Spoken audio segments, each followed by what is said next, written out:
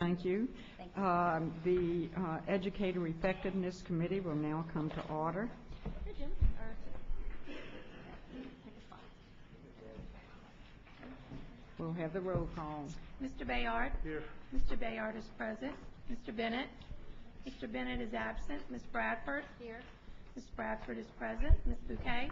Present. Ms. Bouquet is present. Ms. Dastug? Here. Ms. Dastug is present. Mr. Garvey? Here. Mr. Garvey is present. Ms. Givens?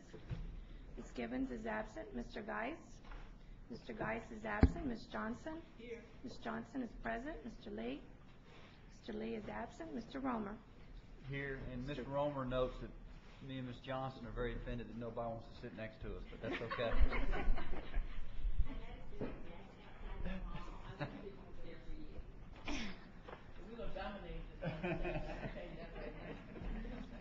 When you two partner, amazing things happen.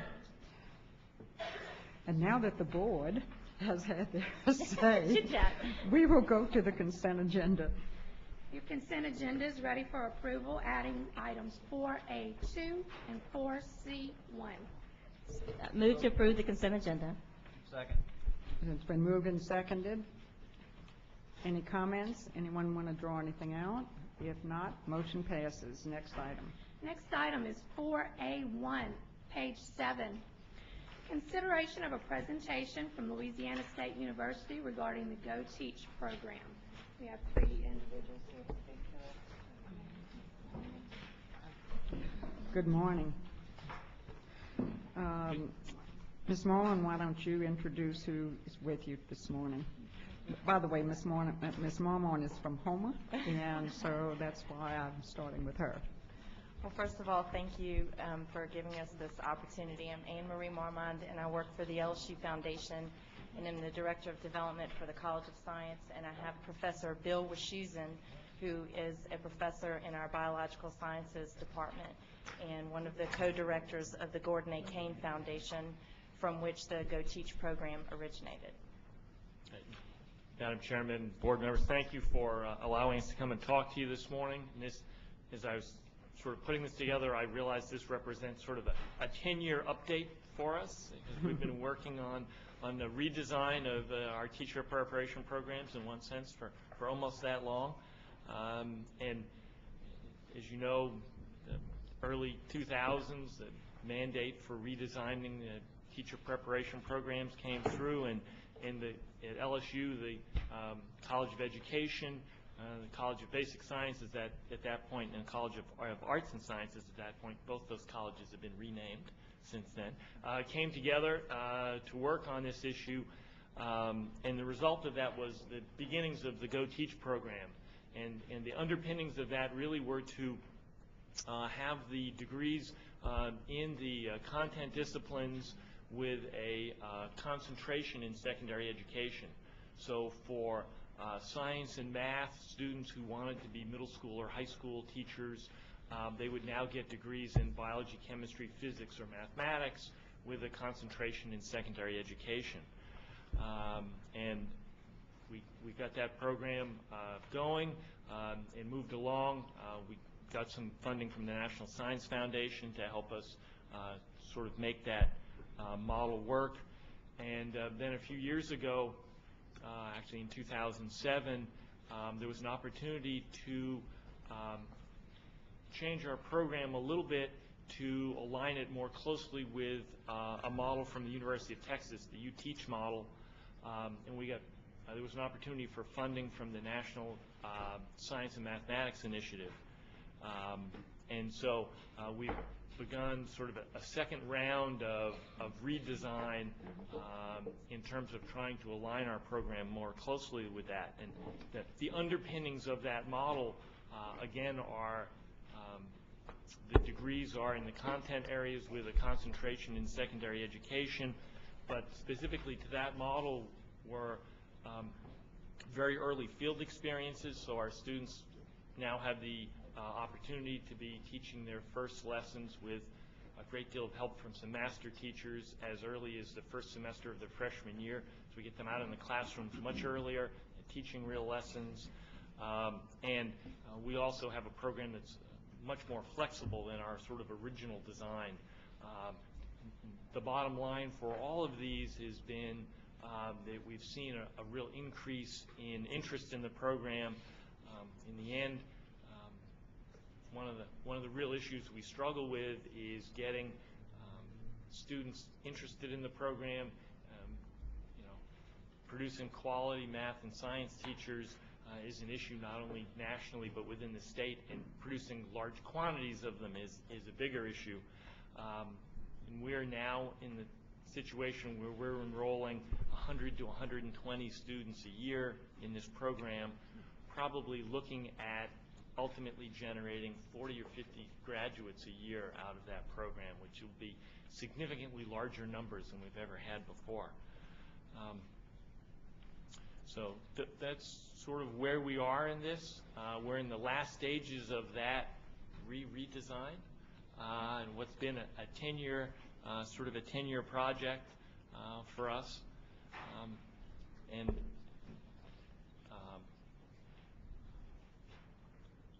So along with the funding from the National Math and Science Initiative,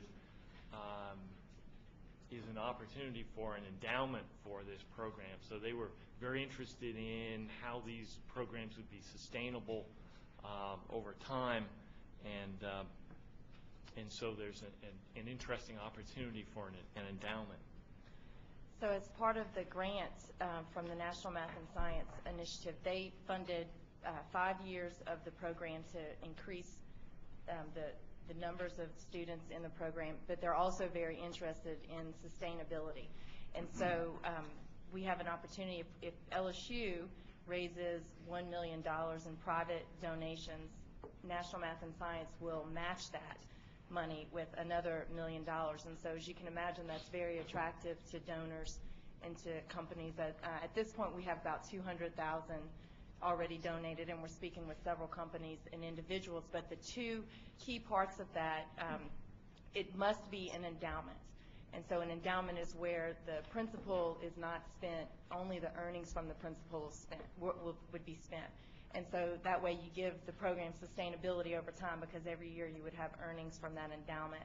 And the second part of that is that it has to be in the bank or in the LSU Foundation by May of 2012 next year, so obviously next year. So like I said, we are speaking with several people, but if in your work, if any of you know a company or an individual who just really cares about math and science education, please don't hesitate to send them to Dr. Wischusen or myself. But our alums are very excited about it, and we just got back from Houston yesterday speaking with 3 different people about funding Good Teach. So. Thank you so much. Members, any questions? Mr. Romer and then Ms. Johnson. Thank you, Madam Chairperson. I appreciate your information. It's very interesting. I'm curious, how do you recruit specifically into this program, or if I'm coming to LSU, do I find it and then come to you? How does that? Give me 2 seconds on that. You don't spend too much. So a little of both. Okay. We do recruiting at on campus or at the orientation sessions for students. So people who are already coming to LSU, we recruit very heavily there, but we also have information that we give out to the university's recruiters who are going out to schools and so forth. So we're trying to do both of those. Okay.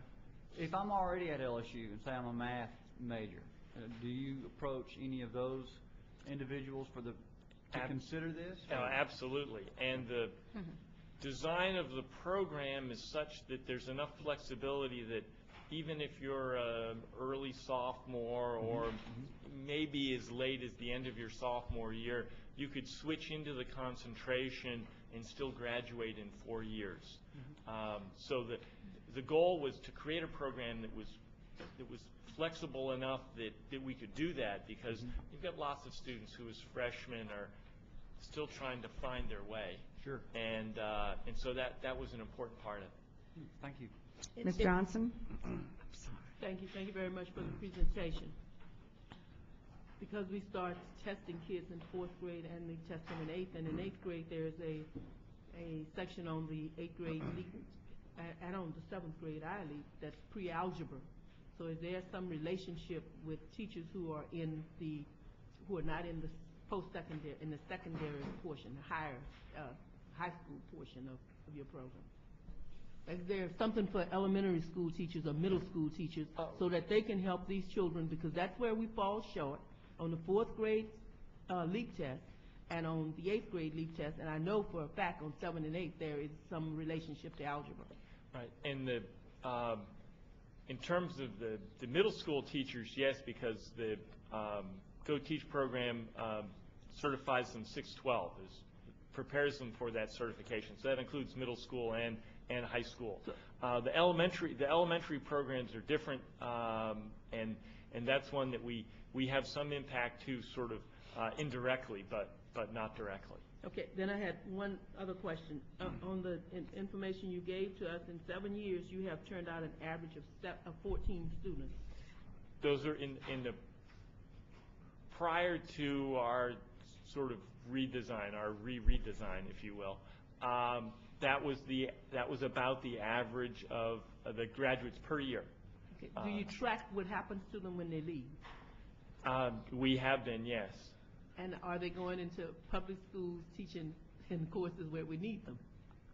Some of them, and I don't have those numbers off the top of my head, but we do track our graduates, and certainly I know that the College of Education pays close attention to that. We have lots of students who end up in teaching. Some in public schools, some in private schools. A number get recruited out of state. That's a little harder for us to control, that piece. Okay. Thank you. Madam Chairman? Ms. Askew? Yeah, Ms. Johnson asked the question that I was interested in, and that is just, where do your graduates end up? And, I know that it is a very competitive job market for our new teachers. What we expected to be this, huge retirement and this huge gaps in the teaching profession, I think the economy sort of has slowed that down. So we have newly prepared teachers having difficulty finding positions. So I was wondering if this program gave those graduates a bit of an edge, and I was wondering if y'all were tracking their recruitment and their placements. So I like to think it does, and so we have been tracking that. We're still sort of early enough in it that it's hard to know numbers-wise how big an edge. Okay. Part of it is that these students come out with really very strong content backgrounds, strong enough that they're well prepared to teach AP courses and so forth. And so for schools that are looking for that in particular, I think our students have a real edge. Well, board members, and later today we're going to be looking at a proposed policy recommendation that really has finally bubbled up from years of discussion, and that is that all children should have access to at least one AP class, and that policy recommendation is before the board today. And knowing that you're preparing students to prepare and be successful in the praxis that would allow them to be AP teachers, I think is a really direct, strong link. So I just want to bring that to your attention. Thank you. The first class from the National Math and Science Grant will graduate in May 2012, and so we're working on putting into place ways to track them and maybe bring them back to campus once a year, both to find out what they're doing, maybe give them some continuing education, but also to speak and interact with the current students who haven't yet graduated. So it's very important to us to begin tracking. Okay, thank you. Madam Chairman, I have a question. Mr. Bayon? Yes, thank you very much for coming, and I'm very interested in programs such as this. My question has to do with the financial side of teaching as a career. Is part of do you have an integration of that in your recruiting presentation? Because about 4 years ago, I just put some numbers on paper, broke it down with simple amortization of dollars, and the teaching profession with current salaries, there's some lucrativeness to it if they look at the long haul, what the career can do for you. Besides the self-gratification, there is some reward now financially because when I was growing up, it was well known that teachers were poor. And so no one wanted to be a teacher because they just didn't want to, not say no one, but a lot of people in the male side didn't want to do it unless they were coaching. And it's changing, and I think we have a pretty nice song to sing, and maybe one day we can visit on that. I'll show you what I'm talking about. Well, it is something we talk about when we talk to students in particular. So, as was mentioned, I'm on the faculty in biological sciences, so I spend a lot of my time talking to our biology majors about this, and so we often talk to them about this as a second option, and I talk to them about the financial side of it, that this is perhaps not the most lucrative thing that they can do, that they can think of, but they can earn a very decent living as a teacher, and this is a nice option to have. Right, and we probably, and I don't know if congressional action is ever going to be possible on this, but we have to figure out a way for teachers who, after they begin their teaching career, can become fully insured under Social Security, because once they retire and they get 40 quarters in, that's a second retirement, and a lot of them do it before, and they get an abbreviated retirement. But there's some other issues there that I think that could really sweeten the pot. But nonetheless, I thank y'all, because I'm really interested in the kind of recruiting y'all are doing, because that's really, I think, the cream of the creme de la creme. So I like what y'all are doing. Thank you. Thanks. Madam Chairman, I'd like to follow up. Ms. Daskew? On last Friday, there was quite a bit of discussion in Senate Finance, and one of the areas that came up, Mr. Bayard, was the ranking of Louisiana's teachers compared to nationwide. We knew that we had hit the southern regional average, and we were, holding there despite the fact that the state has not been able to provide raises for the last 3 years. One of the interesting facts that came out in this report was that Louisiana is actually ranked 20th in the country on teacher salaries. That teacher salaries, finally, after many, many years, are reaching a point that it is becoming a viable option for someone who has the commitment and the passion for teaching and education, and to be able to attract these high-achieving children and maybe move them away from, other professions, because they, in fact, probably had a wonderful educational experience, and they want to provide that to others. I think the compensation and the financial aspect of it is critical, like Mr. Bayard says. So Louisiana is better poised to be able to attract and keep teachers in this profession, and I just wanted to bring that point out to the board. Thank you. Thank you, Ms. Askew. I want to thank you again, of course, as co-chair of the Blue Ribbon Commission. I've been watching what you are doing in the redesign, and I know it's very, very difficult to do. But your department generally has made great, great strides. And we often talk about you as the model for the state, making those changes in math and science in particular. So thank you for coming and bringing a 10-year update. Don't wait 10 years again. We're very interested in what our students learn from your students. So we want to track both, and we will be doing that as part of the accountability system, of course. But where they're going and how many of them are staying in the state and why gives us the message to bring to the legislature when we're talking about salaries and so forth, too. So thank you again. We know it was hard work, but we're very, very excited about what you're doing, and we appreciate you coming. So once we get some graduates, come back and tell us what's happened. Thank you for having us. Thank you.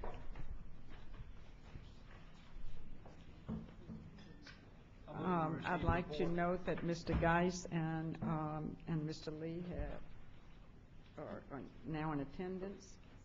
And next item. We need a motion to I receive move to the receive the report. report. On the previous item, receive report. And a second. And Ms. Bradford seconds. Thank you. Are there any objections? If not, so ordered. Next item. Next item is 4A3 on page 9. Consideration of an approval of the corrective action plan for the LRCE certification solutions in the area of reading. Department recommendation is to approve. I'll move approval. Do I have a second? Second. And Mr. Askew seconds. Are there any questions? A question. Ms. Johnson. Okay, back when we were looking at this particular program, I'm trying to really understand what the consequences are if it's not met. The corrective action. The corrective action plan does not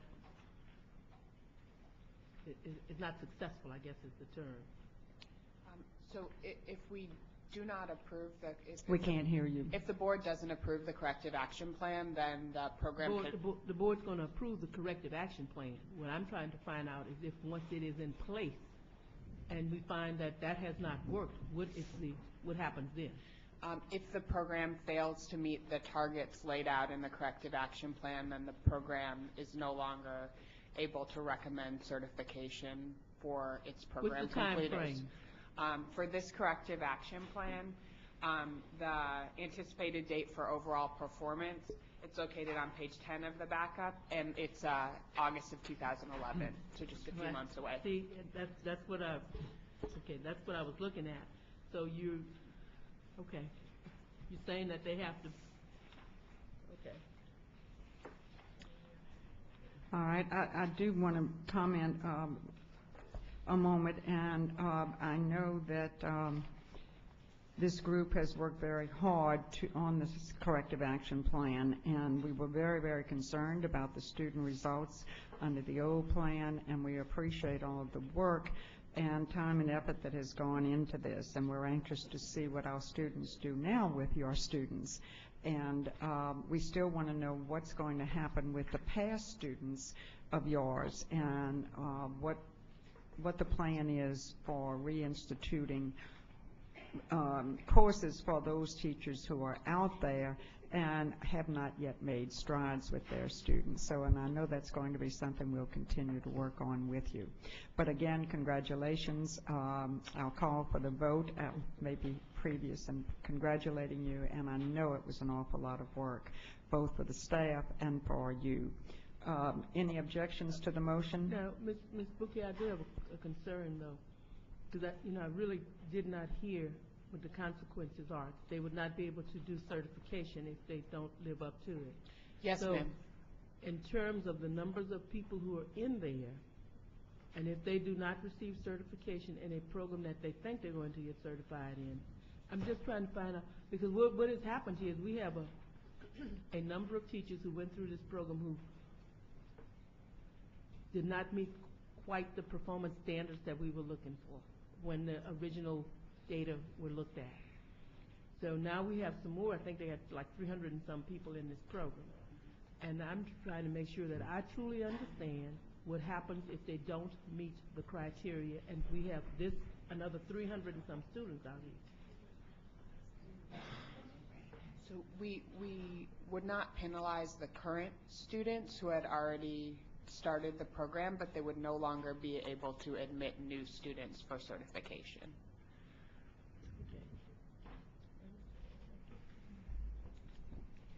All right, are there any other questions, any objections? If not, so ordered, and good luck. Next item. Next item is 4A4 on page 12. Consideration of approval of teacher education programs at LRC Certification Solutions. Department recommendation is to approve. Need a motion. So moved. Mr. Romer? I'll second. Who was it? Was it Mr. Romer? Mr. Lee. Mr. Lee, I'm sorry. Mr. Lee are often confused. Yeah. It's hard to tell us apart. He's a little older than I am. Is there a second? I'll second. And we have a second. Any questions? Would the department like to make any comments? No, ma'am. All right, and no questions? Then I call for the vote. Any objections? If not, so ordered. Next item. Next item is 4A5 on page 14. Consideration of approval of teacher education programs at Louisiana College. Department recommendation is to approve. Do I have a motion? So moved. Second. And it's been moved by Mr. Askew and seconded by Mr. Lee. I got the voice right? Yep. To approve the teacher education programs at Louisiana College. Any questions? Any objections? If not, so ordered. Next item. Next item is 4A6 on page 16. Consideration of approval of teacher education programs at Centenary College. Department recommendation is to approve. Move approval. Second. I couldn't hear who gave the second. I'll second. Thank you, Mr. Bayard. Mr. Lee has moved, and Mr. Bayard has seconded the motion to approve the teacher education program at Centenary College. Are there any questions? I have one quick question. Yes, sir. Mr. Romer. Did Centenary ask to be removed from a certain particular program previously, but not this program? Yes, I have to look back, That's okay. but last meeting there was one. I'll pull up what But it exact wasn't the program same. that was. It wasn't the same. No, program. sir, it wasn't the same program. That's fine. Thank you. Any other questions? Any objections? If not, so ordered, and congratulations to Centenary. Next item. Next item is 4B1 on page 18. Consideration of recommendations from the Advisory Committee on Educator Effectiveness concerning a value-added assessment model. Department recommendation is to receive the report and adopt the model. May I have a motion, Mr. Lee? So moved. Mr. Lee moves. May I have a second? I'll second. Ms. Bradford. And would anyone have a question? I'd like to speak I to have the a issue. question. Ms. Johnson? I have a question. On page 19, student variables to be included in the model. One of the things that did not reach consensus was being able to use free and or reduced lunch. I'd just like to know why. I think Dr. Knoll is going to answer that one. It was discussed an awful lot at ACE, and he had, I know that the answer is. Go ahead. Good morning. Good morning, Ms. Johnson. What it boiled down to is the following. We did a ton of analyses for ACE and presented them the information. The reality of it is by the time you consider the youngsters' prior achievement, attendance, disability, and this whole raft of other things that we have available to us, that poverty, as indicated by free lunch, did not change results for teachers. You're basically, whether you include it or you don't include it, is going to end in the same net score because of all this rich information we have about the youngsters, their attendance, and so forth. And the committee literally split almost down the middle, where there were a group of folks who felt like including it did no harm but gave teachers comfort, and there were another group of people who felt very strongly that including it sent a bad signal about our beliefs, about that poverty was an acceptable explanation for poor achievement, that it wouldn't be anyone's fault, and the fact that the data showed that it wasn't going to change the outcome, that we just kind of locked up on that point. We also have the issue that the law, Act 54, calls for it to be included. So the most we could do with it at this point is to go back to the authors and say, we don't think it should be there. So we will have to comply with the law. But everything else folks were able to get to, but there were just really two very sincere, very strongly held groups of people about what they felt was the right thing to do. So you can't really do anything with the law until next year. Yes, So ma'am. in this current year, if we choose to run a report, we will have it with the poverty in it. Yes, ma'am. Thank you. And what would be what's very advantageous if the board is ready to adopt the ACE recommendations is it will allow us next year, as we are working with schools, teachers, and whatnot, to say this is the model. Up to this point, we've been saying we think this is either the model or very close to what BESE will ultimately approve or ACE will recommend, but we can't promise you that it's the answer. Okay. What we'll be able to do if y'all approve this is to say this is the number you'll be seeing. This is the actual answer. Thank you. Mr. Geis? Dr. Noel, I think there's one other issue that maybe needs to be considered. Yes, sir. From a practical point, with superintendents and staffing schools that are very highly impoverished, I think it's going to be key that those teachers who may agree to go there understand that poverty is included, or else they're going to have a very, very difficult time getting them to go in the beginning. Yes, sir. That your observation aligns exactly with where half the ACE group was, that they felt like if it wasn't changing the result because we had all this other stuff, that it would still be a comfort to educators, that it felt like. I think it's going to mean yes or no, but a lot of folks saying they'll go or won't go, and it isn't easy to get people there now. Yes, sir. Thank you. Thank you, Mr. Geis. Mr. Romer? Is it the student situation inherent in their baseline? Yes, sir. The reality of it is the reason that variable doesn't change the outcome much is because that youngster, particularly if you take a 7th grader, you've got a 6th grade score, a 5th grade score, a 4th grade score, and his or her growing up context and family has been acting on all those scores all along, which is how you set your 7th grade expectation. So what it's saying is that additional bit of information isn't giving you anything you don't already have in your historic context. Okay. Thank you. But it's in the law. Oh, yes, Yes. ma'am. I mean, for the I think, I Yeah, understand he's what just you're giving the saying, report but of it is in ACE. the law. Right. Mr. Bayard and then Mr. Garvey. Yes, Dr. Noel, we really have to keep those kids in anyway. How can you evaluate whether or not a teacher's effective if she doesn't show improvement, or all the students don't show some form of improvement? Yes, sir. So I don't understand what the dividing point on the issue was. Yes, sir. Mr. Bayard, we're not talking about whether to exclude or include a student. Those students will be in regardless. The question is in the expectation setting process, whether you attempt to provide some accommodation or adjustment. Yeah, barometer for next year, what you expect from the child. Yes, sir, for free lunch. And what we're saying is we have 3 kind of facts before you. A, split down the middle.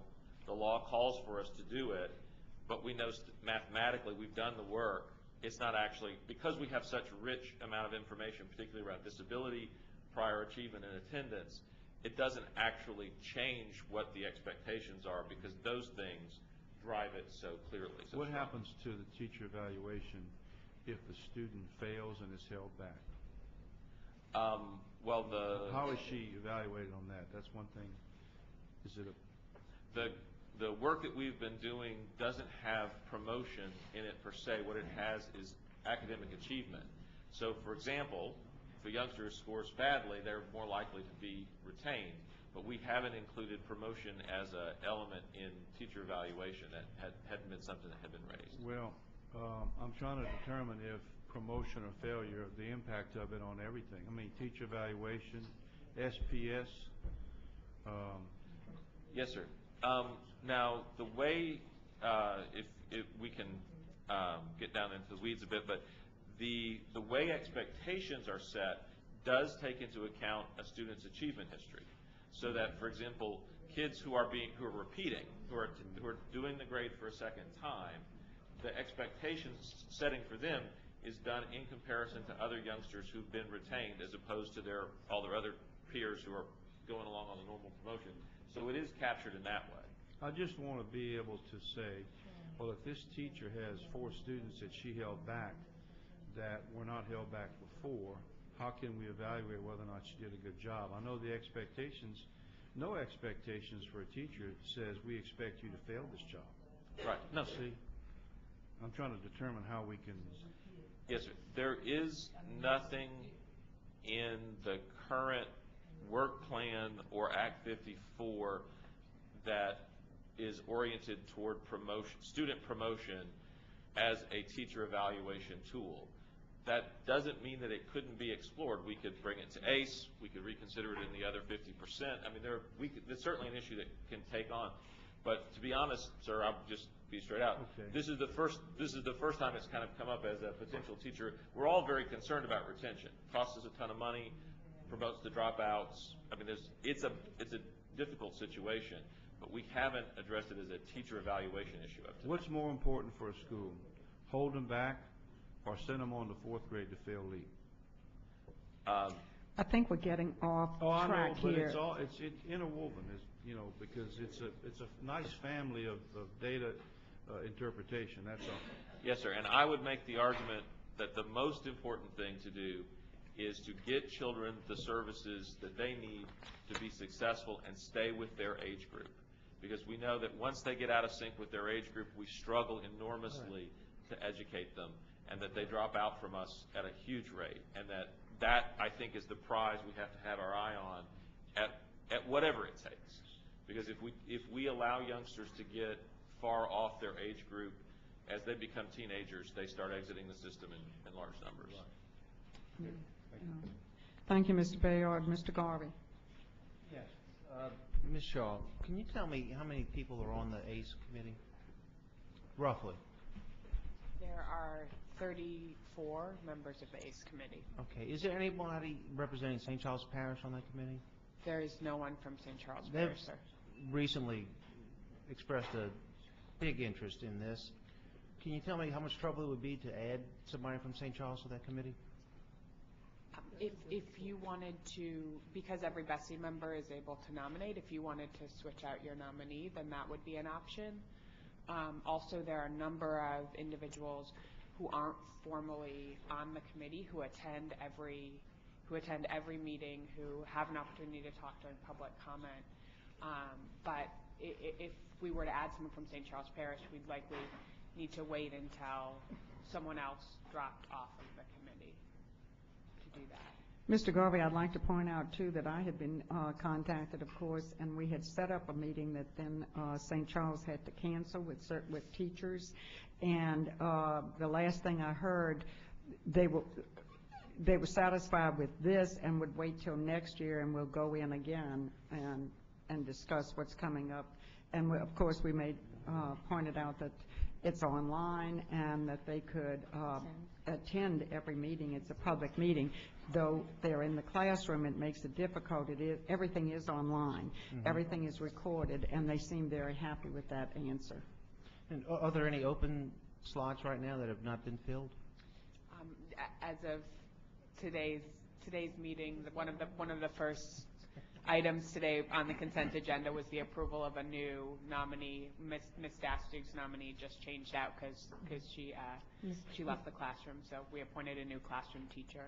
But when an additional classroom teacher, we anticipate this committee will continue to meet for at least another year, possibly 2 years. So in that time, if someone does cycle out, then we can certainly look into a replacement from a parish that isn't represented, such as St. Charles. So right now there are no open slots that have not been filled? No, sir. Okay, thank you. You should have called me 10 minutes. Ms. Daskew? Madam Chairman, I've attended a couple of the ACE meetings, and there is opportunity, and there are many people who are interested in the subject who do attend the meetings, and there's always time given to those individuals. But I believe the majority of the composition of that committee, I'm not on it, are educators. Is that correct? At least 50% or more. 50% have to be classroom teachers? Yes, ma'am. Okay. Was it a classroom teacher that interested? No, it was just the superintendent and his Oh, okay. major staff that expressed an interest in getting involved. Well, they can be involved. Yeah.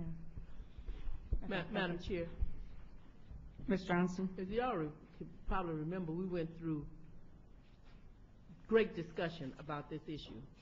And the great discussion had to be that there was nobody from BESE on it. And we insisted that there be a BESE person put on it. And that each BESE member had the right to put someone on it. So I'm not going to disagree if there becomes an opening, but that does not follow the process that we use to do this. Thank you, Ms. Johnson. And I am the person who's been That's right. designated. All right. Any other comments from board members? If not, then I'll call on Mr. Monahan, president of the LFT, who is asked to speak to this item. Thank you. Thank you, Madam Chairperson. Steve Monahan with the Louisiana Federation of Teachers, and I'm a member of the committee. And I just want to clarify a couple of things. It was a very, very spirited conversation about this issue. And I'm not going to argue Dr. Knoll's retelling. I just think it requires a bit of clarification, at least from my perspective of having been involved in the debate. It wasn't just a matter of teacher comfort for the argument for those that suggested that it be included in the model. It was an argument about whether or not we would be sending a message in regard to our opposition on poverty as it affects education by leaving it out of the discussion, out of the model. I can't argue the magic of the model. I don't have the expertise to suggest that it's a statistical wash. but it wasn't a matter of making that teacher feel more comfortable. That wasn't the key issue for us. The key issue was, if we no longer discuss poverty in the context of the evaluation, or we are going to finally win the war on poverty by simply not including it in the dialogue. And I think that's important. And I think the second part of it has been a point of this has already been made. It is in the law, and it was in the law for a reason. So we would still say if the divide is half and half, then you could just as easily say go with the half that is with the law versus the half that is not. Thank you. I think the final decision, if I'm right, Dr. Noel, is it's in the law. So it really didn't make a lot of difference, but it was a very spirited discussion. Yes, ma'am. All right. And we're going to have to comply with the law. Right, We're not going we to will. go violate the law. All right. Are there any other questions? Any objections? If not, motion passes. Now you can get on with the rest of the work. All right, next item. Next item is 5A1 on page 38. Consideration of a report regarding Dream Teachers and the 5th Annual Cecil P. Card Educator Excellence Symposium. Department recommendation is to receive. Good morning. Good morning. May I first have well, no, let's call on you first, please, to give the report. Good. Thank you very much. It's a pleasure to be here this morning. My name is Denny Bond. I chair an organization called Dream Teachers. We're a 501c3. Ms. Bond, yes, get closer to the mic. I'm sorry, but it doesn't pick up well unless you're very close. How's this one work? Oh, that's fine. All right, where was I? My name's Denny Bond. I chair an organization called the Dream Teachers. It's a 501c3 that deals with public education throughout the state of Louisiana. It's a pleasure to be here this morning, and I like the fact we have a large audience because one of our objectives is to gain more visibility and awareness throughout the state. The program came into existence a little over 5 years ago by being on the selection committee for the Louisiana State Teacher of the Year. 24 finalists, 8 elementary, 8 middle, and 8 high school, and I had an opportunity to sit on that committee and met and listened to 24 of the most outstanding teachers you could ever possibly listen to. They were fantastic. After the program was over and the selections were made, they got a certificate, and we waved goodbye to them, and they went back to their district and their parish and their schools and kind of faded into the woodwork, and we don't want that to happen. We want our teachers and our educators to be well received throughout the state, not just on a statewide level, but on a national level. So this organization and the handout that you have in front of you is fairly simple to follow. There's 6 objectives. I'm hoping some of you take this back and find some quiet time to read it. I think you'll enjoy it. Our first objective is to make sure that every one of the Board of Elementary and Secondary Education members comes to the 5th Annual Cecil J. Picard Seminar on July 22nd. It will be here in Baton Rouge. Some of you, Linda Johnson's one of our strengths. We'd like to get you there to meet these individuals in these groups and really get excited about something that we think is having an impact on the state of Louisiana. The second page is what we call Save the Date, and it's a recap that our good partner, the Louisiana Department of Education, puts out to try to give as many people as possible information on what the event is all about. We have gone from just rewarding and recognizing the outstanding teachers to now we're working with the principals, now we're working with the superintendent, now we're working with those that are national board certified. It's become a much larger program still with the K through 12 public school system, and it's grown from a couple hundred to last year we had 650 at the awards banquet. It's grown from 34% participation throughout the state to last year we had 85% participation throughout the state. Our goal, of course, is 100%. It's a great marriage between private business and industry and the State Department of Education. And there's no requests on either part. We just want to make sure that we provide our teachers and our educators as much support as possible. The next page is our vision statement and our mission. Please, if you have a chance, take a look at it. We had to put this together to become a 501c3, and we thought the Dream Teachers name was very appropriate for the state of Louisiana. We're very pleased with where we are, and we're very pleased with where we're headed. The next page is the 40-person advisory council. Again, we're a 100% volunteer organization. There's no overhead. Every dollar we raise for the activities goes back into education and goes to those that are in education. And you'll see probably a lot of names you recognize on this sheet. A lot of them have been participating for all 5 years and enjoy themselves and want to come back every year. So that's just an FYI. The next page is the agenda for the event on the 22nd of July. We've got the National Teacher of the Year as our keynote speaker. One of our objectives is the state of Louisiana wants a National Teacher of the Year. We haven't had one. The program's been in existence almost 30 years, but that's going to change. You know, we've got some great candidates, and this year, for the first time, we're bringing back our former Louisiana State Teachers of the Year. 4 or 5 of our former Teachers of the Year have organized this group. We're expecting probably 50 plus there. A couple of them are running the seminars. They're from throughout the state, so it really is not just focused on Baton Rouge. It's from a lot of parishes that, being from Missouri, I still can't pronounce, but I can find them. And hopefully you'll be able to attend some of those seminars. So please, we've done a good job. The Department of Education has done a great job of putting the program together. Please, if you're in town, attend. Please try to make the awards ceremony that night. It's fantastic. And when you see, you know, the award recipients, because they don't know who they are until that evening. It's kind of like a surprise. And I mean, when the Teacher of the Year finds out they're walking out with a Mercedes-Benz for a year, it gets a lot of people's attention. And then finally, the last sheet are those 24 candidates. They are from throughout the state. I saw a couple St. Tammany Parish people, a couple people from, you know, throughout the state of Louisiana, and it's just a great group. I think all 24 of them should be the Teacher of the Year. I mean, I just think they're that good. I think, you know, in terms of where we are, we've come a long way.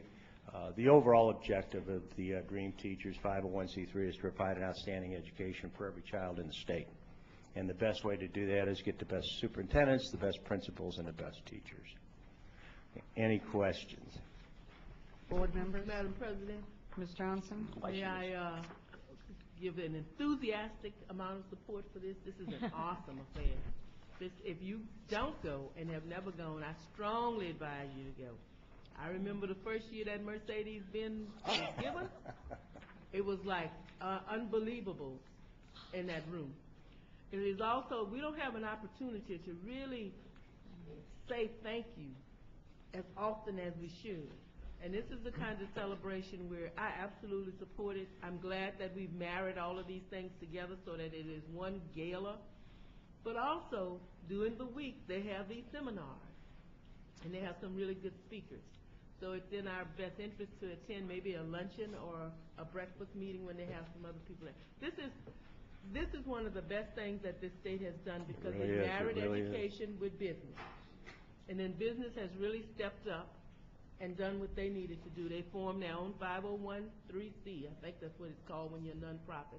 And so they kind of have taken the realm, they had this. And so it takes all of the, quote, politics out of it, and it allows them to make these decisions. And I'm as surprised that night as the teachers, principals, superintendents are, because they don't know who's going to get it until that night. It's an awesome experience, and the food's good, too. Thank you, thank you, thank you. Boy, she needs to be on our advisory council. Yes, she We does. couldn't do it without the Louisiana Department of Education. Let me tell you that. Those folks do a great job. Great. We don't always see eye to eye, but we do a great job. Any other board Madam members? Chair, Mr. Lee? it is an excellent joint effort between business and industry and education, and I appreciate the role that Mr. Bond is playing. It takes everybody, but you've got to be willing to step up to the plate and put forth the effort, and it is an excellent program, as Ms. Johnson indicated. Gives teachers and educators some deserved recognition on a statewide basis, and I appreciate your effort. We have gone from not being on the national scope to one of the top 4 or 5 programs in the country right now. So, I mean, we're moving in a good direction.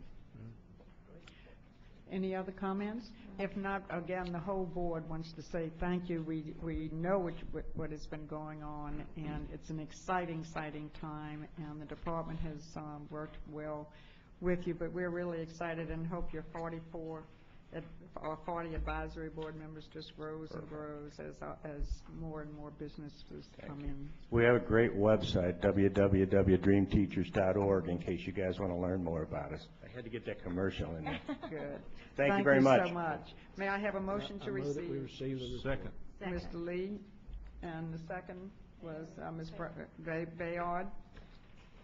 Any objections? If not, so ordered. Next item. Next item is 5A2 on page 39, and you also have a separate packet for backup in the packet. Consideration of granting a hearing to Ms. Beatrice Buford regarding the issuance of a Louisiana teaching certificate appropriate to her credentials. May I have a motion? Madam Chair, Mr. Lee. I know this is supposed to be a determination as to whether we'll have the hearing or not, but can I ask a question? If it's legal. Well, let me ask it, and then you can decide if you want to address it or not. I don't understand, this person is not certified today. Is that accurate? That's accurate, sir. I don't understand how she is employed. She's employed as a substitute teacher. A substitute. I asked the same question, and that was the answer. So she's never been employed in a regular position. The school district has requested a temporary authority to teach twice, and the department has denied the request twice. See, I'm not real sure what it means to say a substitute teacher. That can have a lot of meaning to a lot of different people. It could be a daily subbing in when different teachers are absent. It could be a temporary position. It could even be an unstaffed position until it is staffed by a certified teacher. And this just seems a little bit unusual to me. I agree, and that's Madam why Chair? I asked the question. Do you feel that I really don't know the legality, whether we should discuss that here or in the hearing, if there's a hearing? Tara, do you have any experience with that? Madam Chair, could maybe Ms. Davis, our staff person, Ms. Davis. enlighten us a little You bit, can since we've already discuss- started the conversation? Yes, ma'am. You can discuss this, just not the charges themselves can be discussed.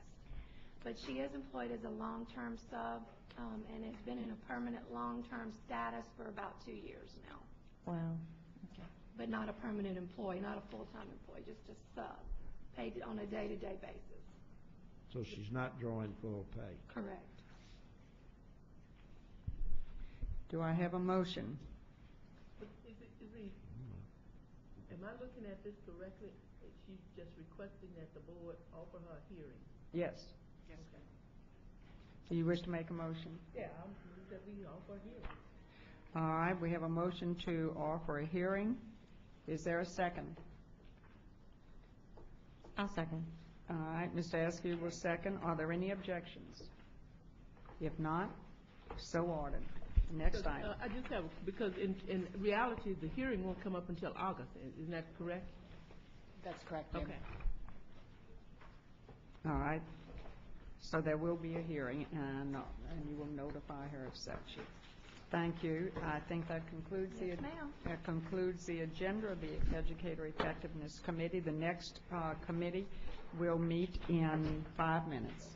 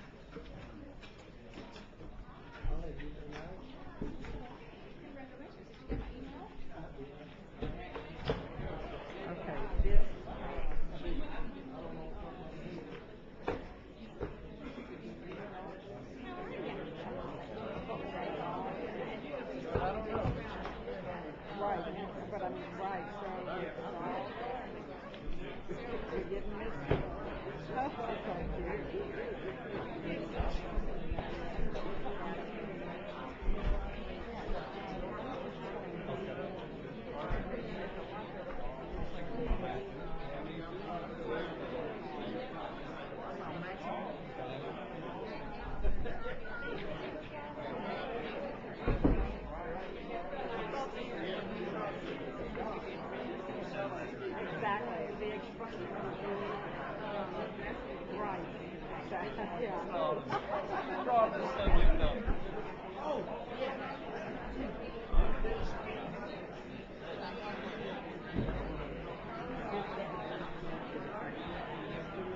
I'm having computer problems.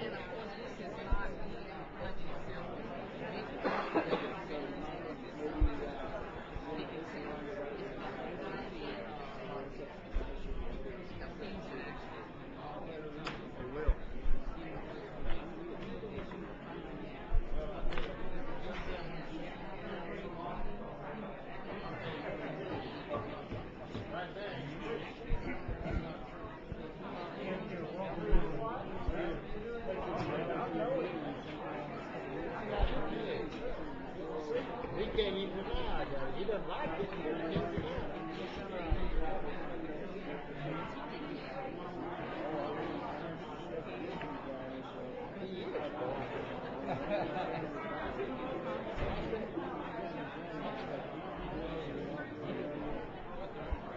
Testing, academic goals, and instructional improvement committee. Testing.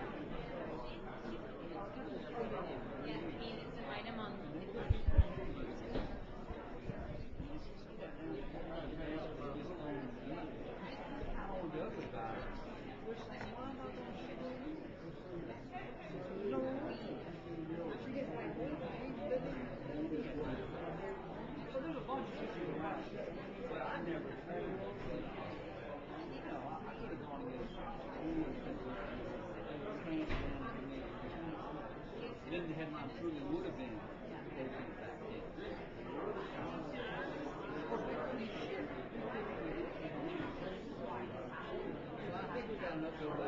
I think we got enough over that. I mean, I'm nothing.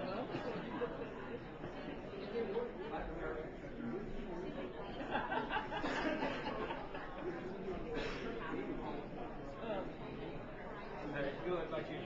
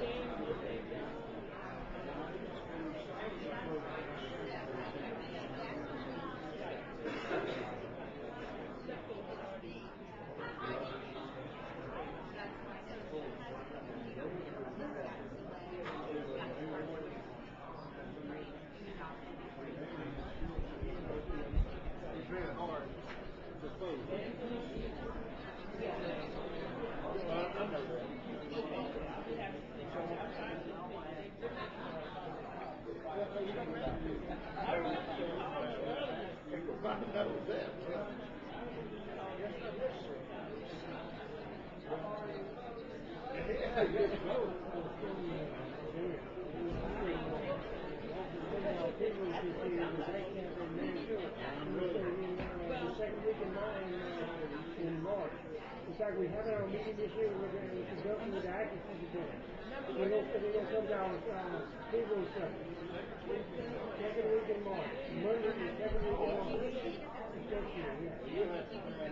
We'll see you around. We'll see you around. That may not be on the board then, but that may be a later. That may be Bill. You should be able to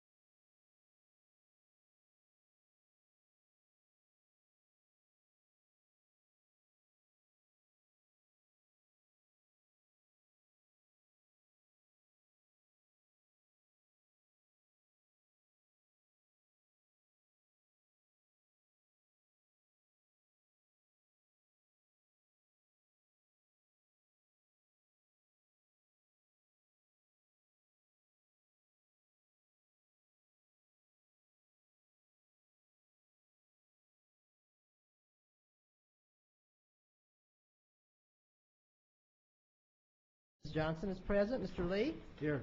Mr. Lee is present. Mr. Romer? Here. Mr. Romer is present. Mr. Hitchens, student representative, is absent. Thank you. Roll call, first item.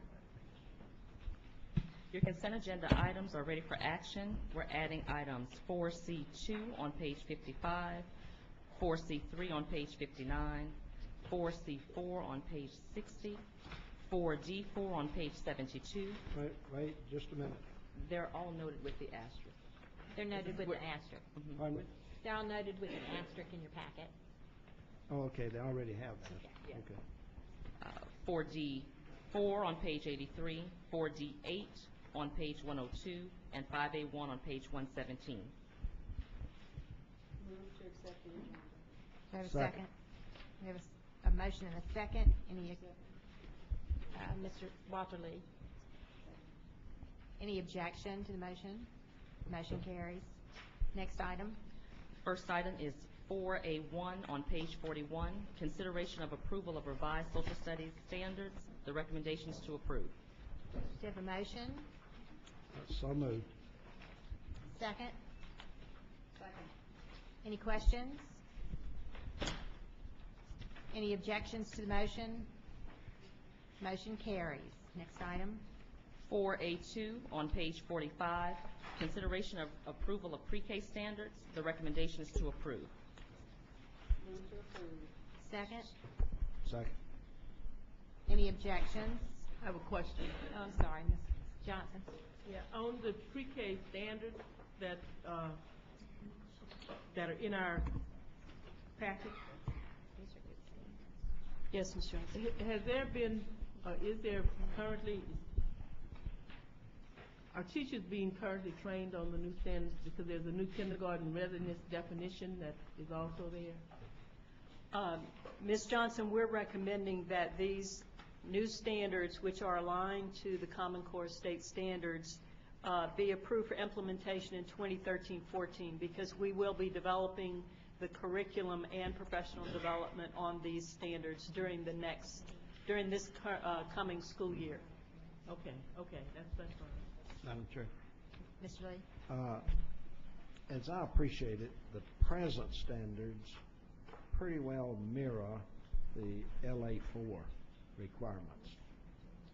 They are a part of the LA4 requirements. Yes, sir, that's correct.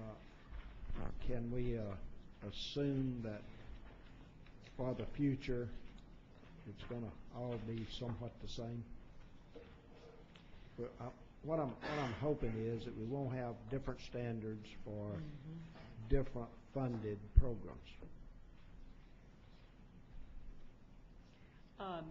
Yes, sir, I understand what you're saying, and we got a question about that recently about other programs and whether they would use these new standards. And the response we got was that they would be looking to align with these new standards. That was Head Start and some of the other programs.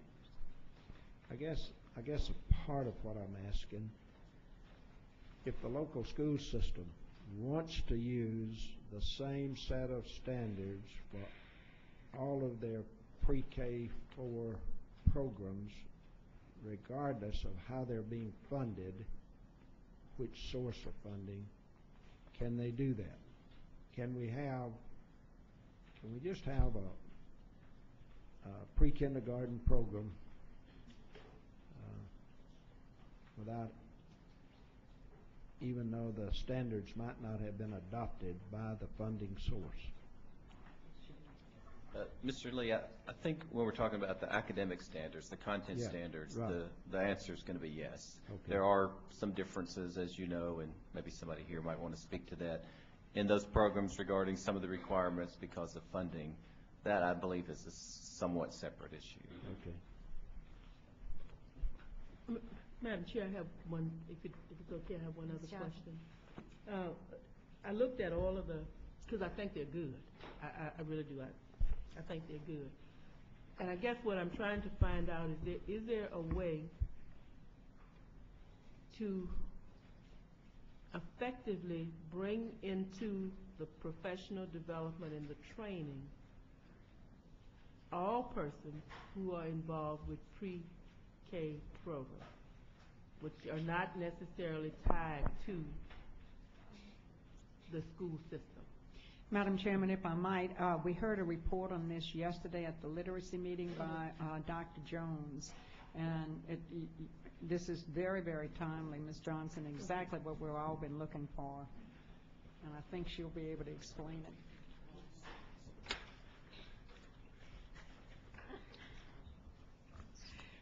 Good morning. We're in the process of working with Head Start, Child Care, Family Daycare, Home Child, all of them to make sure that they are aware of the new standards. Head Start has new performance standards, and we've talked with Kari, who's the Head Start Collaboration Director. They are currently aligning our new standards with the Head Start performance standards so that they can use the same standards that we have. They may have to add something else to meet their guidelines, but they're going to use our standards. We've worked with Child Care. We've gotten the standards. They were on the committee, so we expect Child Care as part of their quality rating system. They have to follow our standards for certain levels, so they will be using the same standards. We're also, as far as Mr. Lee's question, since Title I, LA4, Early Childhood Special Ed, they're all under one umbrella. Good. They will all be using the same set of standards. Good. We're also, even though the standards will not be fully implemented until 13, 14, we have developed some other products that we're using that we are allowed to introduce the standards, the new standards. We're working with teachers as far as professional development plans and technical assistance using the new ones with the understanding that they will not be fully implemented by the board until 13, but we're going and starting to use the new ones so that they will know what's coming up. Very good. One final question, Dr. Jones, because you know we have worked through this, so we still have an arrangement. Is my parish still in the pilot? Your parish's Head Start is still in the pilot. Thank you. Any other questions? And Dr. Jones, if you have that brochure that you had shown to Ms. Bradford and me, perhaps you'd be sure that that bulletin, that report is put into all of the board members' boxes. Okay, we because all the developed board members are very, very concerned about pre-K, of course. And another thing we thought was wonderful was if you go on and tell the board about how you're reaching out to the private providers as well. Yes. Two things. We've developed a brochure that's called Louisiana Kindergarten Readiness Definition. You approved the definition in January. We provided a brochure that we've given to every pre-K teacher at the end of the school year to give to their children to take home to parents, so the parents can work with those children during the summer to be sure that they know what is needed for those children to go into kindergarten ready to learn. So I can get copies of that to all of you if you have not gotten copies of it. There are some brochures, other things that we had from Next Horizons that I think maybe come out later that we'll give you. But as far as working with private schools, we trained in early childhood letters as far as the literacy is concerned. We trained not only our 7 targeted districts, but we trained Head Start people from those 7 districts. We trained resource and referral that work with child care. And we also invited non-public schools to come in. So we're trying to be sure that everybody's being trained at the same time. And one of the things, of course, is getting the word out. And Ms. Bradford and I had talked about taking brochures back to our home libraries. You know, it's always difficult to get the word out. So if any of you would like copies to distribute, we have a few thousand. Yes. And you know, we'd really appreciate the board taking an active part in getting these brochures out everywhere they can. So I know Ms. Bradford and I have asked for extra copies. Okay. So that we can bring them to our libraries. We'll make sure that you have them. I think you got your pack. You already have yours. They're in a packs of 100 apiece, and I'll make sure that each one of you get 100 by the end of the day. It'll be in your packet. I don't know if they asked me for 100. Well, but if you take it to your libraries and they can distribute it to different branches, so you'll each have 100. Good, that'll be great. And Okay, I'll sign up. we really appreciate board members taking an active part in this distribution. Thank you. Absolutely, and appreciate the Madam hard Chair, work. just one final thing. For people who haven't seen the brochure, it is excellent, by the way. And the tips on it for parents, outstanding. Mr. Rome and I are having a discussion. We think we ought to put them at least at women's hospitals and at hospitals where there are children, because this is really a good brochure, and it also defines what schools will be looking for when children enter kindergarten. Mm-hmm. And on the very back, it tells you what to do to make sure your child is ready. Mm-hmm. So it's an outstanding tool. Well, we're working with our regional field staff. We meet on the 23rd. They each have 1,000. And we're going to make sure that we develop a plan, because not only do we want to go to hospitals, we want to be able to put them in doctors' offices. Right. As we're doing it as we can. But I thank just want you. to say it is an excellent piece. Thank you. Any other questions?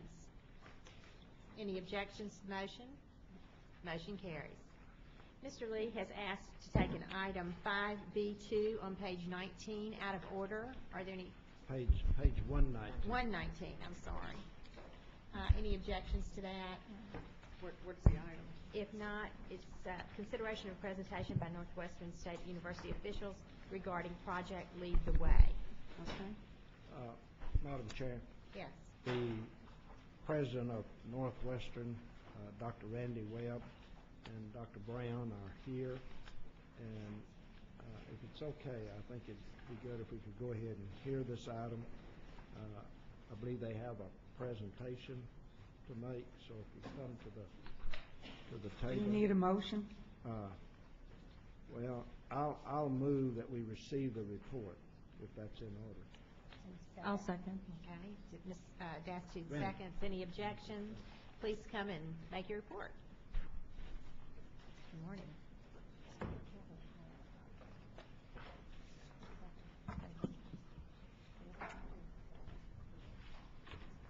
Madam Chair, members of the board, it's really a privilege for me today to appear before you for more than one reason.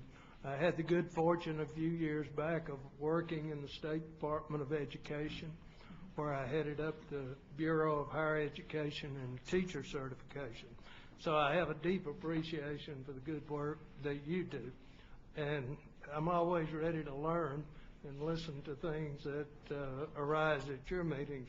I thought it interesting a while ago as we talked about the early childhood programs that Northwestern has a variety of these on our campus, and also was a leader in the state in that regard. Today, we want to take just a brief period of time to share with you a slide presentation about one of many initiatives that Northwestern's engaged in that whereby we seek to work with public schools, the teachers, the students in the schools, and create interactions and dialogues and professional development activities. This one we think is an especially important one. It's called Project Lead the Way. It's a national program that is now in 50 states in the Union. It is a program that's designed to encourage young children in middle school as well, and in the secondary schools, to become excited about STEM activities and the possibility of themselves maybe one day going to college, majoring in engineering technology. A new field now that's on the horizon with Project Lead the Way is biomedical sciences as well. And of course, there are a host of other fields in the mathematics and science areas as well. So we know the importance of reaching as many students in this state as we can to provide them encouragement and confidence in what we consider to be important areas for the future of our state. Today I have with me the director of that program. This is Dr. Phil Brown, who is a professor of engineering technology at Northwestern, and he has been an enthusiastic supporter of this program from its outset. And today, really what we want to do is to come here and say thank you. We want to talk to you a little bit about the evolution of Project Lead the Way in Louisiana, and a better term might well be the revolution of that program, thanks to your support and the support of the State Department of Education. So, as I indicated, we'll go through this pretty quickly, but we have detailed information. Dr. Brown can answer your questions if I can't as well. So I'd like to just look at one map of the state initially. This talks about our initial situation in 2009 with Project Lead the Way. You'll notice that 15 parishes in Louisiana were engaged. You supported 14 of those parishes financially, which is one of the reasons we were able to move so quickly. Probably we moved more quickly than Project Lead the Way has ever expanded in any other state in the Union. So that's a great tribute to you, and we're very grateful for that. And you'll notice in Caddo Parish, American Electric Power supported our efforts there. And in a minute we'll say more about it, but in Orleans and Jefferson parishes, they were already using this concept in the schools there as well. On the next slide, we gave you some information about the current level of parish participation in Project Lead the Way. You'll notice it's expanded even further. This has a lot to do with the support, as I'll share with you in a moment, that we've received from Chevron Corporation, as well as additional support from American Electric Power. But you can see in the light blue that Madison, Wynne, St. Landry, Lafayette, St. Tammany parishes have been included. And as I mentioned a while ago, Orleans and Jefferson show up on this map because they existed before and had funded their programs themselves. On the next slide, this gives you an up-to-date glimpse at where we've been in 2010, 2011 throughout the state, so that you can see when we talk about parishes, we may not be talking about several schools in some parishes. In some cases, we may be talking about one or two. But you'll notice here that we've provided you information about the various kinds of schools affected, and you can see that we involve private schools, of course, public schools. We have a public charter school, which, by the way, existed previously under this program, the Avoyelles Parish Public Charter School there. Special school, the Louisiana School for Math, Science, and the Arts in Natchitoches, and you can see the three programs in their legends. The middle school program is called Gateway to Technology, and that's indicated by the green circle within one of these polygons that is shown up above, depending upon the kind of school. Then for the secondary school students, Pathway to Engineering, and finally a new program that we feel holds tremendous promise, and this is Biomedical Sciences. But you can see that, for example, in DeSoto Parish, where Dr. Walter Lee is the superintendent, all three of these programs have been in existence this year. In fact, only two systems were able to implement the Biomedical Sciences program in this particular year. But it does give you a feel for the breadth and depth of this program throughout the state. The next slide is just briefly for information to let you know that right now in the state of Louisiana, we have 53 teachers who have been prepared to teach the Project Lead the Way curricula at one level or the other, one form or the other, and we will be pursuing that further, as you'll see in a moment. You'll notice at Northwestern in the summer of 2010, this was the first time we were approved by the national organization to offer courses to develop teachers to teach them or to further develop teachers who were already teaching. And we taught several sections. Dr. Brown coordinated all of that. And then for the next slide, the next steps that we plan to take in this year, in 2011, you'll notice that summer training, or probably should say preparation of teachers, but this is really special training in the adaptation of a hands-on curriculum for students that breeds excitement in the hearts and minds of students, males, females, African Americans, Hispanics, whites, all kinds of students. We plan to teach 2 Gateway to Technology courses, that's for the middle school, then an update for some of those teachers already trained at the middle school level, then 3 Pathway to Engineering courses, and then something that's new that we intend to implement at the university, and that's the pre-service preparation of undergraduate and graduate teacher candidates who will be prepared. Either these might be students or maybe people who are teaching in the school coming through alt-cert, or they may be pre-service teacher education candidates. And another thing that Dr. Brown will be engaged in is providing a new affiliate professor to teach computer integrated manufacturing, which is a specialized course for the secondary level teachers. And the next page, it just gives you a feel for what we have scheduled for this summer for the potential enrollments. They're a little bit outdated, but we anticipate somewhere in the neighborhood of 30 teachers will be on campus this summer for that purpose. Then the next slide is another map of the state, which is bringing you more up to date in terms of where we will be in 2011, 2012. And you'll notice off to the right, we indicate information about sponsors of new programs. I'm very excited and grateful for what is going on in Natchitoches Parish alone.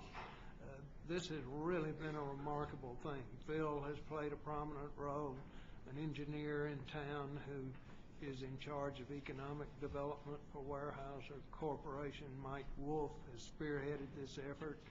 Both of our public high schools teach this. We hope in the future through fundraising, you'll notice the Natchitoches Area Chamber of Commerce is involved, and American Electric Power Company is also involved. But we hope to to move this to all of the middle schools. We already are using it in 2 middle schools, all middle schools in the parish. And also, we hope to move it to St. Mary's, which would expand the secondary and the middle school offerings. And after the presentation, if you have questions, Phil can give you added information about anything that we're talking about here, but particularly about opportunities in the elementary schools. So this is a comprehensive program.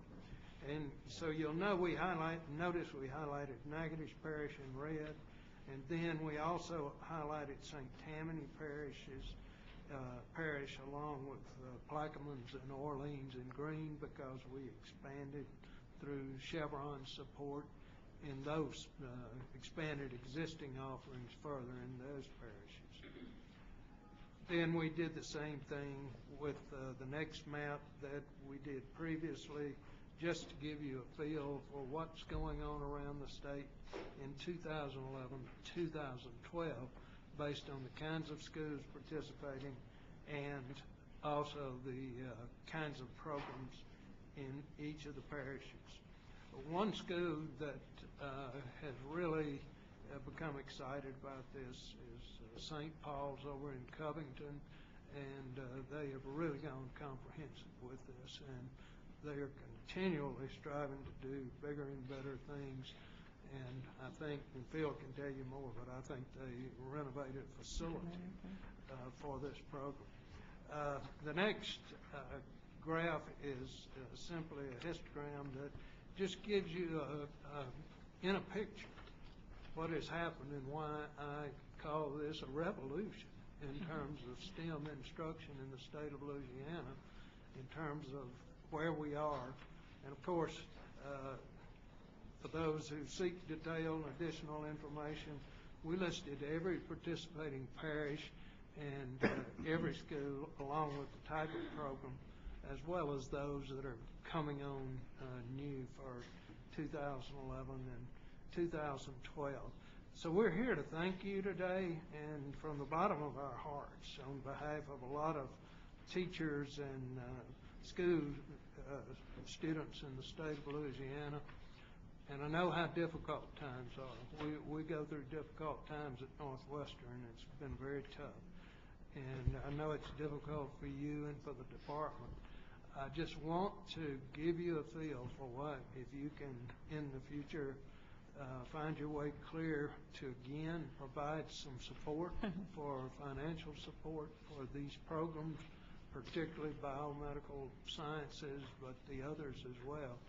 You get a feel for the good that you do. It's not an expense or a cost. It's an investment in the lives of the future. Madam Chair. We're honored to be with you. Well, we appreciate you being here. We certainly appreciate the great effort that's being put into this. Madam Chair. Mr. Lee? I want to express appreciation to Northwestern. This is an example of higher education working with elementary, secondary education in a partnership that really is benefiting young people. It's benefiting the students, and we know that in this day and age, it's all high tech. It's either technology, engineering, biomed, but it gives these students some learning experiences that they would never get any other way. And I sincerely appreciate what you're doing. We have involved ourselves with the program, and it's making a difference for the students in DeSoto. And Madam Chairman. Appreciate Yes, it. Ms. Destiny. I'd just like to echo what Mr. Lee said. I mean, this type of partnership is just so valuable, important, and to see the expansion and the geographic dispersion that you've been able to achieve and is important. And as being a resident of St. Tammany, I can tell you that the course offerings in engineering at St. Paul's School has affected quite a bit of bragging rights among the school, the staff, the administrators, and also the parents. We know and this is somewhat to the chagrin of those of us who have children who are graduating with some liberal arts degrees out there, that their jobs right now in this kind of economy are in the math and in the sciences, and to be able to light the fire in high school and to give these students a taste of it and also some credit as they go on to study this in college, I think is just invaluable. So I commend your work. I thank you for your efforts on behalf of all of these parishes, on behalf of the board. Thank you. Thank you. Madam Chairman?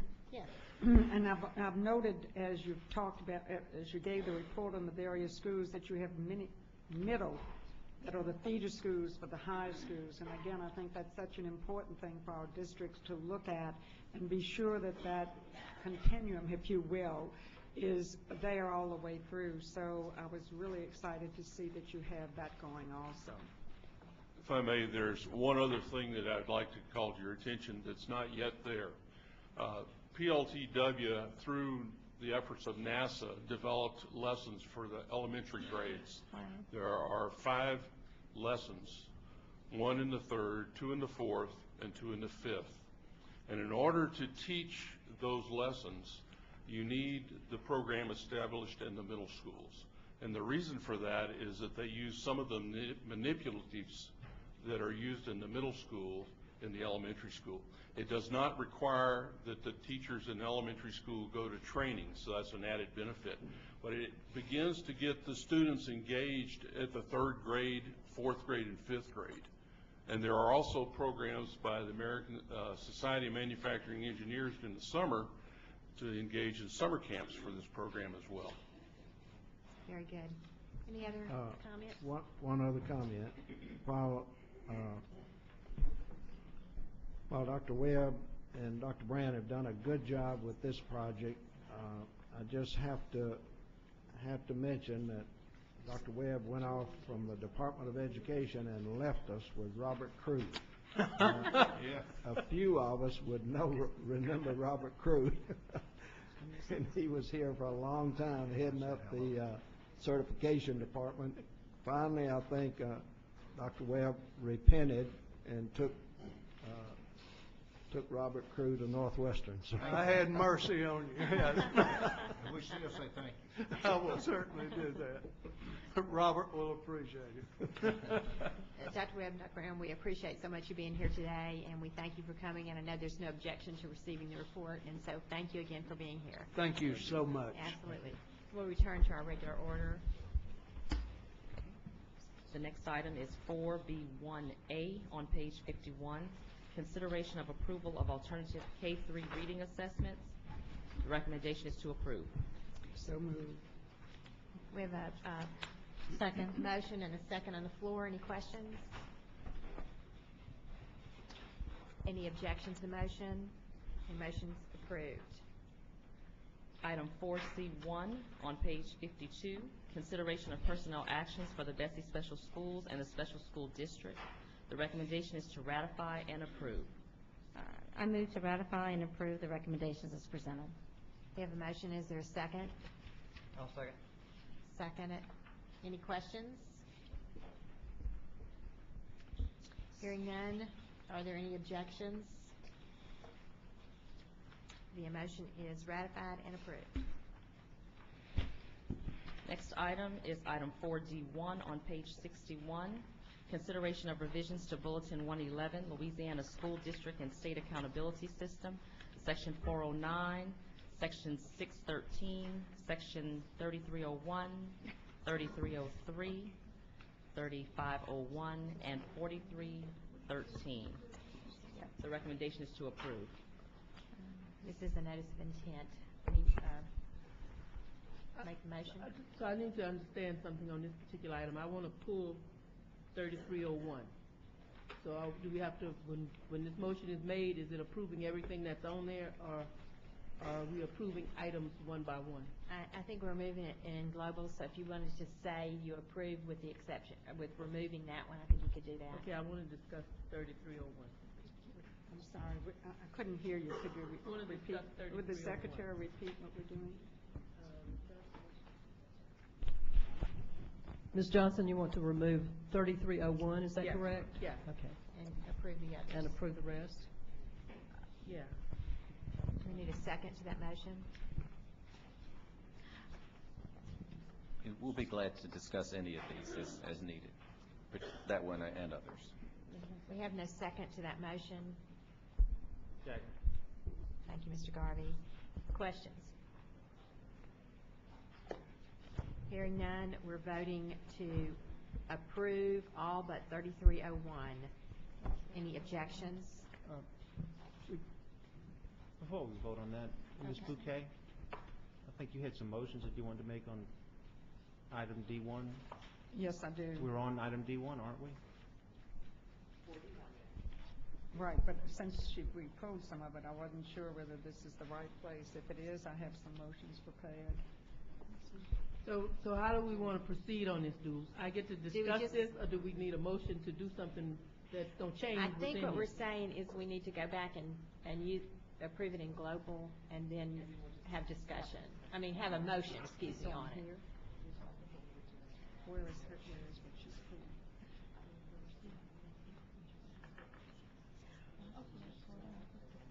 That's different from this. Okay, so she cannot pull that.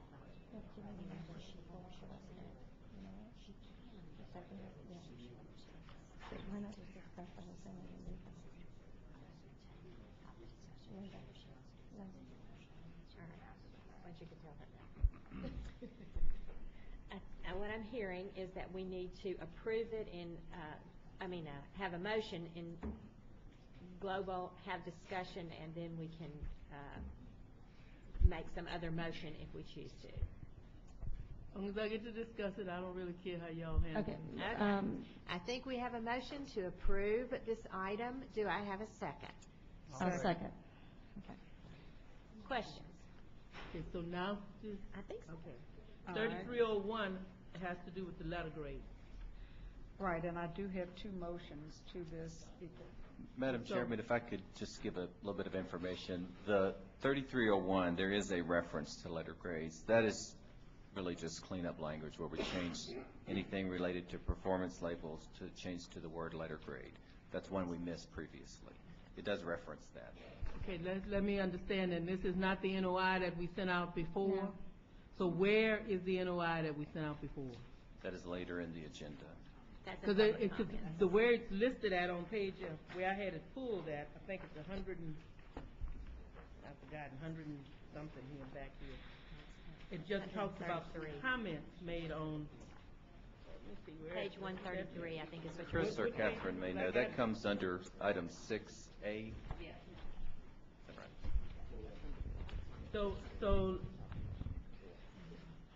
So what you're saying, Dr. Norton, is that we can approve this even though we have not discussed what I want to discuss? I think if I'm understanding him, this is just a cleanup of terms to make it more consistent. That's correct. Am I correct in that? That's right. This is not really about the policy as much as it's about the terminology. No, Is that ma'am. not your question? If we're going to use the terms letter grade in here, then Oh, I see what you're asking me is to say that I'm approving 3301, which changes the performance labels to letter grades, and letter grades is the item that we sent out for NOI that I want to discuss, and I'm not so sure that's going to be approved yet. So that's what you're asking me to do. Right, so Legislature. we'll leave to the BESE staff to answer technically where the best place to make the comments are. This is not the NOI that went out in reference to how letter grades are calculated or determined. This is a different NOI that's dealing with language changes and a number of other accountability I adjustments. absolutely understand that, but once we approve it, that is what it's doing. This is changing the words performance labels to letter grades, but this is not that item, but I'll leave it to your staff, the BESE staff, to determine the best place for you to make that query. Ms. Johnson, this specific section, 3301, really has to do with what happens to a new school, Right. how we integrate them in the system. And there was a place where we missed the language change. Right. That's what that specifically is about. I know what it says. Any other questions, comments? I have some motions to make, whichever way that, wherever you need them to be. But undoubtedly, they're not appropriate here, because this is not the NOI. And see, that's what I'm trying to figure. Let her decide. I think my motions are germane to where it is. That's what we had checked. The first motion is that I would move that the board request the department to study and prepare recommendations for, in accordance with Act 54 of the 2010 legislative session, the inclusion of the value-added assessment model in the statewide system of school and district accountability. In addition, I would direct the department to provide an updated report on the methodology used in other states combining growth with the SPS scores, and ask the department to give us models for including growth in letter grades and bring forth new policy language, if recommended, to our meeting in August of 2011.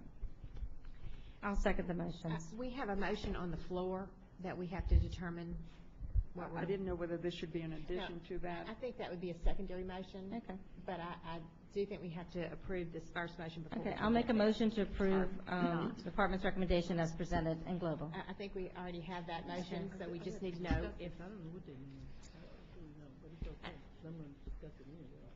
Do you have any more questions or discussions? No, Okay. I guess they go on the substitute motion, or on whatever Okay. that other one was. Any objections to the motion? Hearing none, that motion is approved. Now, Ms. Do you want me to McKay, repeat these, I'd or- like you to repeat that, please. All right, and I do have copies for the secretary. I move that the board request the department to study and prepare recommendations for, in accordance with Act 54 of the 2010 legislative session, the inclusion of the value-added assessment model in the statewide system of school and district accountability. Further, I move to direct the department to provide an updated report on the methodology used in other states combining growth with SPS scores.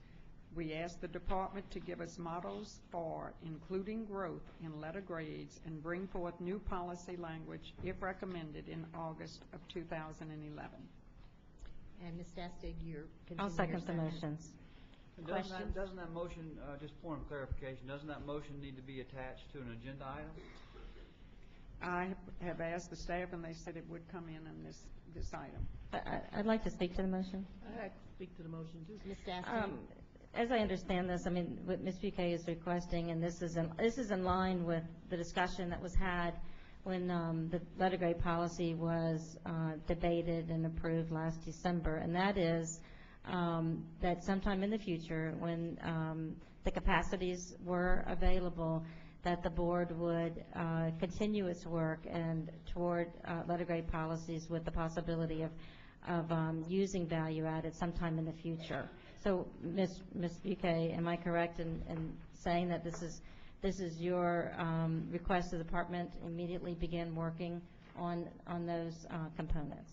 Yes, it is, because of course, we had much discussion then and consternation, and I know it's still there, and we want to be sure that we move the ideas that were expressed in December by board members along as more information has become available.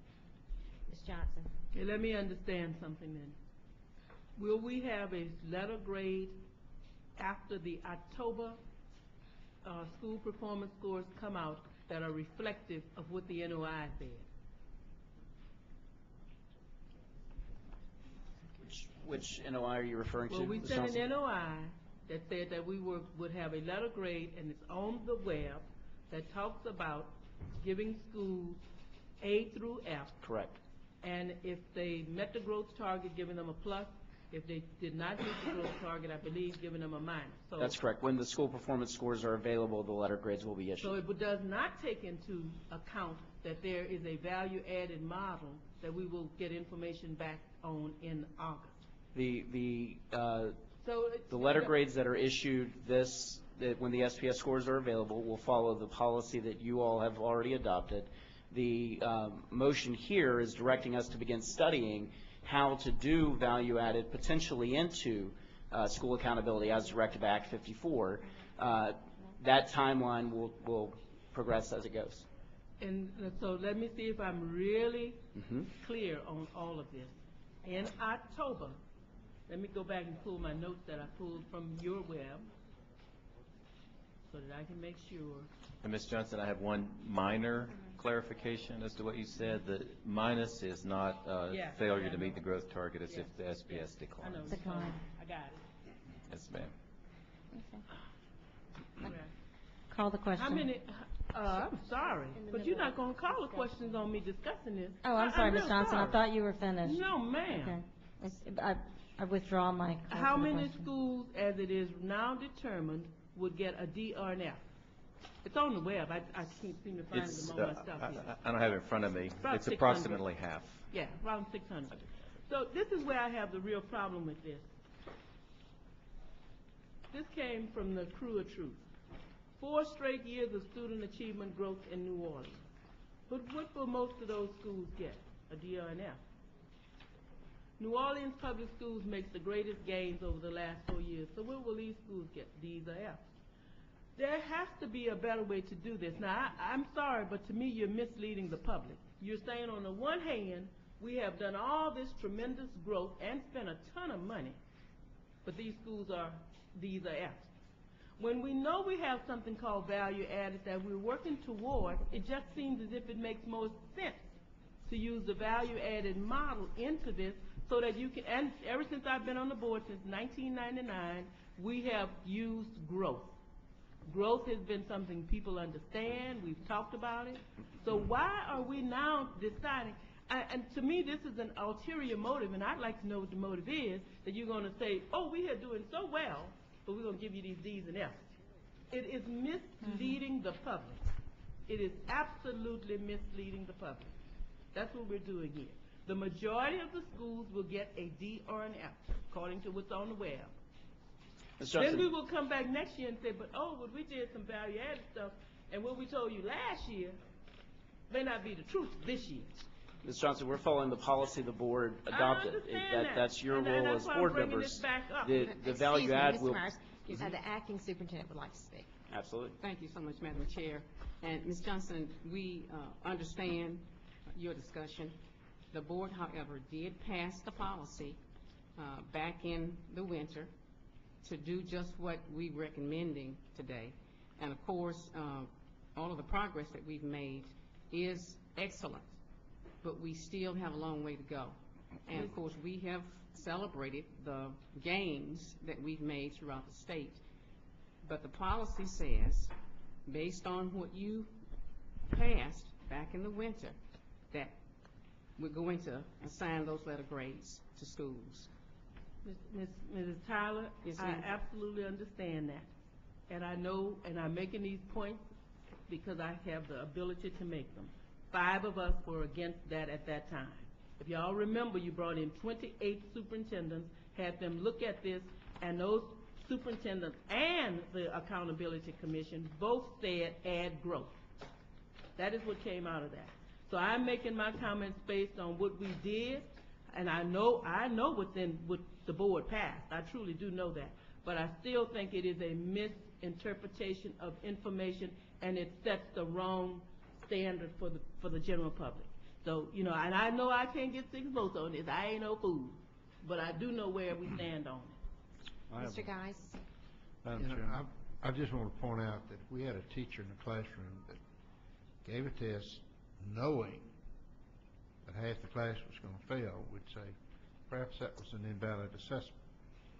And this is the point I've been making. This is an invalid assessment, and because it's invalid, then it becomes unfair. And that's the issue that's resonating across the state, is that it's really unfair. And I think as a board, we need to consider that we've done this. Madam Chairman? Mr. Bayard? Yes, Dr. Norton, there's one thing that, you know, I want to look at results, and then I want to look at a way to fix poor results. I want to see something done. And I don't know how many schools we've had in corrective action. I don't know how many schools have been AUS 4. But, you know, maybe we ought to track each and every school from yesteryear to see where they are today, see what we've done, see what's happened, what's worked, what hadn't worked, because it's kind of like I don't get enough of that. I don't hear about that. And the reason I'm bringing it up is that there's a school that was to be closed. it was an AUS 1 school, and an AUS 2, and AUS 3. Each year the AUS report came out that the school was unacceptable, more students migrated away from the school. In Louisiana, we all know what choice is about, and in each and every school district, in a majority minority school, that student can leave and be bused to another school. It happens all the time. Choice has been existent in successful school districts from the get-go, and they exercise that choice. And each year, they're teaching fewer students, and I might add, more of the lesser achieving students. And it's more difficult for the school to come out of AUS. The proof's been in the pudding from what I've seen. I'd like to see us take that data. Let's bring each and every school, let's say this is what's happened in the past 5 to 10 years with all of these schools. Because AUS had the same negative effects on the schools I looked at as a letter grade would, because parents of students who are not doing as poorly move their students. And you don't have the better students there to bring SPS scores up. So my question really is, let's assume we have these letter grades. You know, we're going to be issuing them in the fall, and we issue them every year. And let's assume we have X amount of schools that D's or F's are. Let's say we've got 25% of them that are F's. What are we going to do 2 or 3 years from now when the F's are still F's? I mean, what's our plan? I mean, we put a gallon of gas in a boat, we've gone in the middle of the ocean. How are we going to get back? And Mr. Bayard, I want him to answer that for you, but I also want us to stay on the motion that we have in hand. Well, this is related because it affects the way we think about this vote. And by the way, for us to vote on an all-inclusive, you know, if it's not all agreeable, then you tend to vote no. What's fairer to me is to let me vote up or down on things that I agree with. I don't agree with this whole sheet. Anyway. Mr. Bayard, I'll give you a short comment, and I think Chris may want to do the same. Over time, of course, there have been a number of schools identified as AUS that will translate into F beginning this fall, and many of those schools have moved out of that category. You know, the number of schools failing has gotten smaller and smaller. BESE did act to raise the bar over the next couple of years, so we have a pool of schools that we know are potentially just a failing. point of information, if I could. Yes, sir. Each and every school that moves out of AUS, have they had the identical student count, demographic count? Or has it been, I mean, I could move kids out of that school and transfer them to another school. I mean, we can play with the numbers. Yeah, I think they're all different kinds of schools. I mean, we could get you the information. The department, and maybe Chris could comment, has a pretty well-developed initiative around those schools that are on academic watch, and I think you want to talk about that a little bit. Sure. I mean, Mr. Bayard, we appreciate that question. I think that's right. I think the history of this board's standing with the accountability system has shown that as you raise the bar year in and year out, fewer and fewer schools have been labeled academically unacceptable. Now, certainly as you raise the bar, there's potentially 200 schools right now that could fall. They could fall as AUS. But again, historically, every time you've done that, schools, educators, teachers, principals, and youngsters have risen to the challenge. Right. I think similarly in this case, we knew that when you passed the letter grade policy, one of the data points we gave you all was that you had a fourth, so 1 out of 4, 25% of all schools in the state that were within 5 points of being at the next highest letter grade. And this is something that was communicated to districts as sort of a challenge, that you have the chance to make the grade and move up. Certainly this is a difficult process. We've tried to put ourselves in a posture and under Superintendent Tyler's leadership now to support districts differently. We have a whole office dedicated to field support. We've organized ourselves to go out and really target schools based on their unique needs and provide them the services they do. And I think it's that kind of partnership that you all raising the bar of accountability and the department putting itself in a posture of not compliance and slapping people on the wrist, but one of saying, here's real tools, here's real educator pipelines, here's real district support, here's real technical assistance that matters. And I think it's that combination that's going to get our schools to where they need to be. But as I understand, Madam Chairman, for this motion that's being offered is you all are asking us to begin to continue and start to study and bring you reports on how value added may be included. And that's something that we just don't know, and making assumptions now about what it could look like, what it could do to letter grades, I think that's very premature. It's something we've got to study as a team and bring back these reports and ultimately, bring forward policies you direct us and do that in a way that makes sense. And we look forward again to working with our districts, you all, and other stakeholders in making that happen. Madam Chair. Yes. In addition to what Chris has said, I want Mr. Bayard to know that the Office of Innovation, the School Turnaround Department, is already targeting those schools that have been identified on the watch list, those schools that fall below 75 and between 65 and 75.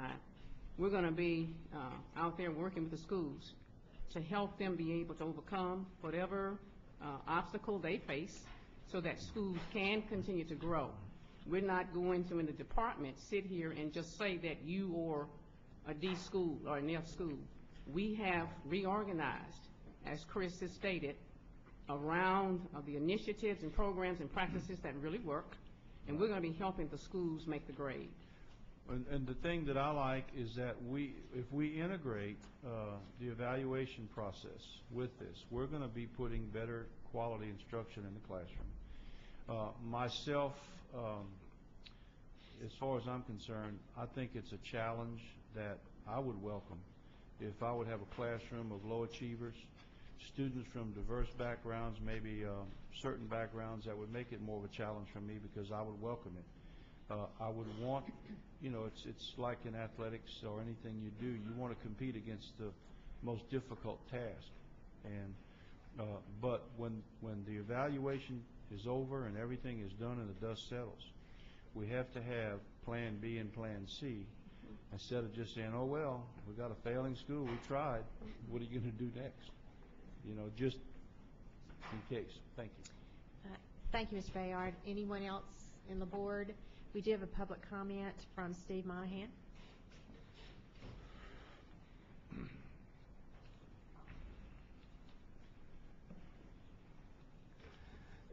Thank you, Madam Chairperson and members of the committee. And I understand, just excuse me, just as Board Member Johnson does, that the train left the station some time ago. But I think the train is really on real bad tracks.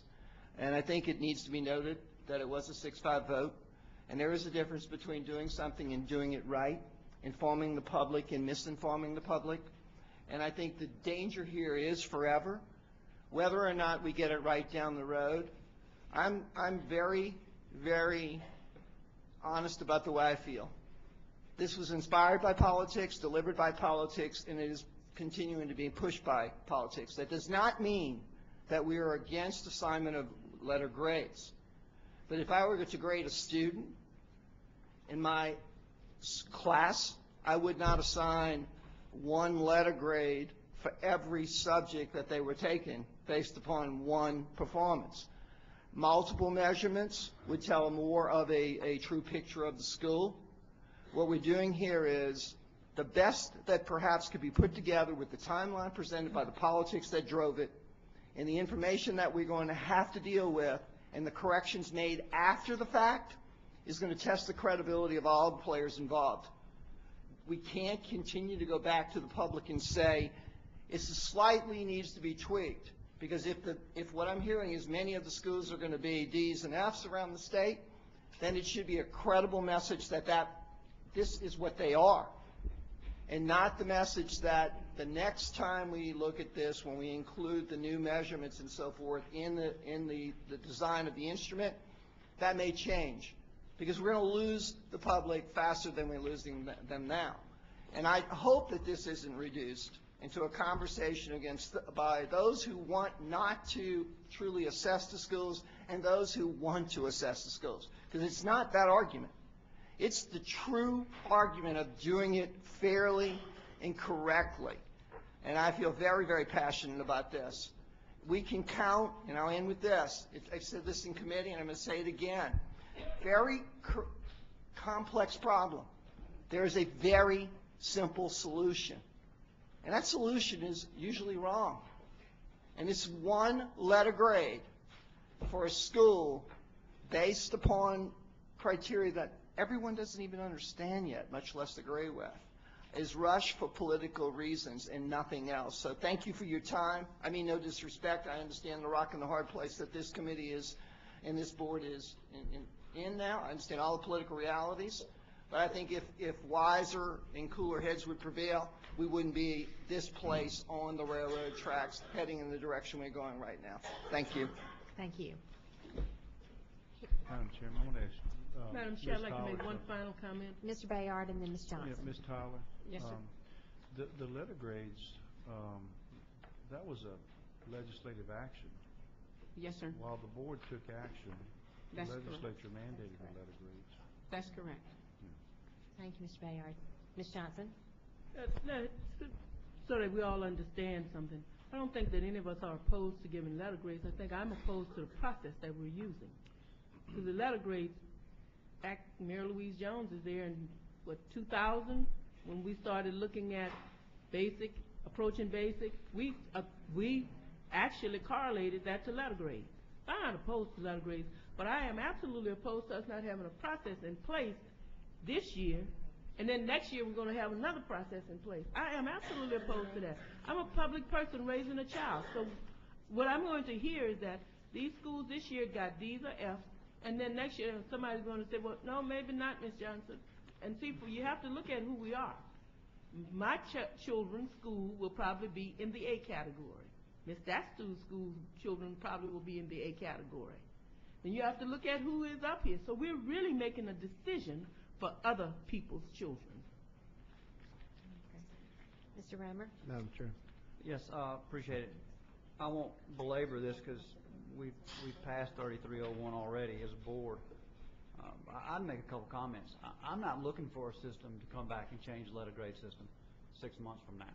I'm not opposed to Ms. Bouquet's motion to look to see if there's a valid, another valid piece of material to include. But I think this includes growth, as we have it right now. If a school meets its growth target, if a school is growing appropriately, it gets indicated so in a very simple letter grade. And what's not fair are fourth graders that sit in the classroom that can't read. That's what's not fair. And what's not fair is a school performance score that parents had no idea what it meant. Now that's what's not fair. Now every now and then we have to take some tough medicine. There is some truth in an absolute score. There is some truth in can Johnny read or can Johnny not read. Our kids don't get to compete on a relative basis.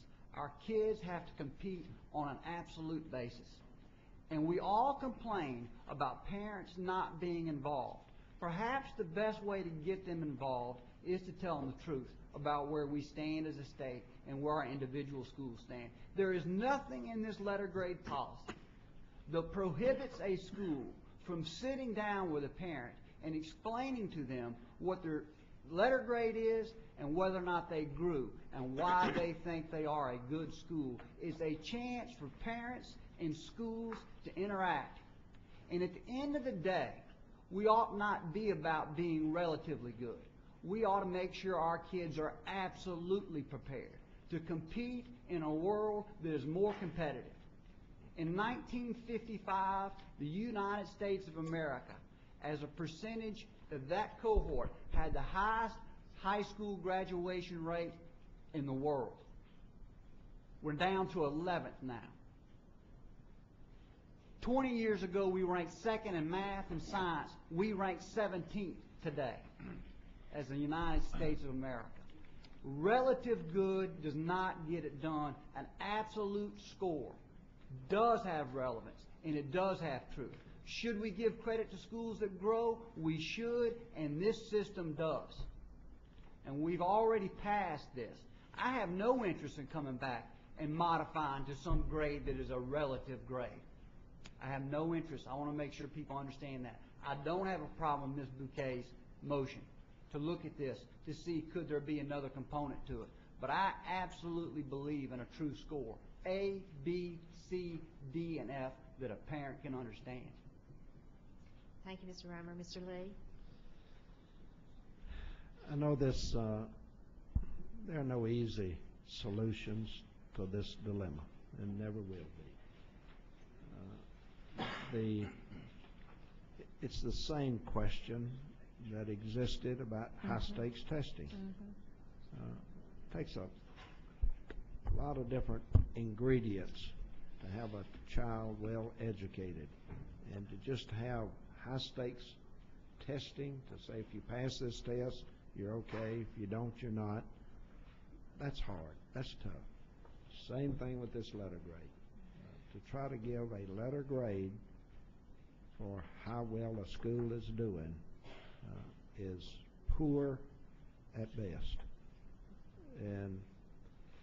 But the decision's already been made, and some of us didn't prevail. So it seems to me the motion is good, that we need to, we're going to give the letter grades. That decision was made. But we do need to try to help explain to the public that even though the letter grade for a school might not be good, there are some other elements, there are some things that can be done, there are some aids, assistance, some help, and whatever we can do at the time the letter grades are issued to try to help people to understand that we're not going to just leave them out there that way. I think it'll help. I think the motion is a motion in the right direction. We just, the decision's been made, so now we got to try to find a way to make the best of it. I think Mr. Lee makes a great point in saying that perhaps as a department we need to come up with some of those strategies that schools could use in helping explain and cause people to get on their side and rally towards that next goal. All right. Any other questions? If not, would you reread the motion for us, please? Yes, I think so.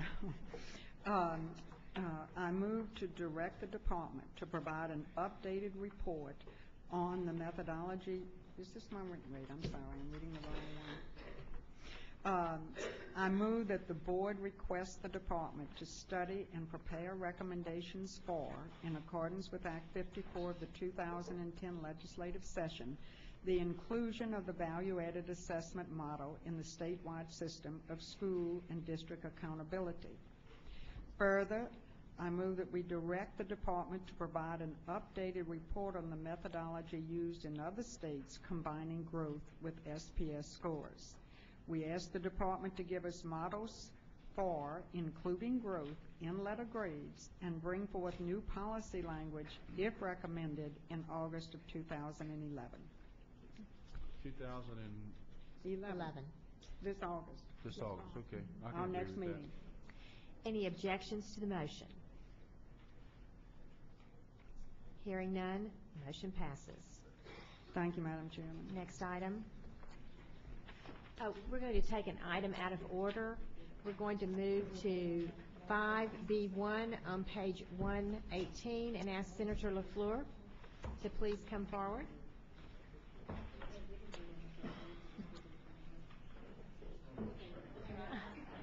We need to go back to the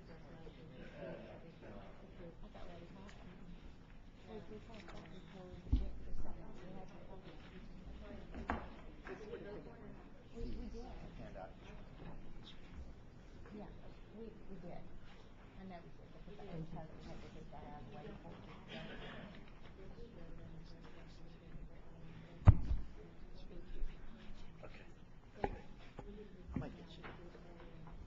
Good morning, Ms. Tyler. Good morning.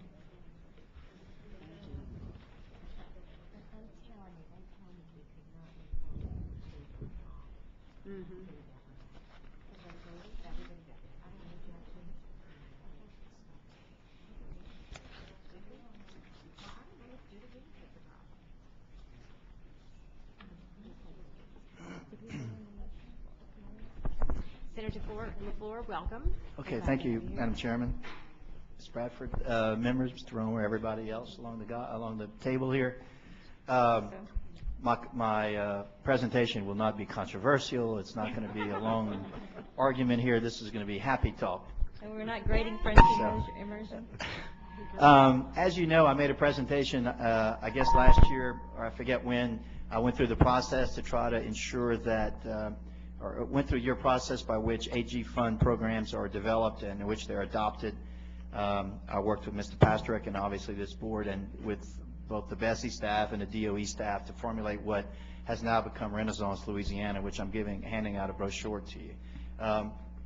One of the telling points about the program was, well, of course, we never get what you request, and I'm familiar with making those same kind of denials to people that make requests upon us. But you did fund it, and you kind of started the ball rolling, and if we can stay committed to it for 3 years, which is what I'd asked Mr. Pasterek to help me with, but of course he's gone now. So Ms. Tyler, or your successor, whoever that may be, I hope that we can kind of keep the thing going. The good part about it is that although we developed the program, or you developed the program, we had way more applicants or way more people interested than we had funds, and that's a good sign. If every AG program had way more applicants than you had money, that's really a good thing. And so that's what happened so far. The French immersion program in Louisiana is something that I know that BESE is particularly proud of it, but it's a sleeper because not enough people in Louisiana know how successful it has been. And we currently have about 5,000 kids in the program, and these are both kids that are enrolled in traditional public schools and non-traditional public schools, and I'm referring more to charter schools. So it's a popular program, and in the most innovative schools that we've seen develop in the last few years, which in my opinion is charters, they have eagerly adopted it as a part of a way to sell their whole education program. In addition to what you did with Renaissance Louisiana, we actually have done some other things. You know that we restructured Codafil, which is an agency that is designed to promote the development of French in Louisiana. And as I pointed out to the board, your mission is not to preserve the culture of Louisiana necessarily, but your mission is certainly to expand people's horizons and make people more worldly and just more intellectual. And in adopting a program like Renaissance Louisiana and promoting French immersion, you happen to be doing both, and that's a good thing about what you do here. Another program that's been recently adopted with the French government is a program called Escadrille.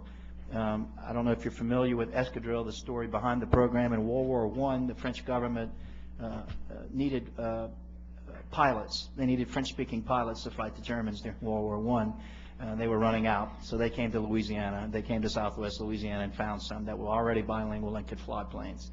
And so, as a way to kind of as a way to repay the United States, not necessarily, but a way to give give a storyline to the program, the French government, through one of their universities, and I forget which offhand, has agreed to take in 20 Louisiana students, provide them with a free education. The French government puts up about $250,000, and these students are not kids; they're already educators or want to be educators.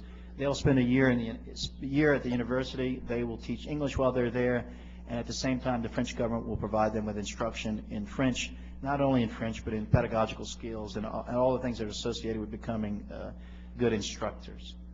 In addition, if you haven't followed the legislation, we have proposed 2 pieces of legislation which have passed or in the process of being passed. One is to certify what a French immersion school is, and the other one is to provide for French services in Louisiana. As you may know, there's about 250,000 French-speaking people in Louisiana. A lot of those are state workers. A lot of those are bilingual. A lot of those people are proud of the fact that they can speak both languages. And so what we want to do is identify those people, to give them a little bit of an elevation. There's no raise, but at least we'll identify them as part of the program so that if someone happens to want to do services in that language, they can. Most importantly, if you have someone who's visiting from Canada or France, the 2 countries that send more tourists to Louisiana than any other countries in the world, we will make those state workers available to for whatever needs they may have, and we can do it in their language. It also just adds some value to, I think, to someone to express themselves in that language, makes them probably a little bit more proud of who they are and the fact that they're French-speaking Louisiana people. You may also know that Louisiana legislators who speak French, which I think there's about 10 of us, have been actively involved in the Francophonie, which is the association of all the French-speaking countries in the world. They meet every other year worldwide.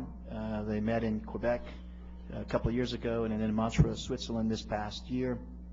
And in the interim, there are meetings among legislators or deputies for the North American side, which is mostly the Canadians, us, and Haiti. Haiti hasn't been able to come to the meetings, obviously, because their country has been, their activities of what they do has kind of been put on hold by the earthquake. And Maine now it looks like they will become a member again, because in the northern part of Maine, they have a lot of French-speaking people. If you don't know this, the governor of Maine was only French-speaking until, like my mother, went to grade school and learned to speak English. So his first tongue is French. I've also been invited to speak at the French embassy as a guest of the ambassador to the United States from France to talk about none other than Louisiana's French immersion program, of which I'm not the father of, although I promoted it probably, but it may be even better to have one of you guys speak, or maybe somebody that's actively involved in the program. What is very important for you to know as BESE members, and which you should be particularly proud of, is the fact that they showcase us when we were there. We were the talk of the entire conference. And every time I could say anything, they were clapping, because they could not believe that we've been having this French immersion program for so many years and that it has been so successful. With all that being said, I'm going to ask you that you do more for this sleeper sale that we have here in Louisiana, which is why I've promoted this program and why we're trying to pass this legislation.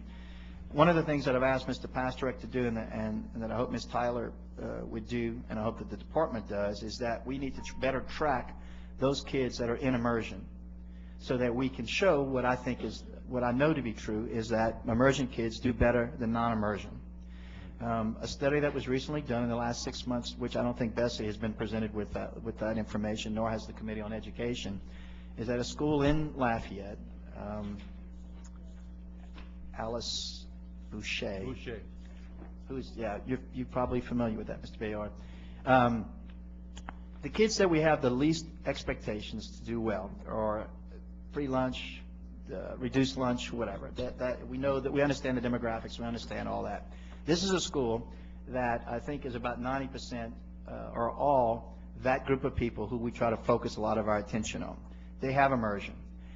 Without a doubt, if you look at the statistics, every kid there did better, not just a little bit better, substantially better than the non-immersion. We didn't have to retrain any teachers. We didn't bring any of the new boards that we have. We didn't do anything else.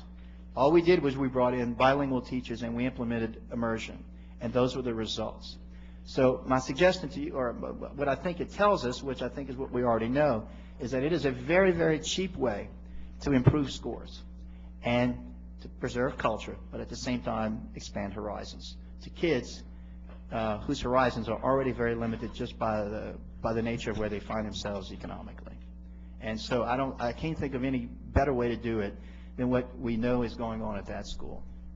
And hopefully we can do this at other schools across the state. We also had an opportunity to visit Manitoba, a province in Canada. Joe Salter was with us, the French-speaking Joe Salter from Swallow, Louisiana. Ms. Johnson was with us. Terry Hammett from from the Department of Education was there, and Dr. Broussard, who's an education teacher at McNeese in the College of Education. I know I'm taking up probably a little bit more time, but what we did is we studied Manitoba, and the reason I got to be somewhat friendly with the provincial president, the prime minister of the country, through these AMF meetings and through the Francophonie. He considers himself an Anglo. He's married to a Franco. So his wife, of course, he thought it was in his best interest of his marriage that he learned to speak French. And so he speaks French now, and his kids are all bilingual. But Manitoba is very similar to what we have in Acadiana, because Manitoba's population is about 1 million people. And if you look at the Acadiana area, the 20-something parishes that make up Louisiana, it's about the same population. It's about 1 million people in that area. The difference is we have 5,000 people in our program. They have 25,000 people in their program. They also have a very systematic way by which they promote immersion and by which they manage it, and they account for what they're doing in that program. And we don't do that here. And I realize we're not going to spend a ton of money doing that anytime soon, but it seemed like that would be the track that we should try to get on, because We always look to Texas, Mississippi. Well, I don't know if we should look to Mississippi or Arkansas, but we certainly look to other states to see what they're doing and how we should mimic what they're doing and model ourselves after what they're doing. Canada, as you know, borders the United States. The Canadians cannot just be smarter than Americans. Although Joe Salter and I left thinking that, well, that must be the only reason why their scores are so much higher than ours. They rank 5th in the world in their educational system. So while I would like to be as good as Texas or maybe as good as Massachusetts, we would obviously like to be as good as Canada. And I don't think, if you look back on the history of our people, that there's much difference between the two, except that they do better and have done better for probably 25 years. One thing that they do across the board in Canada is they have bilingual education in a big, big way. And this particular Prime Minister is very proud of what they do in Manitoba, and of course, very proud of the results that come out of that. Also, too, the history of Manitoba is very similar to Louisiana. If you look at the brochure that I handed out, there's a French quote, which I don't have it here, but basically I'll translate for you. It just says the schools destroyed French in Louisiana. The schools did. As a matter of policy, we didn't have BESE back then, otherwise I could blame you, but I would have to probably blame the legislature because they're probably the one that headed it up, even though there were probably 30 or 40 bilingual members of the legislature. They said, it's not that important. Of course, we look back and reflect upon that and know that we made a critical mistake. Manitoba had the same thing happen in their country historically. Lots of bilingual people, they destroyed their second language and now are in the process of bringing it back. But they've just done a better job of it. And I would just hope that we could look to Manitoba and all of Canada and say, that might be something, that's who maybe we should be studying rather than our neighboring states or the southern regional average, because that's an easy goal apparently for us to, I say easy, it's an easier goal to reach than what we really want, which is the absolute best for our citizens and the taxpayers. So, Madam Chairman. Thank you so much. And we need a motion to receive this report. I would And so I have a move, second but I from Mr. Bayard, and Mr. Lee had asked to speak. Everybody wants to tell you thank you. I want to express appreciation to Senator LaFleur for giving the leadership to this program that I know he does, and say to you that I know you know that Louisiana has a rich heritage in French, and it was almost completely lost because of education and education's interest, but it is coming back, and it's even those of us from North Louisiana understand and appreciate the importance of that French heritage that we have in this state, and we do need to do whatever we can to promote it, support it, and I know we got the right person with Terry Hammett in the department. She keeps it going. But it's going to take everybody working together. And while there are still lots of rednecks in North Louisiana, it does not mean that we're all opposed to French and giving attention to French. And some of us even find innovative ways to connect ourselves to that rich French heritage. See, I can claim that my grandmother was a Dubois. So, you see, I just fit right in. But thanks for what you do. Yeah, and I keep bringing up French, obviously, because that's from what you would expect out of Louisiana, but it doesn't matter if it's French or Spanish or really any other Romance language. The value of it, the value for French is greater here in Louisiana, but the value of just introducing that language, not just I'm talking about in an immersion setting, the value, regardless of what the second language is, we know what the results will be. There'll be better scores and better kids and more intellectual students. Mr. Bayard. Senator LaFleur, thank you. I agree with you. A number of years I read a study that Codafield had presented here at BESE about student success and French immersion. And it was alarming. It was not just a little bit of improvement. We have teacher evaluation now. Maybe we ought to have subject evaluation. And that's a good subject for students to get immersed in, so it would help their test scores, no doubt. I appreciate that. Ms.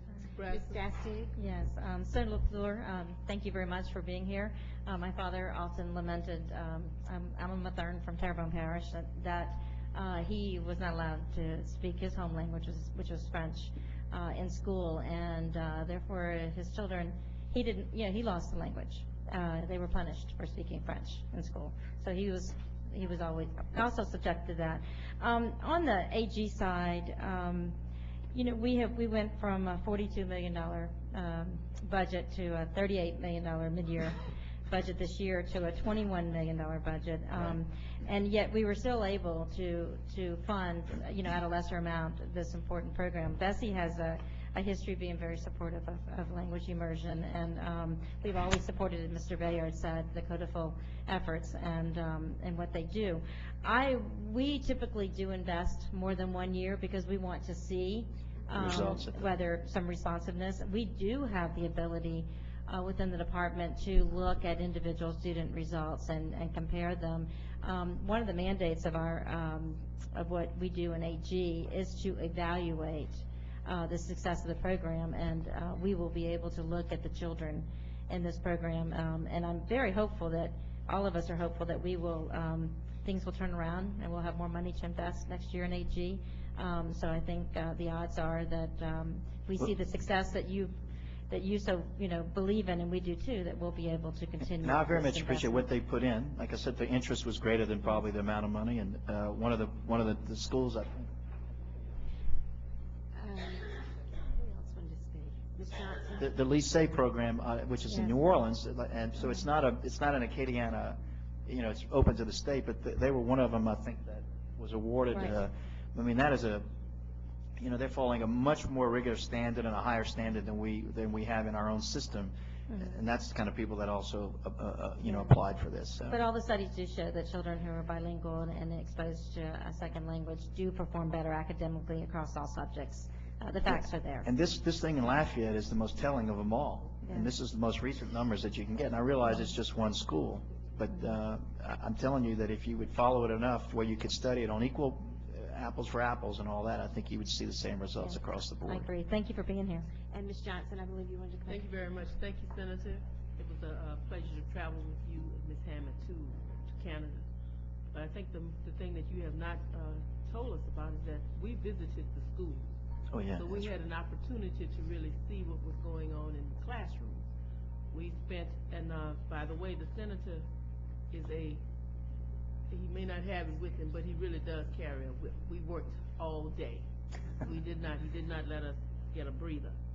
But one of the things that we saw was that in the French immersion classes, in the pre-K 5, I think that's one of the schools that I went to, everything was said in French. Now, the children could speak English, but everything in the building was said in French.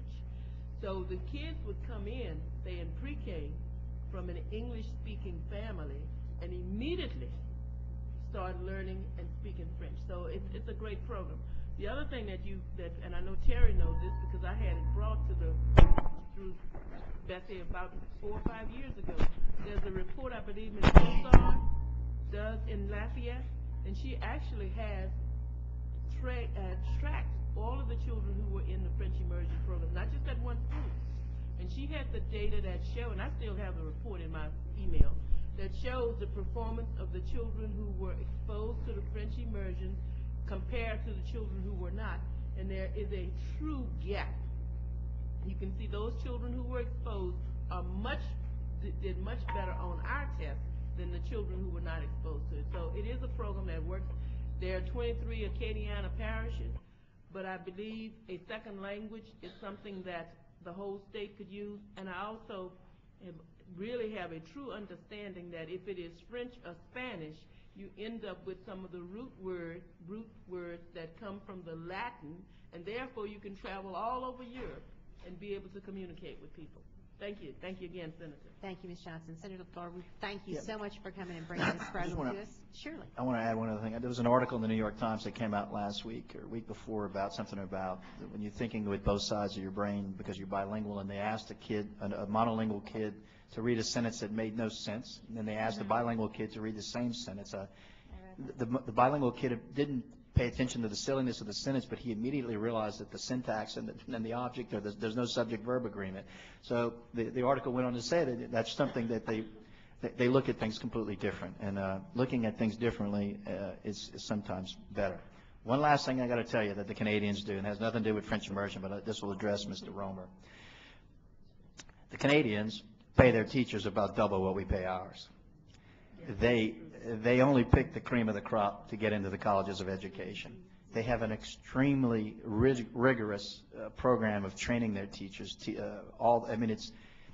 And their tenure program is based on some other things other than what we use here. And they have all the group contracts, they have all that. But one thing that they do there is something that we don't do here, and this is not our response, this is not our fault, it's just culturally somewhere we lost this. They hold their teachers in a very, very high regard. These teachers that we met with, Ms. Johnson, they were, everywhere we went, they were looked upon as they were elite people, and they were paid well, and they were the best. And so that may be something we'll have to address in the future with a lot more money, but that was certainly obvious while we were in Canada. Absolutely. Thank you all for having us. We thank you for making sure the uniqueness of our culture, or at least one of the things that makes us so very unique, is not lost. Thank you. Okay. Thank you. Thank you, sir.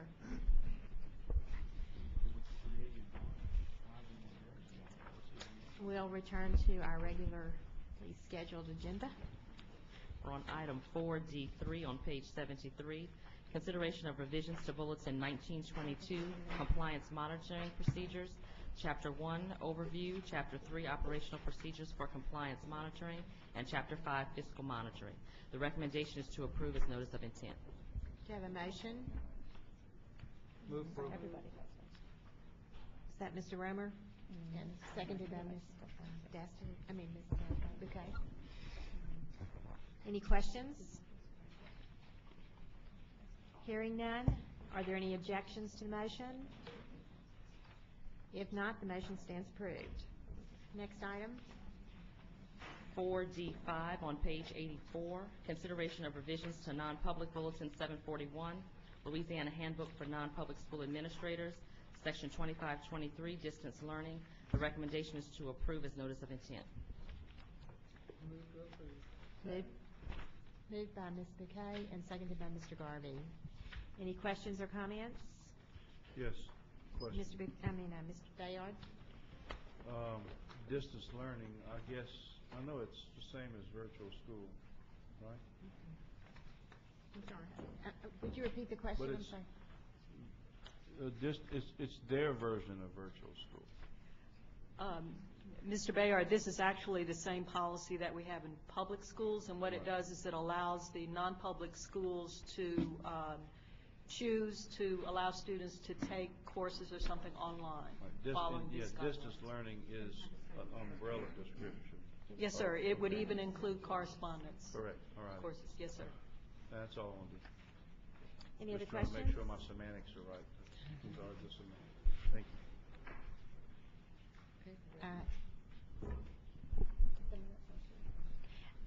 All those any objections to the motion?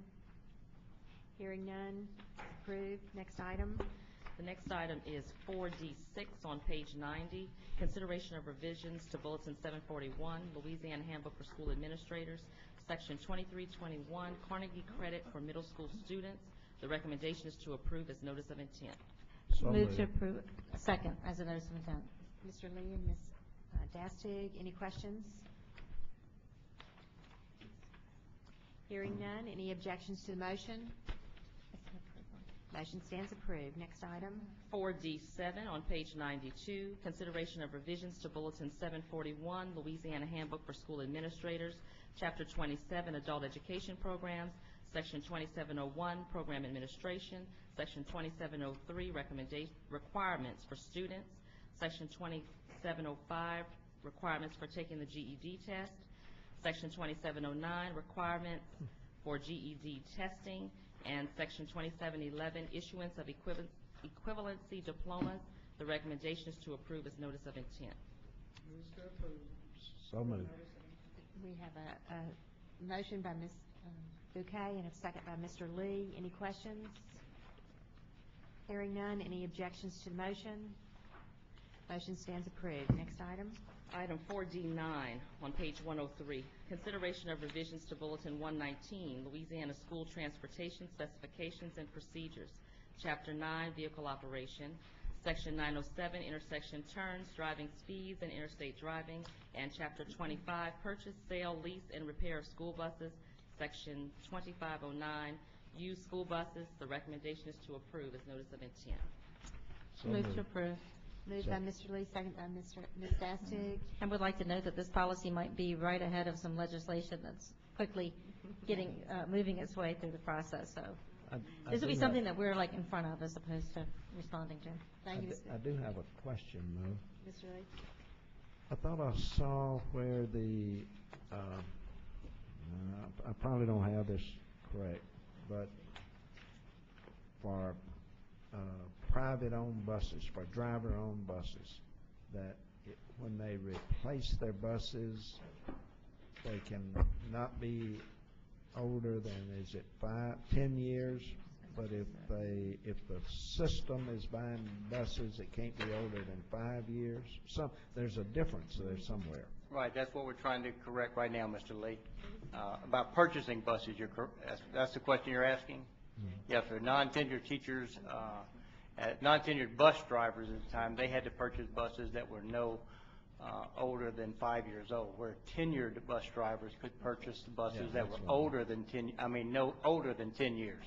Okay, the problem was coming in that the non-tenured bus drivers could not afford these buses that were less, than 5 years old. Okay, which way are you going? We're going to 10 years. So non-tenured as well as tenured will now be allowed to purchase buses up to 10 years old. Okay, I just want to be sure that it was made consistent. It is consistent now. As Ms. Desky said, there is legislation right now going on, so we're a little ahead of the game. Yes, Chairman Nevers it's I think his bill, and I've witnessed it easily moving through the process. Right, okay. But we are making it consistent now. Yes, sir. Any other questions? Hearing none, any objections to the motion? Motion is approved. Next item. That would be 4D10 on page 105. Consideration of revisions to Bulletin 741, Louisiana Handbook for School Administrators, Section 2318, the College and Career Diploma, Section 2319, the Career Diploma, Section 2325, Advanced Placement and International Baccalaureate, and 2326, Military Service. The recommendation is to approve as notice of intent. Move to approve as notice of intent. I have a question. Second. Second by Mr. Lee. Ms. Johnson. On the very first one, increased access to and participation in, the third bullet says remove the requirement that students taking AP or IB courses for a diploma endorsement have to score 3 or 4 on the test. So we're not going to have any endorsement for having taken this?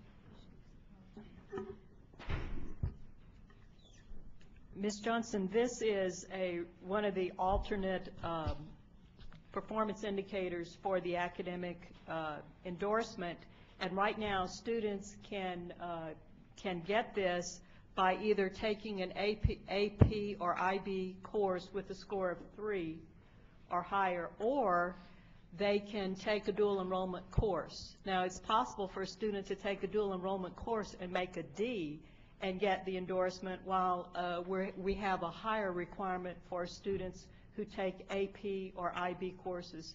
And what this would do would level the playing field. In other words, what we're saying is that we're removing that requirement that the students score a 3 because we don't have the same requirement for dual enrollment.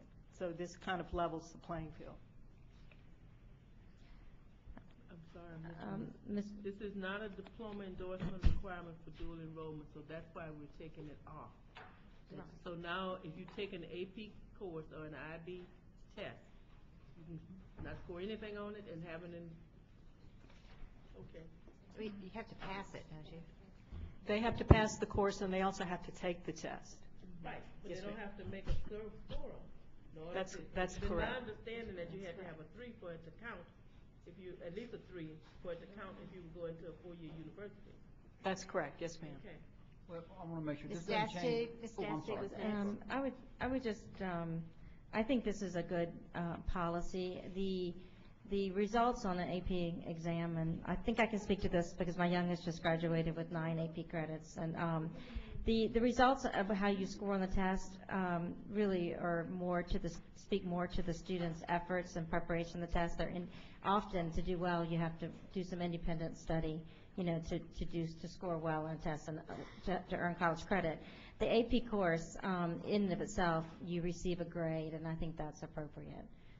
The score really speaks to the students' efforts and the students' ability to earn college credit. Mr. Romer? Well, I understand the clarification on the AP test. I mean, most colleges are still going to require 3 or 4 on the AP exam They do. for them to consider giving you credit. And so students are inherently motivated. So we're not Yeah. affecting the college entrance. That's correct. Okay. Mr. Lee? 4s and 5s. This might be a bit trivial, but I notice here there's a change from the title of American history to U.S. history. Yes, sir. It's been American history forever.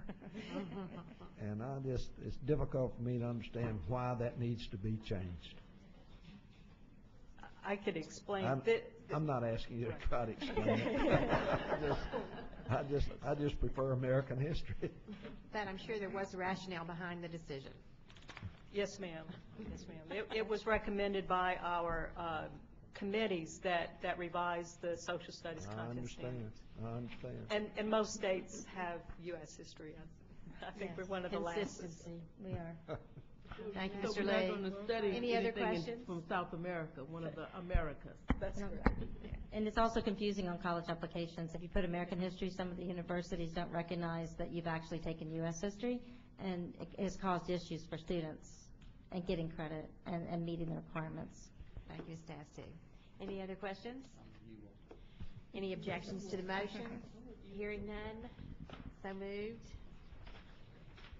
Item 6A on page 133, public comments regarding revisions to Bulletin 111, Section 1101, letter grades. I need a motion to receive. Madam Chair, I'll make a motion to receive the comments regarding revisions to Bulletin 111, the Louisiana School District and State Accountability System, 1101, letter grades, and 1103, honor rolls. Madam Chairman, I I have need a We second. need a second. Did I hear a second down here? Chaz? Yes. Excuse me, point of Mr. Romer. information. I have a motion to make regarding this issue, and I'm wondering when would be the proper time to make it. After this motion is, This motion needs to be cleared before we Okay, go to thank the you. motion. Any questions about receiving these public comments? I think all questions ought to be directed to Chaz Romer. We do have a couple of public speakers. Janet Bean.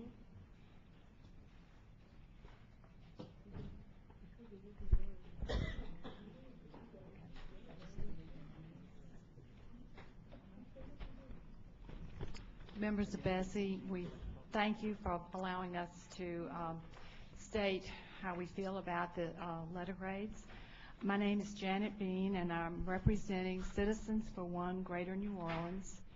And we have come here today to see if there is a way to delay the notice of intent regarding letter grades in order to incorporate academic growth into the factors that determine a letter grade for a school, and that you do not release these letter grades until this is done. One of the purposes of the act upon which BESE is reacting for letter grades is to provide, in quote, clear standards and expectations for schools and school systems so that assessment of their effectiveness would be understood. The miracle in education in New Orleans is a story of academic growth. Indeed, this is the story of any turnaround. And yet this is not a measure that is a part of the letter grades as currently configured. You are holding these turnaround schools to the same standards as schools that have been in existence for decades. Using this methodology not only is unfair to the schools that step forward to help these children have a better future, it also ignores the significant progress that has been made, and it is not an assessment, therefore, of their effectiveness. The state of Louisiana, as you know, took over the failing schools after Katrina in Orleans Parish. There were 100 schools that were taken over. According to the Cowan Institute's 2008, so this is 2 years out, report on public education in New Orleans, 85% of the students in the new RSD were 2 to 3 years behind grade level. After the state takeover, the RSD allowed charters to apply through BESE for Type 5 charters. After a rigorous vetting process, the members of BESE oversaw, charters were granted. I just want to ask you to please try to wrap up. Okay. Thank you. In closing, I would like to mention that 70% in Orleans Parish are first-time students taking the 4th grade LEAP test passed this year. This is in aggregate. 66% of first-time 8th graders passed the LEAP. From 2007 to 2011, the RSD ranked #1 in cumulative growth gains, all grades, all subjects. We feel as the state moves forward and wants other turnarounds, that academic growth needs to be a factor into the grading process. We feel this is a flaw in the current letter grade designation, and we respectively ask that BESE find a way to incorporate this into the letter grades. Thank you for your comments, Ms. Moon. Our next speaker is Stephanie DeSalle. That's a motion, I'll second it. We're just receiving comments, Mr. Lee. May I ask a question on what we're doing, because I am somewhat confused? We're receiving public comments. Okay, but are we receiving public comments on the item that was on page 100 and something? No, ma'am, this is from the notice of intent of April 8th. Okay. Page 133. Good morning. Thank you. Excuse me for interrupting, but I just will remind you that we do have a 2-minute limit. I heard. Thank Yes. you. Hello again to everyone. It's good to be here with you guys. I'm Stephanie DeSalle with the Council for a Better Louisiana. We really are here in support of the letter grade system that was adopted by you all in the winter months. And I think that from our perspective as an organization that represents a wide variety of people across the state, including parents and taxpayers and business people, that what we want is a system that is true and clear as possible. I really caution you against going down a road where you will assign a grade to a school and we will really not know what the academic achievement level of those schools are. It's very different to have a school who you assign a grade to, you combine growth and assign that grade to, and that is one grade. It may be, say, a C, and then a school that may be a C and actually is a C school, and then you're going to put them together. You really won't know that maybe one of those schools is really functioning, the kids are functioning at the D level and need more help. I mean, the whole point of this is so that parents, taxpayers, the public can know exactly how our kids are performing. And the system that you adopted with the plus or minus does acknowledge growth. And by the way, the laws that are behind these, both value added and the letter grade, does not say that you have to put growth as part of a school performance score or a letter grade. It says it should be part of the system. Just as we have now school performance scores and growth targets, where you can have school performance scores with letter grades and some other component for growth. They do not have to be combined. We do want to have the truest picture possible. And I would also say this to you.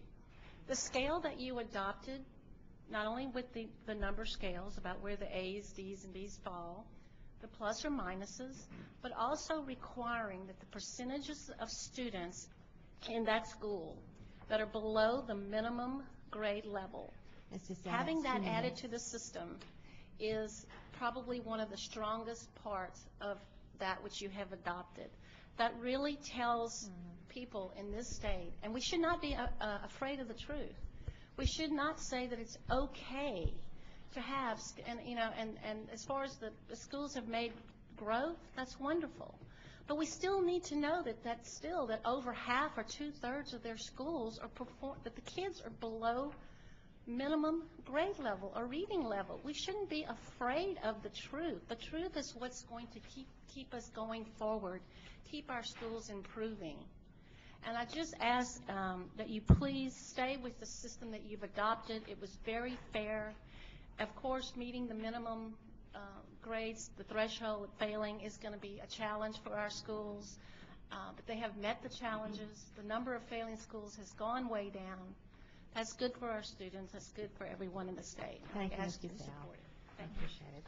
We ask, Madam Chair, former BESE member that's gone astray. Oh, absolutely not, sir. I'm very proud of all the reforms that the state have made because it's all been played out in the improvements and the way our kids are achieving. thank you Yeah, so much. I know. We had three people, Ms. Paulette, Ms. McCall, and Ms. Hope, who wish to go on the record as being opposed to the notice of intent of April 8th. We have a motion on the floor to receive public comments. Any opposed? We have a second, too. Any opposed? Any opposition? We receive these comments. Thank you. Oh, I'm sorry, Mr. Garvey? Yes. I would like to ask Ms. Bean if she could come back to the table again and give us a little more information about what is going on in the state regarding preparing for these letter grade releases. And yes, Ms. Bean, and then make a motion once she gives the background for the motion.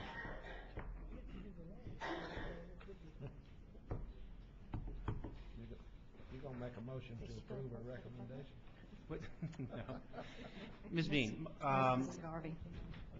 my understanding, and please correct me if I'm wrong, is that some people from the New Orleans community, Ms. Rose Drill-Peterson in particular, have just started working with the State Department of Education to investigate whether there is additional information, particularly regarding growth, that could be released with these letter grades that would better tell the story about how some schools are growing around the state. Is that true? I'm not sure. You're not sure? I believe that is true. I did speak to Mrs. Peterson this weekend, and she's working, I believe, with Mr. Myers. Mr. Mayor, could you confirm that? That's right, Mr. Garvey. Based on conversations with you and other members in the community, we were asked about other information that's going to be released at the time of the letter grades. As you all know, the policy you adopted back in the winter and spring requires not only that the letter grade be issued, but we report the % of kids on grade level, and we also identify schools as being either selective enrollment or alternative schools per your policy. So that'll happen. We then committed, as any course, to work with stakeholders to figure out, is there other information that's more, additionally helpful to put out? As you know, we have a vast website with lots of data, but sometimes it's better to highlight and point to a more holistic story. So we're happy to look at any data that would be helpful to parents and communities. We're happy to sit down with schools and districts and superintendents and figure out, is there additional information or ways we can help communicate, such as in the case of New Orleans. I think as Ms. Bean presented in her comments, telling the story that over 5 years we have seen the most growth in the state, and we started so far behind. I think in other school districts, they'll want to comment on how they've been high performing all along, and that this is sort of a solid record of achievement. So I think in all cases, we'll be happy to work with districts and stakeholders to figure out ways they can continue to give parents the best information so they can make the right choices for their students. Thank you. And my motion is to direct the department to continue working with the stakeholders to investigate additional information that could be released with these test scores. That's back to the strategies we were talking about earlier. And do we have a second for that motion? I'll second. Sorry. I have a question. Mrs. Johnson? Okay, let me see. When we had all of this discussion, I believe North Carolina gives 3 different flags, or somebody put 3 different flags, one that shows growth, one that showed the performance, and one that showed something else, which, as I recall the department saying, was very confusing to the general public. I do recall that at an accountability meeting. My question to Ms. Bean is, where will Lafayette fall? Where will Lafayette fall? Lafayette Academy, Yes. because we're hoping to see. What's the school performance score right now? It would have made, right now it would be a D. Right. That's what I thought. Okay. Yeah. So you see, and you all said in the meeting the other night, as people talked to us, and I believe somebody made some comments about Lafayette School, the Lafayette Academy, or whatever it's called. And my understanding is if you look at it, it has had tremendous growth, which has been widely distributed throughout this state. And to me, there has to be a way of letting people know that they're not a D school. I'm sorry. That's what and I'm not the Lafayette person trying to give y'all all this credit. That's not who I am. I am, if schools have made the kind of growth that we have, the Department of Education, all these different publications have come out, that's all they talk about, the school growth in New Orleans. That's it. It's as if no other school, and I can tell you East Carroll was led to state, I believe. So we will have no way of telling this particular story. So that's what I'm opposed to, but I'm real confused as to what we're doing here today, because we've already voted. It's already a done deal. It's going to happen. And my understanding is even if the department brings us something back in August, my feeling is that we will not be making any recommendations to tweak whatever we hear, even though we know that we are confusing the public. Thank you, Ms. Johnson. Any other questions? One last comment is, my motion is trying to address the situation that Ms. Johnson is describing, that if we release additional information, it may help clear up the misunderstandings. Hearing no other questions or comments, are there any objections to the motion? Hearing none, motion passed. Ms. Chairman? Yes. May I add one more thing? There's one other issue that came up when I was talking to Mr. Norton this morning that I wanted to bring to the board's attention. It's regarding the plus and the minus and the requirement that we include in our letter grades a reflection of growth. And that's what we did with the plus or minus. In order to calculate the plus or minus with the school performance score, you have to have 2 years worth of school performance score, and the first school performance score is based on 2 years, so that gives you a total of 3 years that you need information on in order to calculate the plus or minus.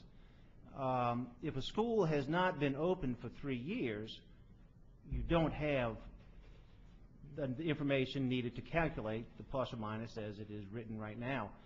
What we do about that, I don't know. Maybe we would want to, instead of issuing the letter grade, report what percentage of failing students that school has, rather than violate the law, some would argue, in issuing a letter grade without issuing the growth information. I don't know at this point. This just came to me today, and maybe not. I'll have something tomorrow, but it's a problem that I wanted to point out. Thank you, Mr. Garvey. Next agenda item.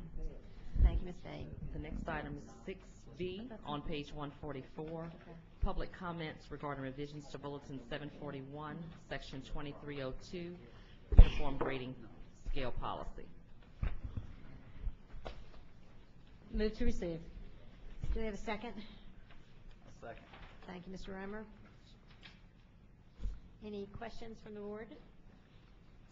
I do have a question about it.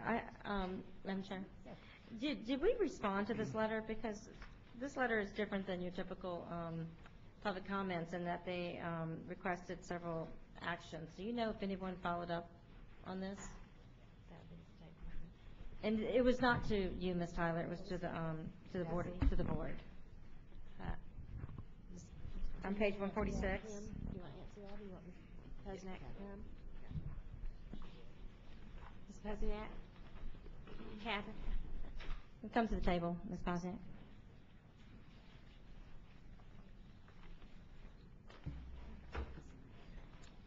When the board received, or when the BESE office received this comment, we realized that it was asking for some information, and so we did get in touch with them, but we included this because they labeled it as a public comment, and they submitted it as a public comment. But you did provide some response to them? Yes. To them? Okay, that's what I wanted to know. Yeah. Thank you. Thank you. Any other questions? Comments? We have two people who wish to speak. Sonia Lloyd.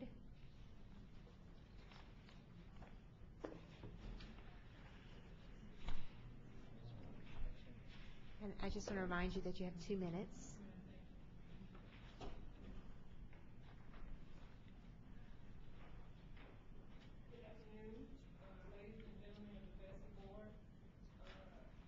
I don't believe your mic is on. I don't know. Who would like to speak to you?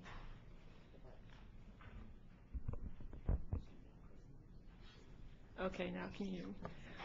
I've come before you today to just, I guess, get an understanding of the Act in Revised Statute, Chapter 17, Section 729A, where it states that the state is required to develop, adopt, and provide for the implementation of a uniform grading scale for use in public, elementary, and secondary schools. The part that I guess I need some understanding about is where it says, and other public schools and programs under its jurisdiction.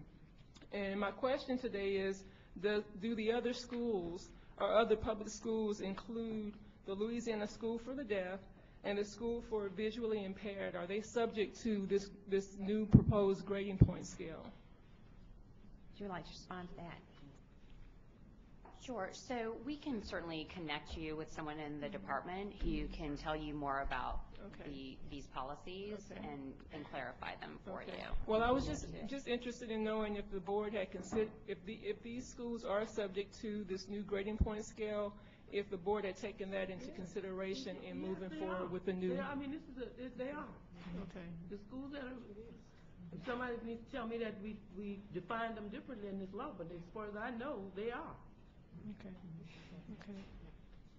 Okay, well, did they take into consideration how this would affect their opportunities for pursuing higher education? Catherine, do you want to speak to that? Yeah, so typically, I would just say, I think that the questions that you have would probably be better addressed with a conversation with the department. Just in terms of like stepping out of protocol here, that public comment is not designed as an opportunity to pose questions to the board. To receive your comments. And I understand that. I'm just saying that if it wasn't taken into consideration, I would like to request that the board defer their vote on the proposed grading scale until a study was done to take that into consideration. Let me ask the question, because I think you're posing a question here that we ought to, as board members, be able to answer. Okay. BESE runs special schools, the school for the deaf and the school for the blind. Okay. And I'm asking the Department of Education, haven't we, before we went to this, weren't they graded the same way?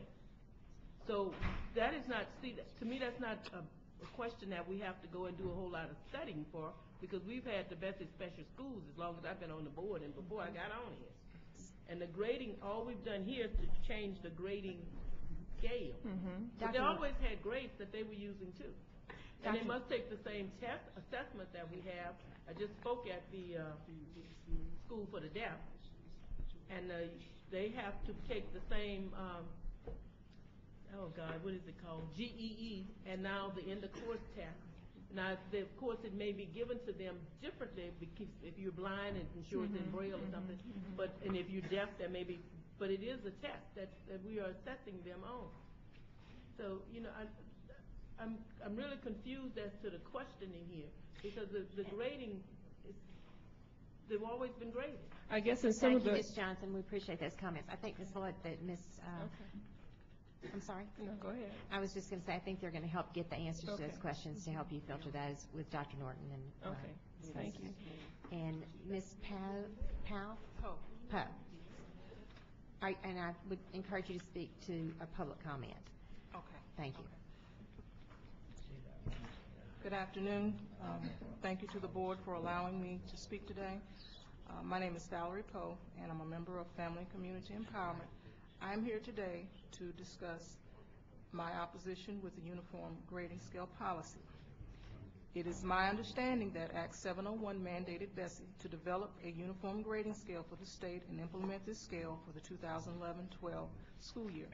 However, it is FACE's position and the parents who signed the petition that there was not enough information or justification provided to substantiate this proposed scale.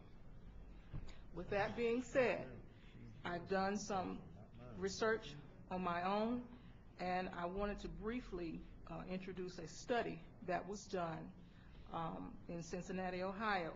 It was about the Madeira City Schools, done by the Planning Commission. And this was done March 26, 2009. This is essentially about a school that, since spring of 2010, had a grade point scale prior to that of 7 points for about 20 years. They took the time to assess their own grade scale because they realized that a lot of their students weren't being as competitive as what they thought they should be.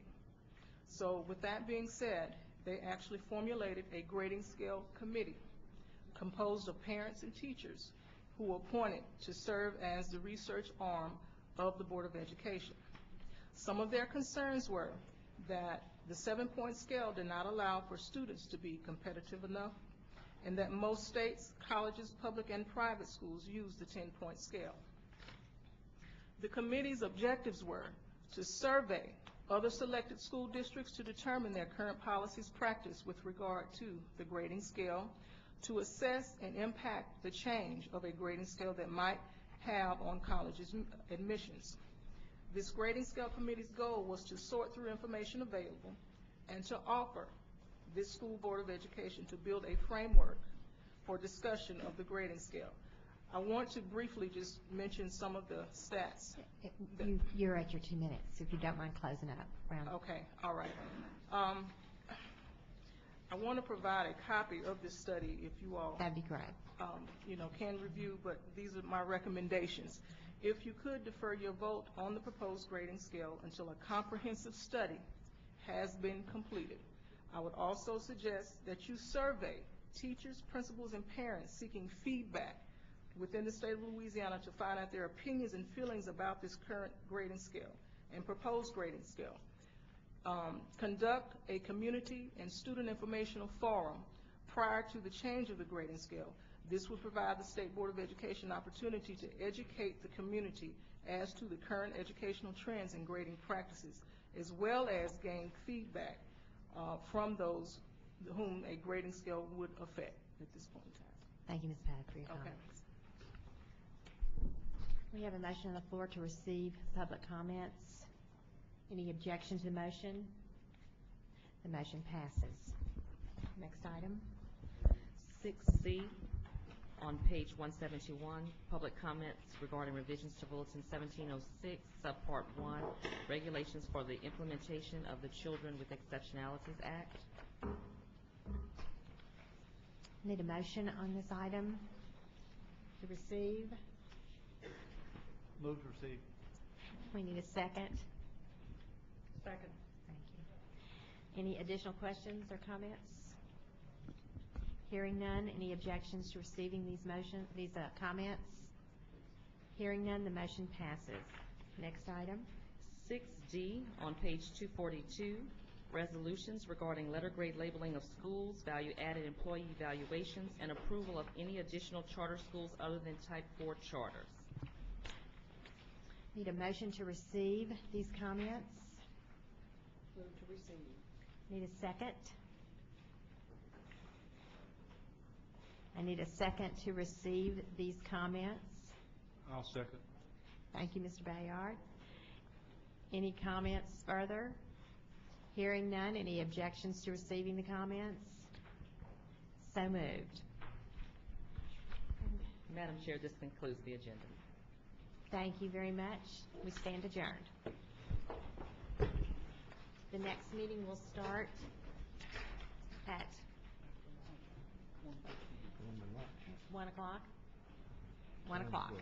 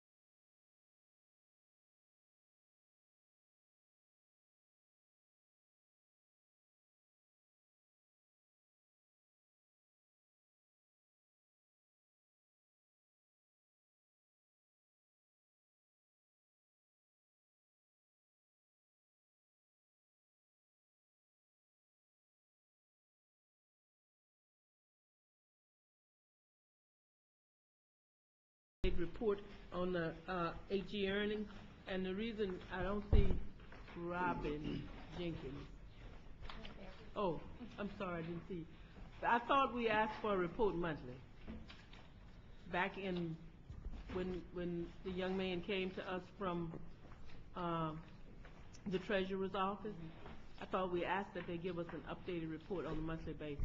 We do, but that is the latest one that I have. But I actually do have some news for you. I just received the estimate for the next fiscal year for 12-13 this morning. So it's not great news, but we're still going to have the same estimate of $22.5 million. Okay, so it didn't go down. Okay. I can put this item back up and get a motion to approve it on the consent agenda. That I just needed to have that answered. So can we get a motion for number 2? So moved. Okay, in a second. Second. Okay. Any opposition? If not, so ordered. Next item. Okay, Madam Chair, on the standing items, the next item is item 4A1, consideration and discussion of the MFP formula. And in that, begins on page 237. The backup begins on page 238. And there are 4 items on that item.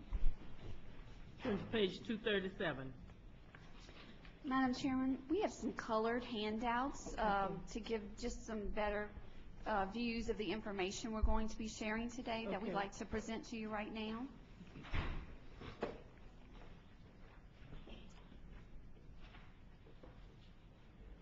Two of the items are receive items, and 2 of the items are approve items.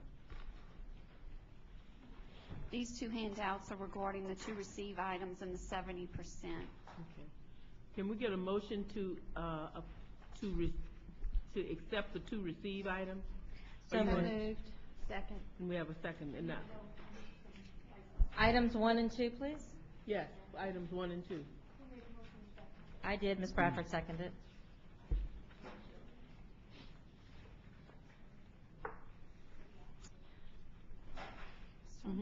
On item 1, this is the follow-up report on the districts who we had monitored over the last year for having failed the 70% measurement. If you turn to page 238, we provided some highlights with regards to these districts. And I won't go into great detail, but some of the information that you might be interested in is that there were 80 LEAs that actually met the 70% requirement. 58 of those were school districts, whereas the other 22 were either lab schools or charter schools. We only had about 6 that actually, because of you had adopted a provision in the last resolution that allowed for districts having met the student achievement level that was deemed in the resolution. They actually fell below the 70%. However, with that waiver, we're referring to that as a waiver, they then met it.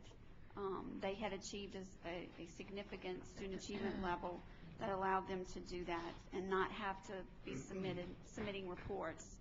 The 22 LEAs that actually failed to meet the 70% requirement were 6 school districts and 15 charter schools. Those required us to work with them a little bit closer, and we provide some very detailed information with regards to that follow-up. If you look at attachment 1A, we've now provided that to you in color. On the first handout, it would be replacing pages 239 to 244. And I won't go into these, but this is for you to have. We've just delineated all the different compliance categories. In attachment 1B, that's actually on page 241. You may want to note the 5-year history of the status of each of the school districts. This shows you how they've progressed over the years for each of the entities that we've measured.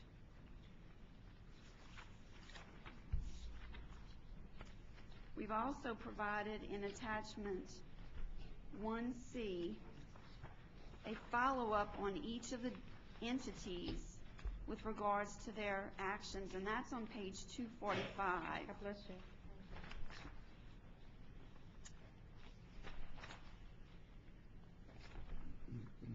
Are there any questions with any? I know it's a lot of information. I don't want to go into it if you don't have any Board members? questions.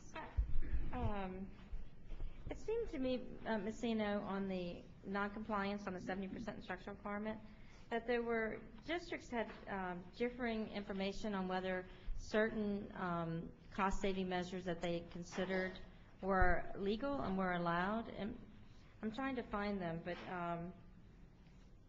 for example, outsourcing of food service, is that prohibited by state law?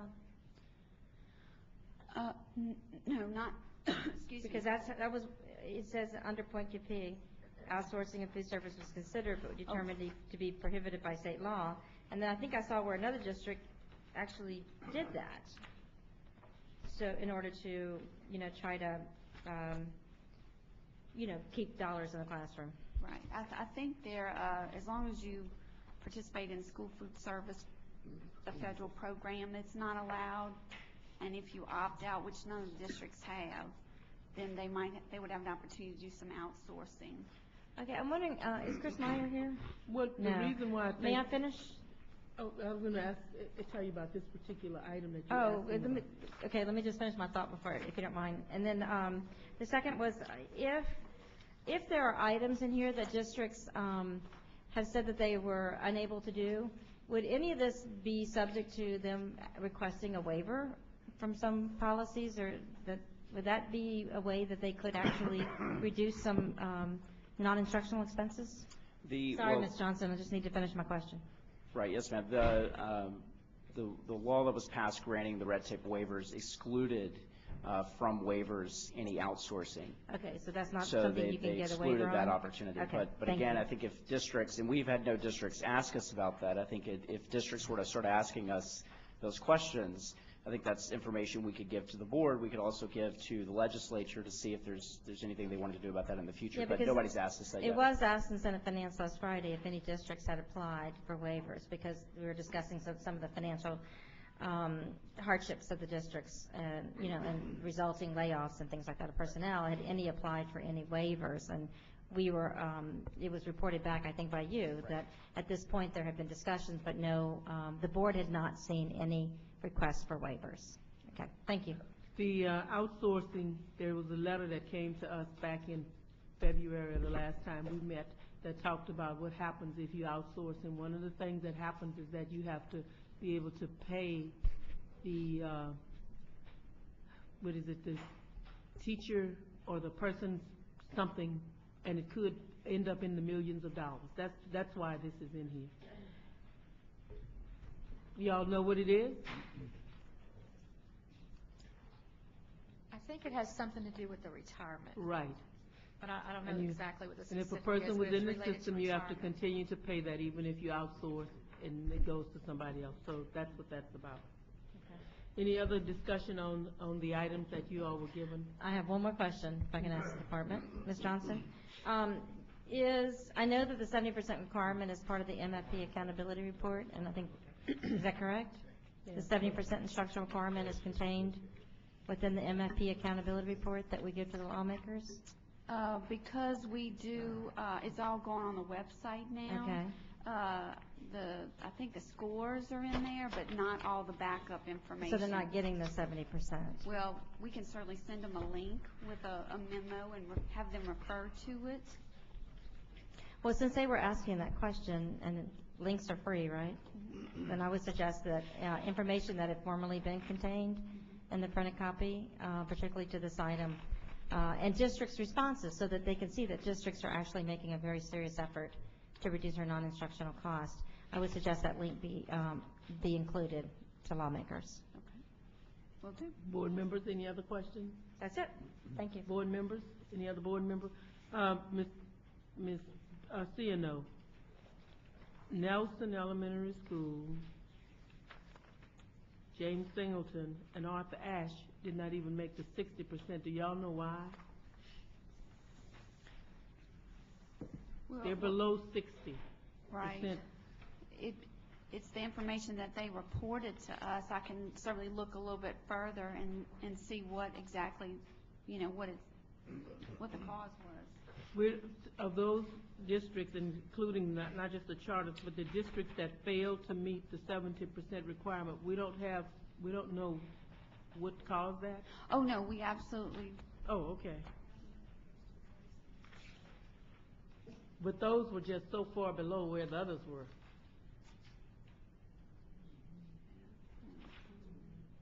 We have last year's analysis where we will look at why they didn't actually meet it. The report this month is actually what they've done to try to address it, but we can certainly get you the information. They don't meet it because they have more overhead costs. Their proportion of instructional costs is much smaller in comparison to all of their overhead costs.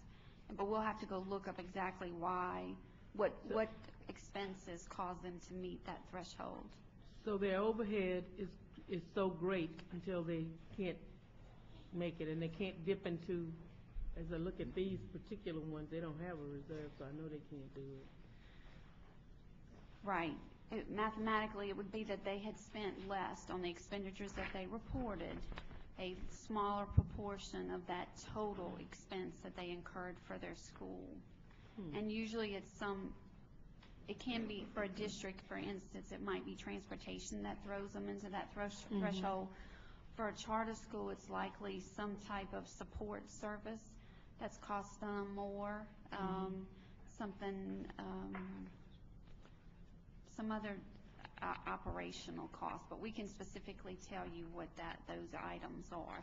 We'll go look it up. Thank you. Board members, any other questions concerning, we had a motion and a second to receive this item. Those were the first two on page 237. Now we have two more to approve. Page 258, starting on page 258. I'll move to approve. The student membership definition, item Yes. number 3. And I do have a question about the studies agenda, the next item. We have a motion to approve the MFP student membership definition. It's on page 258. Do we have a second? Second. Okay, and I think all of y'all know what we did here. We added NOCA to this, and we added the Science and Math Academy, LSMSA, to it. So that's really what we were trying to define in here. So we have a motion and a second. Any discussion on that? If not, so ordered. The next item is on page 259, and it's the MFP studies agenda item. And the department is asking us to approve. I'll make a motion to approve, and I have a question. Do we have a second? We have a motion and a second, Ms. Dassu and Ms. Bradford, to approve the MFP studies agenda. Questions? I just wanted a point of clarification. This is the study agenda for the 12-13 formula, correct? Yes, it is for the 11-12 fiscal year. Okay. Board members, I just wanted to bring attention that the formula that we approved in March and submitted that was yesterday moved out of House Appropriations still needs, I believe we covered MFP and Senate Finance on Friday, so it'll still possibly go to Senate Education.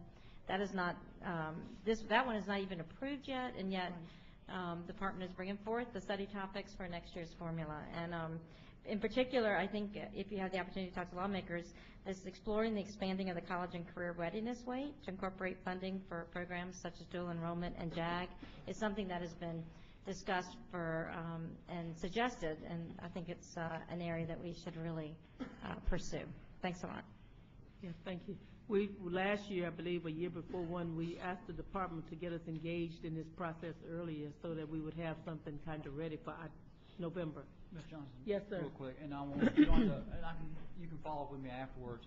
I know there were a number of districts that agreed to be part of a pilot program for student-based budgeting. When will that pilot begin? Does that begin this 2011-2012 school year or the following year? The plan is right now to have the districts ready and their staff trained in their pilot schools to engage in the planning for the 12-13 budget. So next around next March and April, they would be able to engage with their schools and their principals to plan for the 12-13 budget. Okay, thank you. Any other questions or discussion? If not, we have a proper motion and second. Is there any opposition? Not so ordered.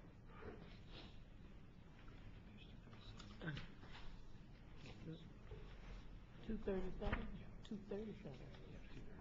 Okay.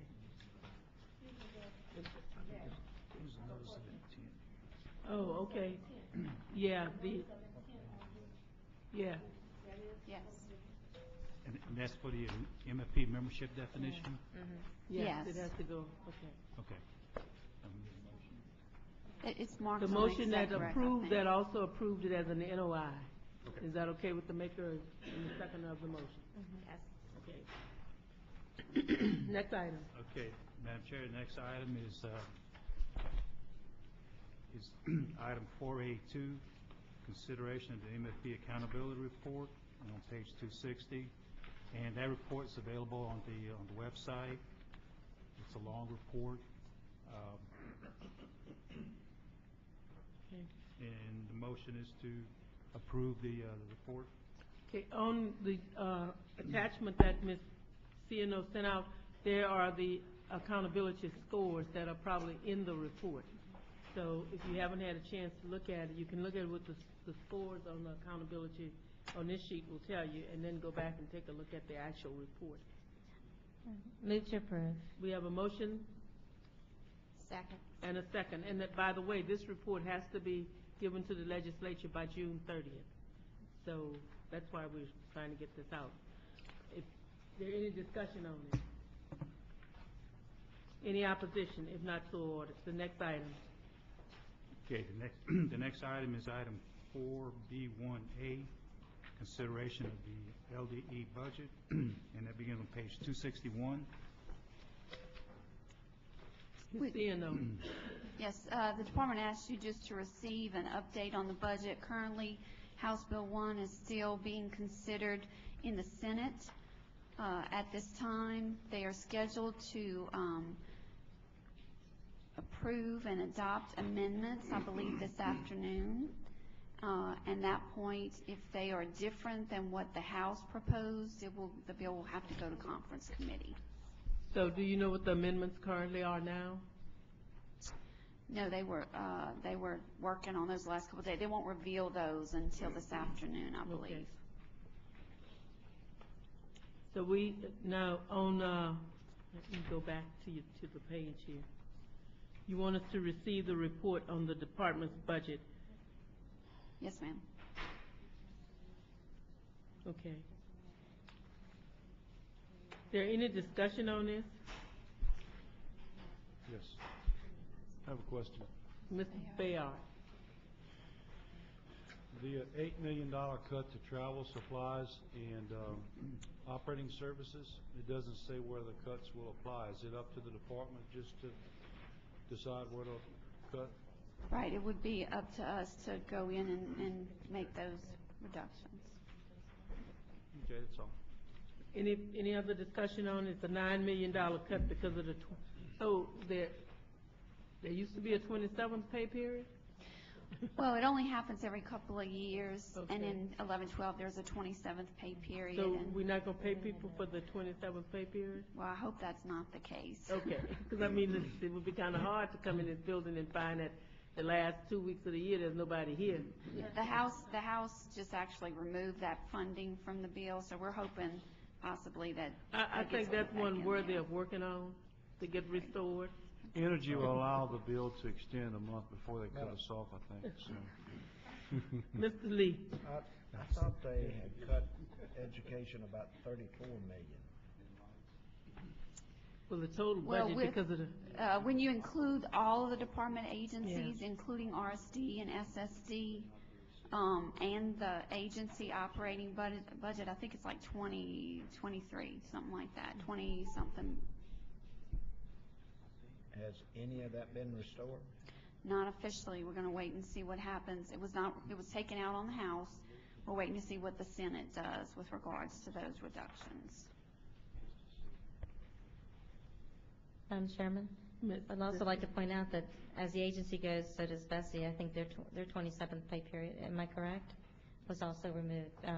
The BESE did also receive sort of a proportionate kind of cuts. So, if you want, I'm sure Ms. Posniak can report to us on it. Okay, thanks. Do we know how much BESE was cut? Yeah, I think she's going to report on that next. I jumped ahead, I'm sorry, Yeah, but it's in it's in the next item. Okay. Any other discussion on it? Do we have a motion to receive the report? So moved. And a second? By Mr. Garvey. Any discussion? If not, so ordered. Next item.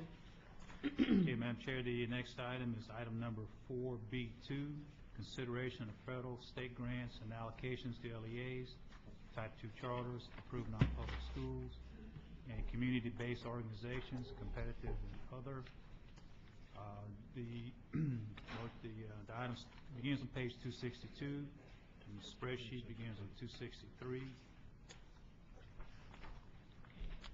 If you look at, starting on page 262, you'll see that there are basically 6, 9, 10 allocations that are to be made. And these, if you go then to the next page following that, you'll notice that these are allocations that are allocations that we're all familiar with.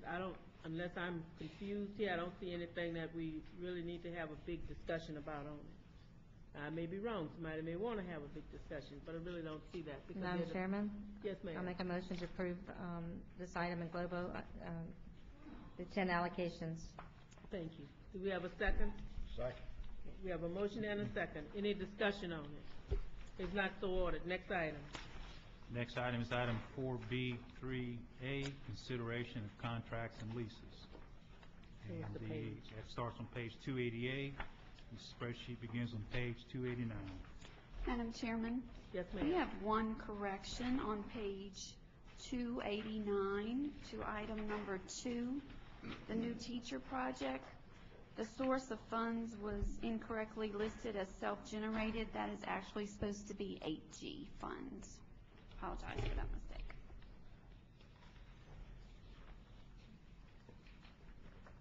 All the contracts are in order and ready for your approval.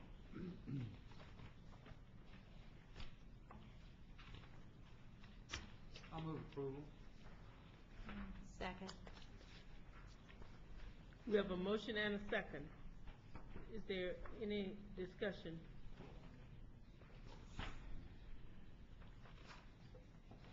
You know, and I may be wrong, but I think the item number 7, Mr. Garvey, is this the one that you all wanted to discuss the other night? On page 4 of 8? No. 4 of 8. Page 292? It's the last, yes. No, it would be 290. On page 292? Mm-hmm. Isn't this the item? Yeah. I think that just changed the ending date on the contract. Right, we didn't add any funds to the contract. We just stretched the contract another year with the same amount of money. Is that it, Jim? Was that the one we had the discussion about in New Orleans that you all wanted to have more discussion about? I don't think so. Okay, I thought it was. Ms. Johnson, this isn't the I know, but this is Inspector General. If you think this is not the Inspector General Inspector contract. General, that's what it is. No, Inspector I think General. Okay. it's not contained within this item. Okay. So we have a motion and a second to approve the 33 contracts. Is there any discussion on it? If not, so ordered. Next item. Okay, next item is item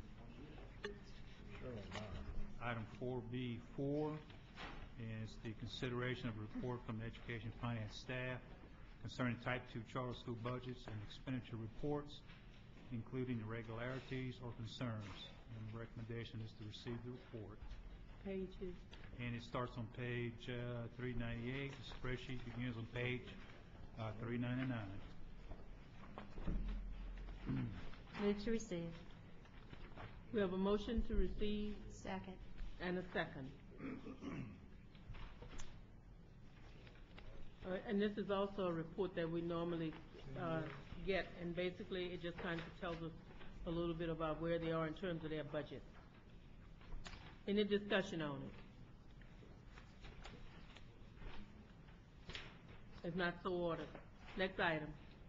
Next item is item 4B5, consideration of fiscal dialogues as a result of the fiscal risk assessment process. And there are two items on this. We have a Is that correct? receive and an approve item. Number one is the final summary of the fiscal risk assessment for the 3 remaining districts that are in dialogue with the department. And all we need to do is to receive the report. Question. And you can look and see which ones they are, St. Helena, Caddo, St. John, the Baptist Parish.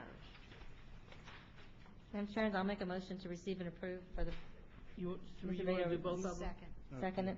Okay, we have a motion to receive number 1 and to approve number 2. A motion and a second. Is there any discussion on it? I have a question. Yes, sir. Yes, Ms. Ciano, the fiscal risk assessment normally yielded our state rankings of school districts. That'll be complete after this?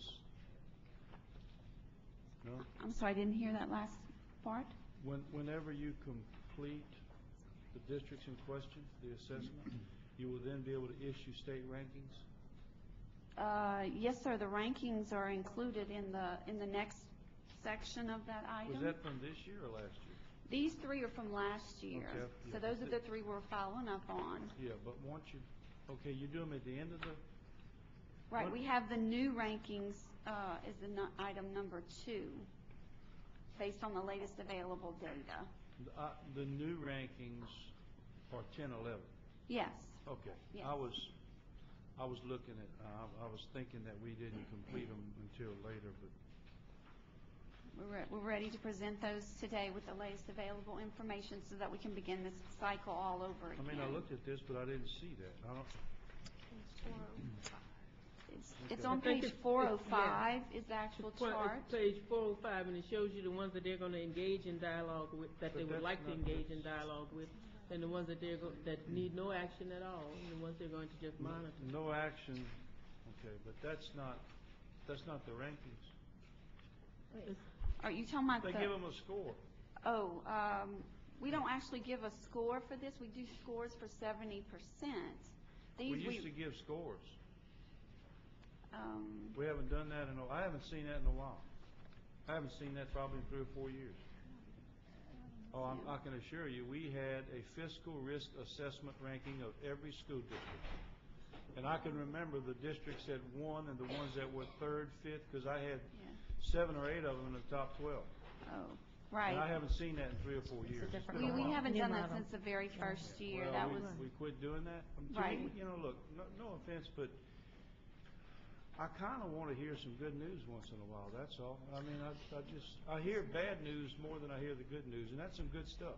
and I believe the districts utilize the fact that they're in the category that has no action. We do encourage them to share that with their boards, because that does mean that their financial matters are in order. I know, but we had a ranking, and we just abandoned that. We did. That's all. Right.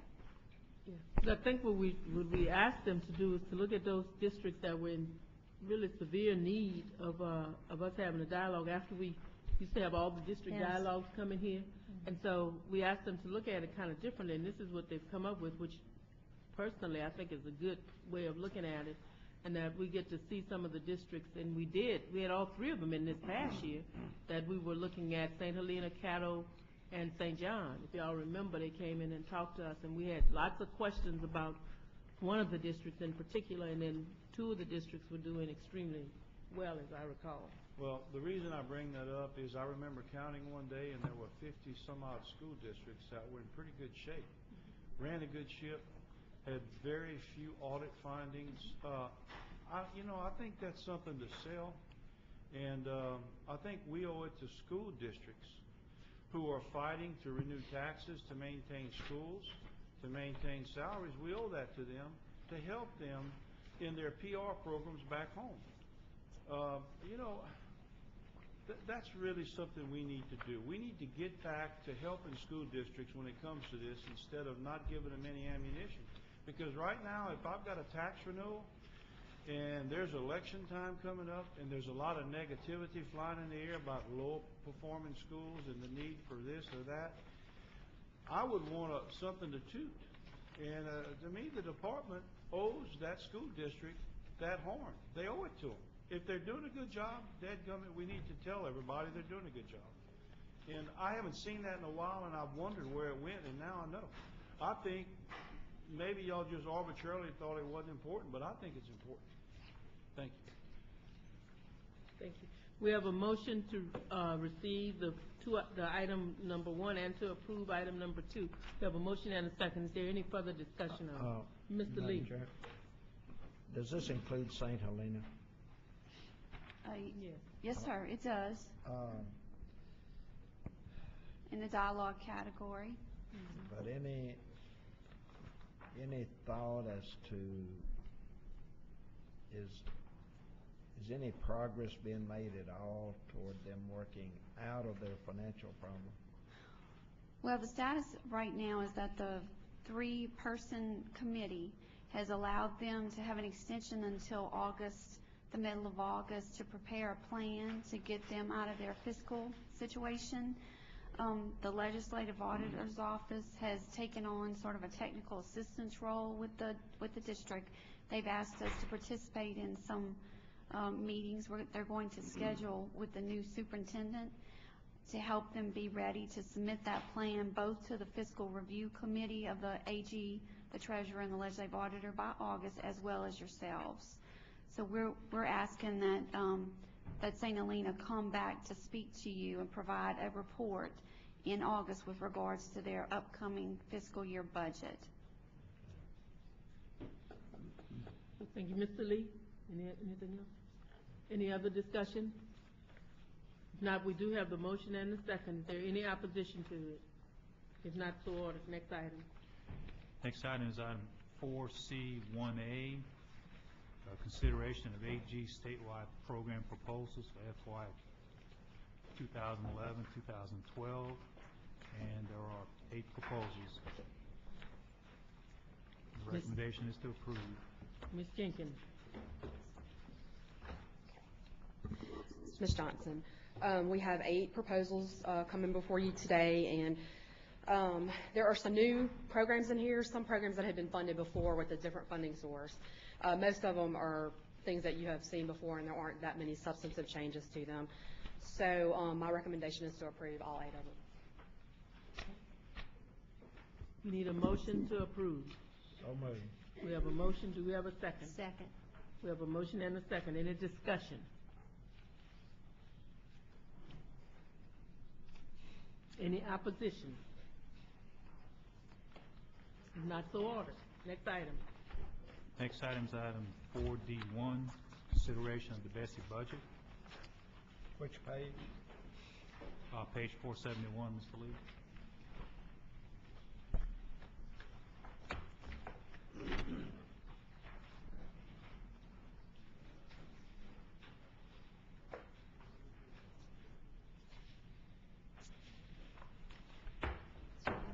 So just to provide an update, of course, where there were some amendments that came through from the House. And so in that amendment, the BESE budget was cut about $3,900 from supplies and operating budget. $3,900? $3,900. Okay. And then we did lose the 27th pay period, which came out to a total of about $20,000. And we are, of course, hoping that that will be restored to us, given the small size of our agency. There's not a lot of flux in our budget. Any discussion? Move to receive. Do we have a second? Second. We have a motion and a second to receive. I have a couple of questions on this. Are we still scheduled to have a retreat in August? Mm-hmm. Okay. I'd like, since we do have a new executive director, I'd like to have, if there are any reorganizational plans that they be brought to us, because it's my understanding in the BESE code that there's and I'm getting a little confused about something here, but in the BESE code, there's a process for hiring, and I think we want to follow the process for hiring. And then I'm real concerned if July 1 comes and if we had 12 positions, will we still have 12 positions in the BESE office, and how they will be utilized? Right. Officially, we actually have 14. I'm sorry, we have what? Officially, we actually have 14 with the 2 vacancies that happened in FY11. And so, but I can certainly give you But all I a think report when on this in August. we may have 14 today, Right. but I believe that this is why I guess we need to have the discussion. When July 1 comes, those positions will no longer be in the budget. That's kind of my understanding of it. Is that correct? That's correct. So we won't have 14, we'll have 12. Yeah. And so that's why I'm asking for this, that when we do the retreat, that we need to have an organizational plan on how, I think, what the BESE office will look like and how it will get its work done in light of the fact that, and Pete's telling me I'm correct, those 2 are going away. And I am also concerned because the $500,000 that $539,000, I believe, that we've had in our budget for at least 7 years, we're going to move that money from our budget to the Department of Ed's budget, and we could never use it to fill the gaps in our budget, and that concerns me greatly, even though we never used it over the last probably 4 years for its intended purpose. So that's why I'd like to see us have that, and so that I can understand what, and not just me, but so all of us can understand how we will be able to move this organization in terms of the work that it does this from July 1 on, because we are losing 2 positions and because of the funding cuts. And then I need to make sure that I am very clear on what the hiring process is, because I think anyone who's unclassified has to be presented to this board, and the board has to approve unclassified positions. And people who are classified must follow civil service procedures. And the civil service procedures in our state may be different than they are in others, but those are the rules, and it's in our code how we conduct our business. So I'd like to have this addressed at our retreat. Thank you. Yes. Ms. Johnson, we'll be building the retreat agenda for August, and the officers will confer with Catherine and you on this item. Okay, thank you. Any other discussion about the BESE budget? And do we need to go and try and get our 3,920,000, 23,900 restored, which is in whoever wants to tell the administration, that's chicken change. So they need to give it to us and not cut that out. That's not a lot of money. That's no money compared to the other things that they have. Next item. Next item is item 4D2, consideration of BESE contracts and leases. And I have 2 corrections here to make. On the contract period, it's July 1st, 2011 through June 30th of 2012 instead of 2011. And on the fund, that should be, instead of state general fund, there should be the charter school startup loan fund. Madam Chairman, I'll make a motion to approve this, and if there's a second, I'd like to speak to it. We have a motion and a second. This item has been discussed for a couple of years, and when I was working on the finance side of it too. This charter school loan startup fund has existed in the BESE budget. It has not been utilized for several years.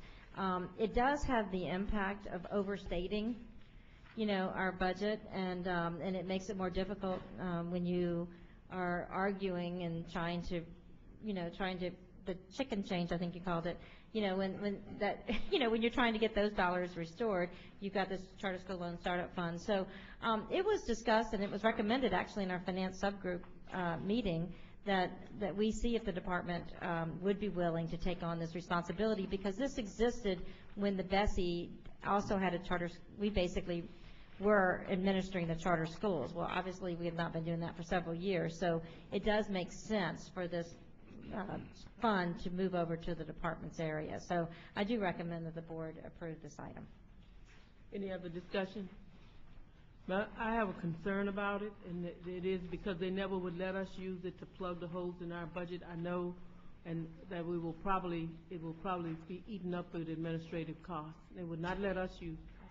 They will have to use it for loans. We haven't made a loan, Beth, in, 4 years from this fund at all. Yes, ma'am. Even though we have had type 1s and type 3s to get approved, we have not made a loan. Well, one of the objectives of us having some guidance over what happens to the money is to try to drum up some business amongst the charter schools. Some of the newer ones may be willing to take on this loan to help their operations. But we won't actually be doing an IET agreement unless there's somebody who's actually interested. So we'll have to do the legwork ahead of time before we actually transfer any cash over to the department, and it can only be used for a loan. So it cannot be used for anything else. Okay, I had the discussion, and I was basically told that there's some administrative costs that would come out of it, and because I was told this, and that's my concern about it. There's no admin with it, so we're not going to take it. We're going to basically take it on with taking no admin cost out of anything. We're just taking on those responsibilities, hoping to possibly make it, more available to interested charters. And the same requirements are for let's see, I think it's type 1, 3, 2, and 3. Yes. That'll stay the same. Yes. Okay, thank you. Any other discussion on that? We have a motion and a second. If there is no other discussion, next item. Next item is item number 4E1, consideration of changes to streamline board advisory councils and commissions. It's on page 480. Madam Chairman, Mr. Bayard. I think that's a good idea. Okay. I'll second Mr. Bayard's motion. Yeah. Okay, what? To receive. I move to receive. We have a motion and a second to receive the report on changes to streamline board advisory councils and commissions.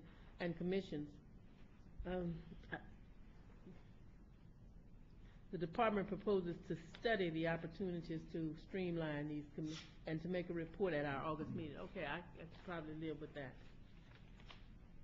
Is there any opposition to the motion? If not, so ordered. Next item. Next item is item number 4E2, consideration of BESE annual meeting schedules for the 2012-2013 calendar years, and that begins on page 481. And recommendation is to approve. Okay, have you all had a chance to look at the calendar on 482? I don't need to really look at it. Did we all plan that far ahead? I don't need to look at it, but for those of you who need to. Madam Chairman? Yes, sir. I mean, it may not be an issue with me. You never know what's in store, but is it safe to assume that our calendar is going to be pretty much cast in stone for those 2 years? No. Well, I mean, there'll be a new board in January, and they may do something okay, different. absent of special call meetings. No, I think this is it says draft, and it does say to approve it.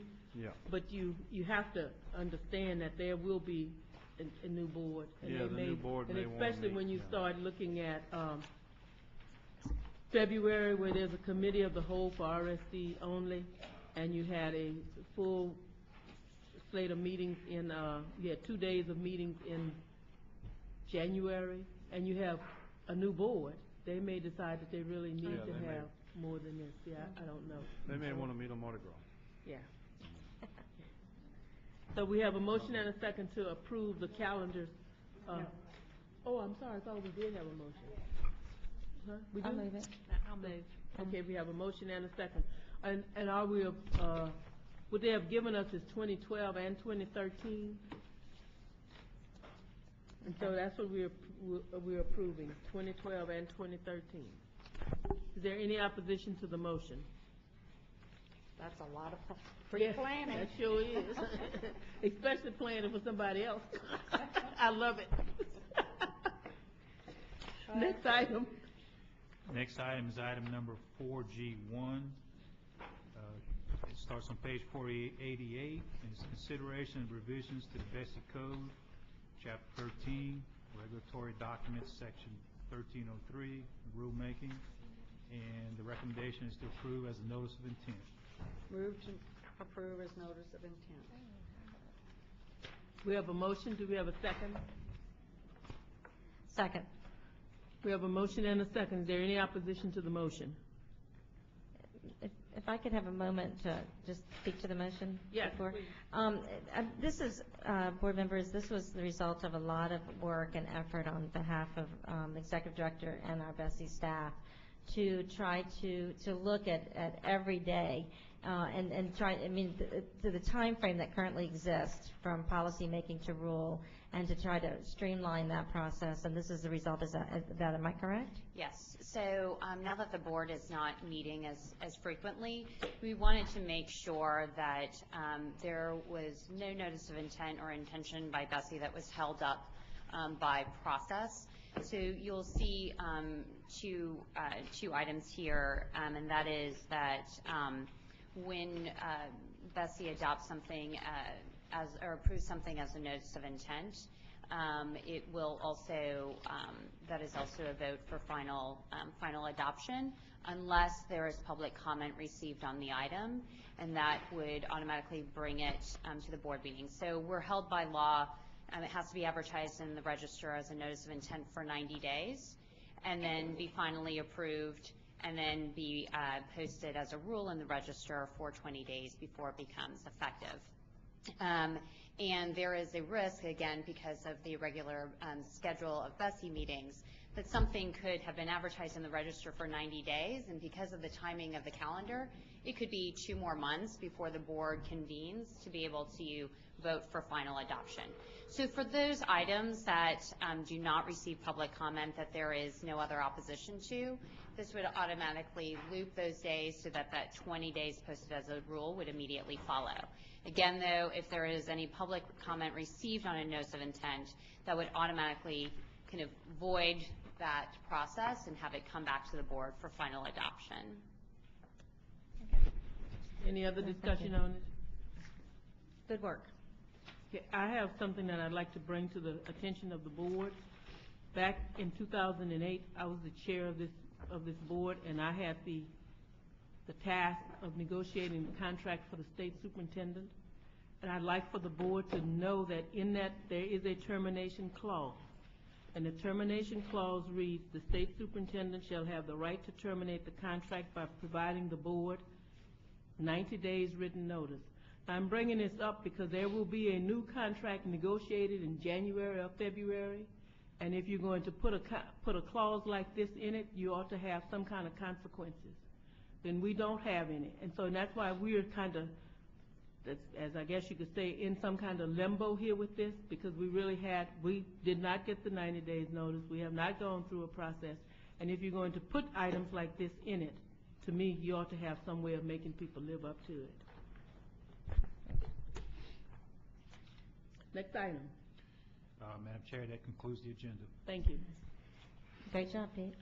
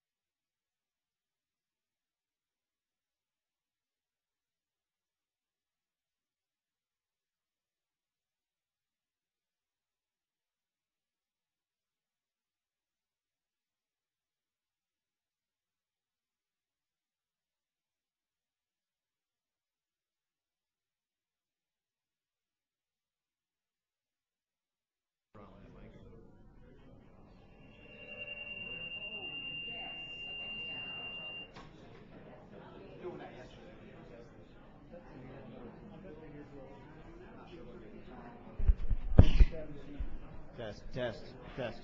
Test 1, 2.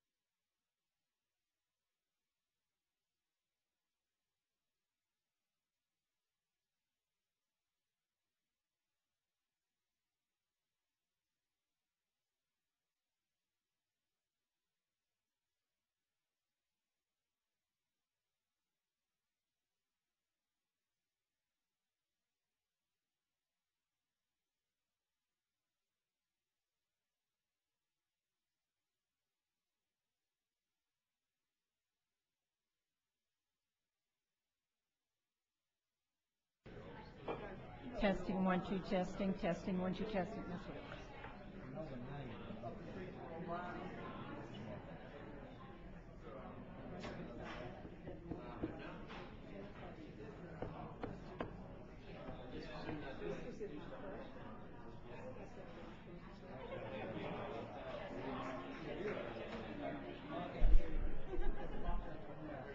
I just found this in my purse. Did any of you know why I was started in my purse? No, I actually know why somebody would want to get rid of it. But in my purse, it's not either. Maybe it was a mistake, but I mean, I just found it. How are you? How are you?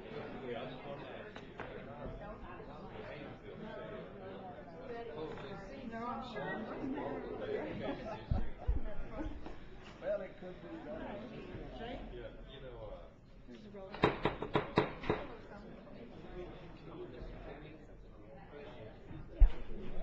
Is there anybody else? Keith? Does anybody know where Keith is? Keith? There's Mr. Oh. Bayard. Okay, Mr. Bayard's here. Well, let's go ahead and go. Let's meet. Yes, roll call, please. Mr. Bayard? Mr. Bayard is present. Mr. Bennett? Mr. Bennett is absent. Ms. Bradford? Ms. Bradford is absent. Ms. Bouquet? Ms. Bouquet is present. Ms. Dastu? Here. Ms. Dastu is present. Mr. Garvey? Here. Mr. Garvey is present. Ms. Gibbons? Ms. Gibbons is absent. Mr. Geis? Mr. Geis is absent. Ms. Johnson? Here. Ms. Johnson is present. Mr. Lee? Here. Mr. Lee is present. Mr. Romer? Here. Mr. Romer is present. You have a quorum. We have a quorum. Okay, first item, please. First item is 3A1 on page 1, consideration of a status report on types 2, 4, and 5 charter schools. Department recommendation is to receive. So moved. Motion. Ms. Dastu made a motion. We have a second. Second. Second. Ms. Bradford. Mr. Romer. page 4, the columns don't seem to add up. It's that new math. Unless I'm looking at it wrong. Which table, Mr. Romer? The bottom table on page 4. It could be that sometimes people identify themselves in more than one category, and that sometimes messes up tables like this. I've seen in the past. Mr. Jacob, do we have? Which particular row? Never mind. I see it. I'm not going to say Jim was right. 'Cause some of those also are less than 1%. Throw him a bone, why don't you? I'm glad you would, Mr. Romer, because I would hate to have to agree with you. We have a motion on the floor. Do we have any objections to the motion? Hearing none, motion carries. Next item. Next item is 3A2A on page 13. Consideration of a report on types 2 and 4 charter contracts and requests for amendments. And this was in regards to the International School of Louisiana, chartered by the International School of Louisiana Incorporated. Department recommendation is to approve. Do we have a motion to approve? Ms. Bradford? I have a question. Second? Do we have a second? I'll second. Mr. Romer? Ms. Johnson? Okay, I want to make sure that what they're doing is they're asking us to increase their enrollment to 340 students? Correct. So, and I'll give a little more context. So the board approved a second campus for this school. I believe it was at the December meeting. And at the time, the school did not request an enrollment increase because it had requested an enrollment increase in June 2008. Unfortunately, the record keeping on my office's behalf was not great, and the minutes reflect the enrollment for the very next year, but not any enrollment numbers beyond that 1 year. So although it seems that the board intended to increase their enrollment capacity at that point, we didn't have any clear record on really what that ultimate enrollment capacity would have been. So the school was under the impression that they had the room to grow to that new campus. But after we looked at our records and went back to them, we realized that we didn't have any clear record of what that ultimate enrollment capacity was beyond what had been established at 610 students. And so for that reason, we asked them to formally submit a request so that we could get the record straight. This is a school that has exhibited high-level performance for some time now. They're at 103 SPS. They are very healthy financially. They're one of our longest-standing charter schools. And so in order to really allow them to fully fulfill that second campus, we are supportive of the amendment.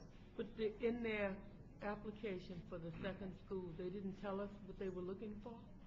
Well, it wasn't an actual, they didn't apply for a second charter. They just applied for an additional school building so that they'll split their students between 2 school buildings. Okay, when they did that, they didn't tell us what they thought they were looking for?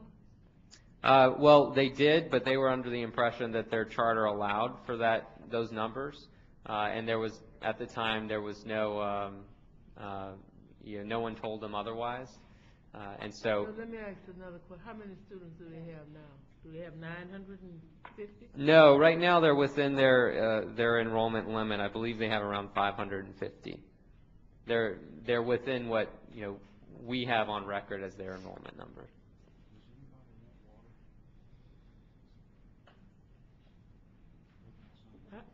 I'm sorry, I can't support this. I need to see the documentation. I'm sorry. It's just, they have to have something, I remember when they asked us for a second campus, and they must have asked for something in the second campus. Ms. Johnson, I can't hear you. I remember when they asked for a second campus, and they must have asked for something in the second campus. They don't even have 610 kids. They only have 500 and some, and now we want to say they want to go to 950. There's nothing I think that if they ask for something, we ought to have some record of what it is that we're doing here. Because first of all, the 950 students are tied to dollars. they are tied to dollars because of the way that they're funded. So if they didn't ask for this originally, I don't see how we can come in and say this is what we need to be doing here. We have the board chairman here who can speak to some of your questions, Ms. Johnson. Hey, please state your name for the record. Andrew Yon, last name spelled Y-O-N. I'm the current Would you board. bring the mic closer to you, please? I'm the current board president of the International School of Louisiana. Our anticipated enrollment for the upcoming year, with the additional campus on the West Bank and Algiers Point, is going to be around 610, 620. Our enrollment at the end of the school year just ended is about 510. Our understanding is that the 950 limit gives us room to grow at our normal rate of about a net gain of students of 100 per year over the next several years until our charter renewal in 2015. Our understanding, because we're a full French and Spanish immersion program, we don't grow a bunch of grades at one time, so we are not talking about adding 300 students this coming year. What this does is, because we have two campuses, instead of taking in approximately 90 new students per year in kindergarten, we're taking in 90 at our existing campus plus about 70 in the new campus, so 160 new students per year, less our promoted students, less a little bit of attrition. So we calculate a net gain per year of 110 students enrolled. So if we're at 510 now, we would be at 620, 730, 840, 950. So the 950, as I understand it, is to allow us to grow up until our charter renewal year. Well, We're not doing it all at one time. Well, what I'm trying to understand, though, because it was a charter application, what are the original numbers we're looking at here? There is something written in these applications that say we are applying for a charter and we would have an enrollment of, and there's a number. Right, Ms. Johnson. Their original. About what I'm hearing Mr. Young say, and that is that we will, because we are French and Spanish immersion, which I've been to the school, I know the school, I like it. But it doesn't say that you are allowed within the charter. That's what I'm trying to understand. To just automatically get 90 more children and 90 more, and that's not what that said, I don't believe. Well, the original charter was approved about 10 years ago. Right. And so so recently there was an amendment to allow for the two campuses. And then this amendment is simply to deal with enrollment numbers. So there was never a time when they were asked to submit those new enrollment numbers, because they never applied for an additional charter, and that particular piece wasn't addressed in the amendment that the board approved in December. Okay, let me see if I can do this a little differently. In the request for applications, it states something about enrollment. Right, but they didn't submit an application for a charter. No, so in their original request 10 years ago, there is a number in it. Right, and that's where we're getting the 610 number. Okay, so 610, I can go along with the 610, but I can't go along with the 950. Well, so that's the issue at hand. They have a capacity right now. They're allowed to have up to 600 or 120% more, or of the 610 number, and they're asking for that cap to be raised to 950. And this, if I may, this is related very specifically to the addition of the second campus that we got through the Gulf Coast Recovery Grant, which required us to expand under our existing charter. So the current building that we're in on Camp Street in the Lower Garden District has a physical capacity of about 560, 580 students. So if we were just standing pat with this one building, as we've been in from, actually this is only post-Katrina, but we would be stuck physically at under 600 students. But because we won this grant and we have an additional building, we're looking to grow a grade per year according to our immersion program. So a grade per year is going to ultimately put us more in the range of 900 or 950. So this is not all at one time. Right. Okay. Now you just said something that is this in their application, that they're going to grow a grade a year? Well, that's by definition. We're a full immersion program, so we can't just plop 5 grades in place. We grow. We'll have a kindergarten this coming year. We'll have K1 the next year, K2, K3, K4. So by definition, our grade capacity is growing, and we're looking to maintain a steady inflow of students on the front end, which ultimately means we're going to be, by definition, we're going to be bigger with 2 campuses than we would have been with the single building.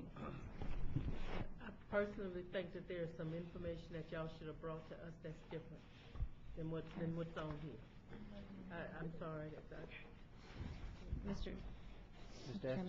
Dastu? First of all, congratulations on being named a Charter School of the Year. Thank That's you. very nice. And I do note that in this backup that you've had to turn away 1,000 families since 2008. And I also noted that you're able to expand to a second campus because you have received a grant, so you have the Right. facility Correct. taken care of. Mr. Landry, this is a material amendment under our new policy that we, and so does the school meet the standards set forth in our policy for material amendments for charter schools? It does. The policy says that the school's got to be in, it has to be in either, it cannot be in dialogue financially, which the school is not.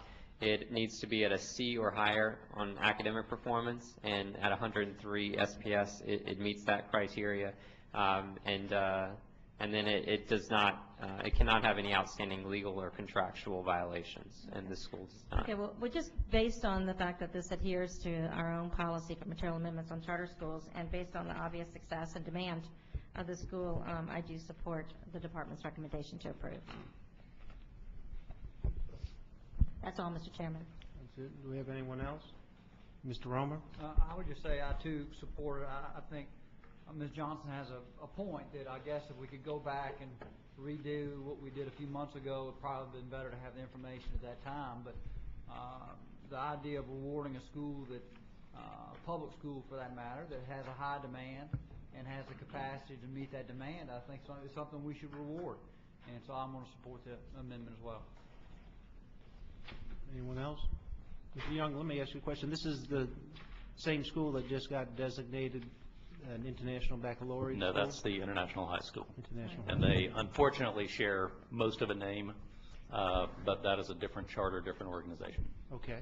It's just approved, right? Mr. Bayard? That's correct. They Yeah, were the just approved charter's not DIB. even open yet, the other one. No, it's They open. are open. They're in their first year. Yeah, they're Okay, open. that's right. The one we just approved, wasn't it in January, wasn't it a baccalaureate program? What they call it, the baccalaureate? International The baccalaureate. International Baccalaureate. Yeah. Okay, so I'm trying to, we have 3 schools, charters in the same, or with similar makeup? 2, really. Will we? We'll have. I'm not certain how many international baccalaureate schools Well, you will said have. we have 2 now, right? Well, the International School of Louisiana is not in that particular program, and they're It's a not different school doesn't from the have an one. immersion program.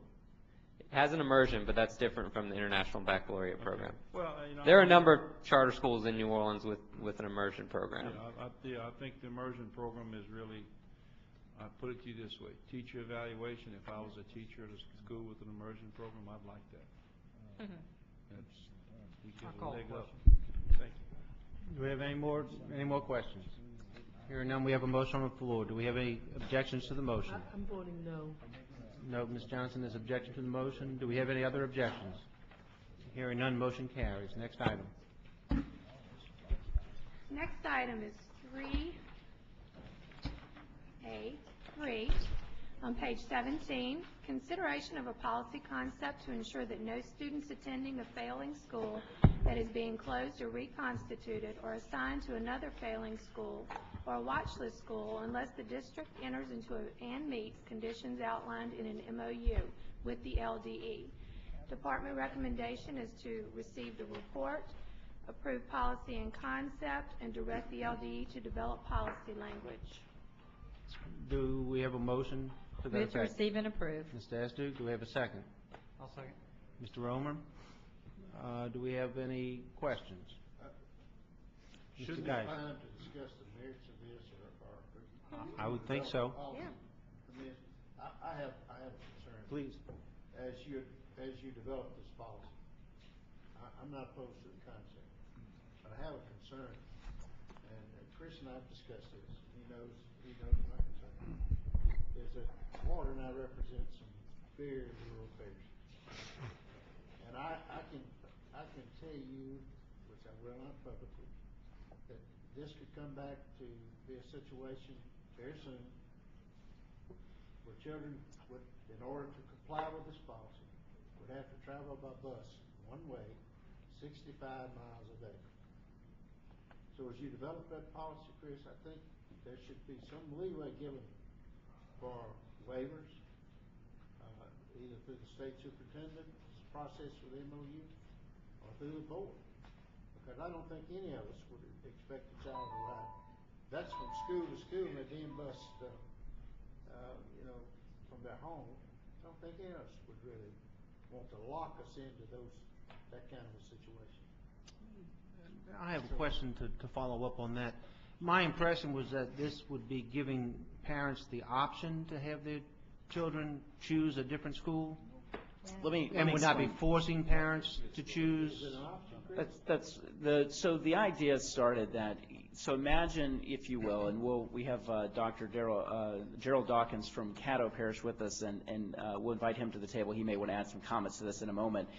He's had a situation where there's been schools in his parish that are currently under MOU, and being under an MOU requires certain agreements from the state before actions can happen at that school. And they're leading to a consolidation, and this has been a very productive relationship as we're renegotiating the terms of those MOUs at those schools. And out of that discussion really came this idea that, there's a number of failing schools in the state that are AUS right now that are not currently under an MOU or not currently in AUS 4, that we've seen a pattern where some of them begin to close or reconstitute themselves in years 1, 2, or 3 of AUS. And they begin to move students to other schools, some of which may be failing, some of which may not. And based on some conversation that was had last month by Mr. Romer here at this board, or at your April meeting, we began to discuss this idea that when a school is failing, and that school is being closed or reconstituted for whatever reason, what are the protections to ensure that those kids aren't necessarily being forced to go to another failing school? And so we began to talk about a policy that could be created that said, can you show us, district, that there are enough seats for those students to go to a higher performing school, a school that may be above the state average, so we can guarantee that students have an option out? And if not, if there are constraints of travel, if there are constraints of budgetary reasons, then why is it that we should wait for 2 or 3 more years of failure? Why don't we require that the district enter into an MOU? One, because it gives the district increased resources and supports, but two, it gives a guarantee to the citizens in that area, to the parents, and to the students that, even though we had to close this school for whatever reason and send you to another failing school, we are guaranteeing as a district, as a state, that some action will be taken so that this failure quickly is eliminated and the school turns around. And so this was a way to begin to bridge that gap so that we didn't have kids sort of lost in this donut hole where they could continue to be shuffled to another failing school that hasn't quite yet met the AUS 4 mark. One other thing I would point out is both the law in terms of AUS and your own policy already gives the board the right to require turnaround plans in year 1 of AUS. That really hasn't been acted upon as strongly as it could be. And so this is a way we're looking for a new level of cooperation to give districts those supports when they close a school, but also assure that those kids won't just be sent to another failing school. And I'd love if Dr. Dawkins wants to comment on the process with us. Yes, sir. Thank you. Thank you, Chris, and thank you for allowing me to speak. Didn't prepare to come speak, but certainly willing to talk about our relationship with the RSD and the MOUs. All of you know that Caddo has had some struggles, and we certainly have been working with Dr. Westbrook and the team from the department and the RSD in addressing our issues, academic issues with our children. In addition to that, our system has had financial issues that we are working with as well, and you've heard about that earlier, I understand. And trying to maintain our academic improvement. Concurrent with that, we've also tried to address our economic issues. And as a result of that, we have a long-range plan that includes closing several schools. And because some of these schools were some of the same schools that were in AUS status, we've combined some of these schools, same schools. We don't have the travel distance. We're a pretty urban district. But in that process, what we found is that, one, we put in place over the last year or two in our turnaround efforts, new leadership, new programs, and the district has committed tremendous amounts of resources, and we wanted to continue the relationship. And so a structure like this, a policy like this, allows us to continue our improvement efforts with the new leaders that we put in place and new combinations and configurations of schools. So this works for us in that it gives us consistency of effort. It gives us the continuing support of the RSD, and it gives us also a consistent model as we continue to address our most immediate needs. Mr. Geis, did that address your concern? Yeah, I just want to make sure that we consider my concerns as they develop. And we certainly will, Mr. Geis. And I think, and Dr. Dawkins wasn't saying this, but I'm going to say this because I think it's a point that can sometimes get missed in this. I think most districts, and Dr. Westbrook is better to comment, but most districts that are under these MOUs have actually found them to be great relationships, because what it does is it gives cover, if you will. It gives a lot of sort of that support that puts both the state on the hook, as Mr. Bayard, you pointed out earlier today. Where is that support when the schools become low, D's or F's? What are you going to do?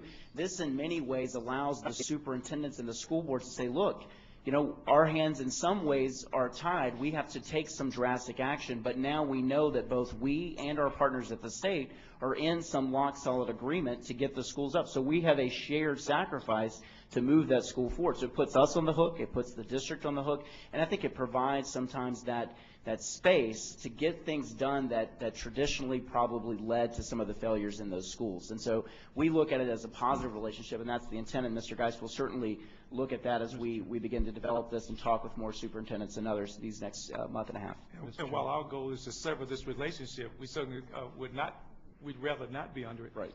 Since we are, we're certainly working together to address our most immediate needs, and it has been quite helpful to us to support not only what we're doing in our district, but the state brings the resources that bolster that as well. So for us, it's worked, and the consistency, the quarterly reports, all of the things that are adding to our efforts certainly will hopefully get us out of AUS, and we won't have to have a discussion like this at all, and that's our ultimate goal.